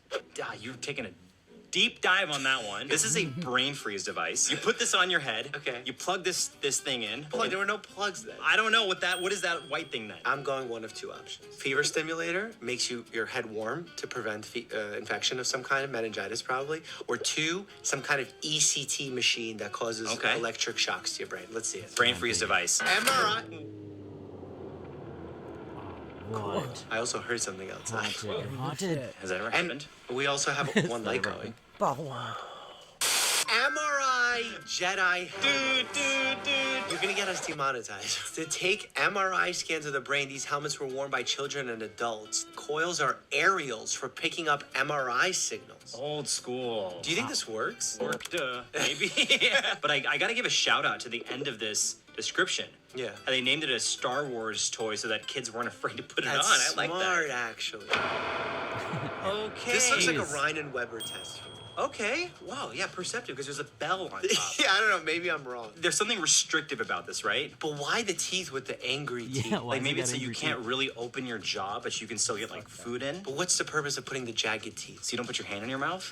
Okay. Is this psych for like device? psych device? Like schizophrenia? Yes. Or And the bells so they don't run away and they can find them. I think we solved this I one. think we I'm just did saying. too. A scold's brittle was an instrument of punishment and a form of torture and public humiliation. Functioned to silence the victim from speaking entirely. Jesus Christ, this isn't a medical device. It was slid onto the mouth and pressed down on top of the tongue with a spike. This prevented speaking and resulted in many unpleasant side effects, including excessive salivation and fatigue. Nowadays, you just ban some from Twitter. This is the Saw device. This should be in a Saw movie. You have to tell, like, you know the combination. You know the combination, and you have to tell your friend, otherwise, like, the room is gonna implode. That is really good. Well done. It's a dark, morbid, but on point This idea. is a medical video. Next. Oh. I'm looking at an endoscope, like a cheap endoscope. Okay. I don't know. That's wrong. What is the circa time frame you think we're looking at? I didn't do well in art that's the history in leech undergrad. It is. Yeah. It's the fake Based on the leaf. number there, this is like 1700s. I don't know. Was the printing press even invented? We don't know It was, exactly You know, right? this could be Seriously, like we already some know. old school ink or something. Gutenberg. When was Gutenberg around? Who's Gutenberg? I don't know. Johannes Gutenberg? Yeah. Look at that. We What? do know more My than guess, doctors. we're same page. I think it's involved in some type of bloodletting. I think it's a colonoscopy device. Old That's school my final colonoscopy, yes. Artificial leech. Okay. You said bloodletting. I wasn't that far You said off. bloodletting. This Wait, instrument wait, allowed wait, for yeah. more precise bloodletting and was often used to treat areas around the eyes or temples. Oh my really? god. And how did they know? What do you think is going to be the one thing that we're doing now that we're going to look at this in 100 years? Whoa, they did this to people? Maybe it's what you said earlier with colonoscopy. Maybe in the future when we actually We could have see like 3D video, yeah. the pills. Why they did they talked put about. cameras inside of themselves? Yeah. Oh, I've seen this image yes. before. I hope I'm right here because I'm going to give a little nod to the power of vaccines. I think these are iron lungs. Oh, you might be right. The fact that we don't see these anymore speaks to the fact that vaccines work. That's a microphone. Iron lung. Iron lung, you got one. No device is more associated with polio than the tank respirator, better known as the lung. People who treated acute, early stages of polio saw that many patients weren't able to breathe when the virus actions paralyzed muscle groups in the chest. Wow. So this was like the initial intubation. You know what's funny? We say like this looks bad, but if you think about how artificial respiration is done now, that looks pretty bad. Like inserting a tube into the mouth. That's and true. all that, sedating the patient, keeping people on paralytics. That could be a barbarian thing that we might This look almost at. looks more comfortable. Yeah. It almost looks like a portable iron lung. Dude, it's breast milk pump. But just from one thing. Yeah, I don't know, but portable iron lung! You literally shouted it out. Centrifuge? That was a good, quick guess. I mean, like, okay, so clearly it's There's a spinning. motor, spinning motor, rotor. A person wouldn't go in there, right? Unless it was a hamster. What about a baby? Oh, Could like it be an incubator? Yeah, I don't know if you'd be baby spinning the spinning. baby. What if just baby something spinning. outside is spinning for warmth? It seems like really inefficient It does way feel to create inefficient, warmth. it does. No, that is First dialysis machine. Artificial dialysis! dang. Yay! Considered to be the father of dialysis, Dr. William Kolff constructed the first dialyzer. That's an artificial kidney right there. Dude, do you see what he improvised to make it with? sausage skins, orange juice cans, a washing machine, and other common items to make a device that could clear the blood of toxins. And we said that sausage High isn't five, good for guy. you. Wait, That what? It's just a baby looks like roaster. a functional C-arm. I'm just gonna say it's the first X-ray. Cobalt cancer therapy. Dang. Well, this is really interesting because now when a patient gets radiation therapy, it's so targeted. They have physicists in the room Right. to decide like how to get it in there safely. Like The oh, radiation it's- oncologist yeah. and the physicists do so much work to make sure it's like safe, it's the right amount, the right time. It's a stapler. It's a nail gun. Oh, you know what? I think you're right because look at the top part. The top part looks like it clamps down. Clamps down. And then that needle, it looks like it drives a needle down or something to staple. Hernia tool. Like this thing looks awful. Once doctors repaired the tear in the muscle, they would insert the hernia tool. This thing would be in place for about a week while scar tissue formed on it. Now they just put a mesh, and then the mesh gets the scar tissue on it and gets strong. This was the mesh back then? So did you walk around and you just had this like thing and you were like, great, Scout, I had a hernia. Is he fishing? It looks like the worst game of laser tag in history. No, it looks like a vaccine device. Oh, We that's see a vaginal vial massager. of some sort that's upside down, so We clearly learned that's about going these. into. It's spraying downwards. And you see on the back it has like a thing, a recoil thing. Maybe it's like an auto injector. No. I think it's a medic, like IM injector. I would just stop there. Which why do you need that for IM injection? Because you're doing a million in the military. and you're just kind of like military. Okay, so maybe it's like you just stand there and you're going in like an assembly line. Jet injector, medical device, high pressure narrow stream to penetrate the skin instead of a needle. Ooh. These are devices that were used in the 1960s and were successful in mass vaccination efforts. Okay. There you go. So the jet stream was so strong that you didn't even need a needle, that it just penetrates the skin. blasted Dude, that's Which gonna is not hurt. like it's gotta hurt. It's also now you're subcutaneous. Subcutaneous with no control. And also, is it spreading? Like Yeah, like what part of the muscle does it stop it? Oh, that's a cutter. this is That's a cutting cutter. things. Dude, is that a castrator? It's snipping something. Tongue snipper. Tonsil guillotine. Oh my God. Good band name. Open wide. Dude, can you imagine the pain? The bleeding. We live in the best time ever. Appreciate that you don't have the tonsil guillotine The around. blood dripping down. Follow Dr. Alok Oh my Patel. All his God. information is listed down below. And if you want to see Tonsil cringy guillotine. 1950s health films, click here to check those Holy out. What shit. they did back then was just not okay. Not okay. I believe it. Not okay. Wow. That was kind of fun. Yeah, that was fun. watching them guess Okay, stuff. That was good. I like that. I like Waybug's baby roaster guess. Baby though. roaster. It did look like a baby roaster. Yup. Oh my goodness. Wow. That was fucked Wow, up. this has been a good episode. That's, I'm right? I Good feel like episode. this was really yeah. fun. We covered a lot of good stuff tonight. Learned things. We learned so many things. We learned a lot of stuff. Did you guys learn stuff too? Anybody learn anything? Let me know. I There's a bunch learned- of weird shit that learned a lot of I things. did not know as far as outdated medical stuff. There's some things I did know about. Woo! Sarah's got an unhealthy attachment to the penis spreader. Right? It was a nice palate cleanser. Good. I'm glad because I was like, we need a little comic relief right now Yeah. after some of this gnarly shit. We definitely needed to leave on a happier note. Yeah. Oh, thanks, Princess. I appreciate that. Yeah. Hopefully it's eventful enough to be fun. Yeah, he's going back home to Texas to go see his family. Yeah. He's leaving tomorrow. Yes. So on Monday, I'm thinking maybe Tavia will be my co-host for Weird News. That'll be So good. that'll be really fun. So Yeah, hopefully 'cause we can do that. I think I'm actually going to be driving between families at the time that the show is going, probably. That's okay. Looking at the timing, I think I'll be driving. That's okay. You're off the hook. You're on vacation. Oh. Yep. Yeah, I'm on vacation. So yeah, I think we'll do it with Tavia. Well, If that'll she's be down. cool. If I think Tavia's that'll on. be super fun. Yeah. That'll be fun. Yeah. So, yes, thank you. Thank you. My U time, which is so fucking packed, full of so many things. She's gonna be My busy. poor friend was like, hey, I want to make you beef Wellington. When can we hang out? And I was like, next month. And I felt really bad about that. Yeah. But I'm like, fuck, there's so many May? things going on right now. But yeah, I've got some trip planning to be working on. So I have some work to do. So that'll help me to stay a little bit more focused on that. It'll be good. And yeah. Well, I'll make it through. I will miss you, though. I'll miss you too. And I'll miss you guys. And everyone's going to miss you on Monday. Well, this was so fun. I love this night. It's so nice that we got the fetch raid and we Yeah. got some new friends in here. This is awesome. Yeah, we thanks got to a all few of our nice raiders. nice people that have been sticking it out since the raid and hanging out, and that makes me really happy. Yeah. So, big thanks to everybody that joined the chat. And then anybody that's been lurking and hanging out since the raid, that's fucking awesome too.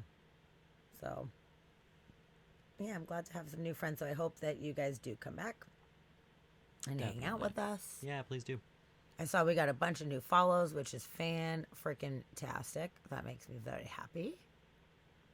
So, I say, come back. Obviously, you enjoyed it enough to hang out with us so far. So, Waybug. Yeah, technically yes, but I won't have a rental car, so I won't be doing that. no, but shooting out the car window because you're in Texas. That was Yeah, pretty funny. You can pretty much do that. That's pretty good. Yeah. So yeah, as far as YouTube, go ahead and put the YouTube link in the chat right now. For any of the new folks, or even for the old folks that might not be following our YouTube channel, we do upload all of our episodes onto YouTube. So we have a lot of really ridiculous, fun, interesting stuff that's on there. And each topic, especially on Wednesdays, is always something super unique. So if you want, dig around there and put us on in the background while you're doing whatever or whatever. Totally. Yeah.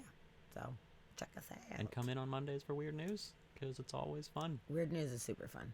Yeah. It's great. We love it. Because there's so much weird shit that goes on in this world, and it is very entertaining to see what is going on. So. Yeah, no, Sarah, I don't do anything that has cowboy in front of it. I left Texas for a reason. I did not Yeah. fit. No. We actually make a lot of fun of people that wear the cowboy hats out there. Because their cowboy hats are, like, large and in charge. Some of They're, them are like, very giant. serious, They're you very know? giant, yeah. But, no, definitely not. Dusty is the exception to the Texas rule. That is for sure. Yeah. So he goes out there wearing skulls and monster stuff and whatever, you know? Yeah. And everyone else is wearing, sports things or Trump shirts and sports ball things. Fucking and Texas flags. All about the Texas flags. But it's okay. You can come back here afterwards, and then you will appreciate here so much more. Every time we go to Texas, I appreciate Seattle so much more every time I come back. Yeah. That's just true. So Yeah. use it as perspective. Waybug, it's true. The big hat is very sun smart. But when those people work in offices and they're never outside, they don't make any sense. Yeah, just like the giant trucks that everybody drives. Yeah. Like the giantest truck possible that's just burning all the fucking gas. And they're not And they doing live in a anything. town where the population is like 500 people, maybe. And the only thing you're doing with your truck is going to the Walmart. and Yeah. back. Like, Exactly. you're Going on down to the Walmart. ridiculous. But you need the biggest and the truck church. ever. Yep. Oh, yeah. Yep. Yeah. It's a thing. It's very different. But cool. So yeah, let's see. Actually, want to go see the owls? Yeah, we can go see the owls. So for you new folks, we have been over the past few weeks, we've been raiding the Hoot House here on Twitch, and it is a mama owl who had 7 eggs, and for the past few weeks she's been sitting on the eggs, and they've started to hatch, and now I believe they are all hatched, and she's got all these baby owls. Her name is Hootie, and then Winkler is the dad owl, and it's super cute. And for like 2 years, I've been checking out Hoot House, and there was never any fucking owls. And I'm like, God, I just want there to be owls so bad. Like, I keep going to the owl page, and there's no fucking owls. And now there's like a lot of owls. Now there's a bunch of owls. Baby owls. Owls So again. it's And there's super a great. falcon. Yeah, they have yeah. on top. It's really awesome. So, Yeah, we can if do you that. like cute things, just stick around for the raid for like half a second at Yeah. the very least, or whatever, a while, because they're just really fucking They're cute. fun. They're And I cute. like supporting their page. Yeah. So, if any of you guys have our emotes, we have a really cool raid emote. So just give a shout out that you're raiding it with us, if you want to. And If you want to. yeah, whatever, do whatever you want. Yes, Hooters. Hooters. for we're going sure. No, it's Hooties. actually. Hooties. Yeah. Oh, she's so cute. She's a good mom, and the babies, every week that we check them out, they've been getting so much bigger. So Yeah, they got real big real fast. yes, on Monday It was like we nothing. checked them out, and Wednesday we had seen them the last time, I think, or maybe the last Monday. But in a week, I was like, holy shit, they're like giant babies right now. Yeah. They're so fucking cute. So, and I think that only one of the eggs didn't hatch. I think that was the thing. There's Yeah, 6 babies, there was 6 out of 7 hatched. which is pretty good. Mhm. But we were just forever watching her sitting on these eggs, and we're like, oh my God, these eggs need to hatch already. So now they're hatched. That's so exciting. Hey, cool. I look forward to seeing you back. Yeah, please come back in. soon. This is great. And Goblin, it was good seeing you again, Yeah, too. it's so cool, Goblin. You popped in. We always Yeah. love having you around, for sure. And Andy from Ohio, thank you. Yeah. And Waybug and Sarah and Princess, thank you for hanging out with us. And all of our lurkers. We appreciate We appreciate Cool. our lurkers. Well, you're welcome, guys. We'll see you later. Bye. Bye, everyone.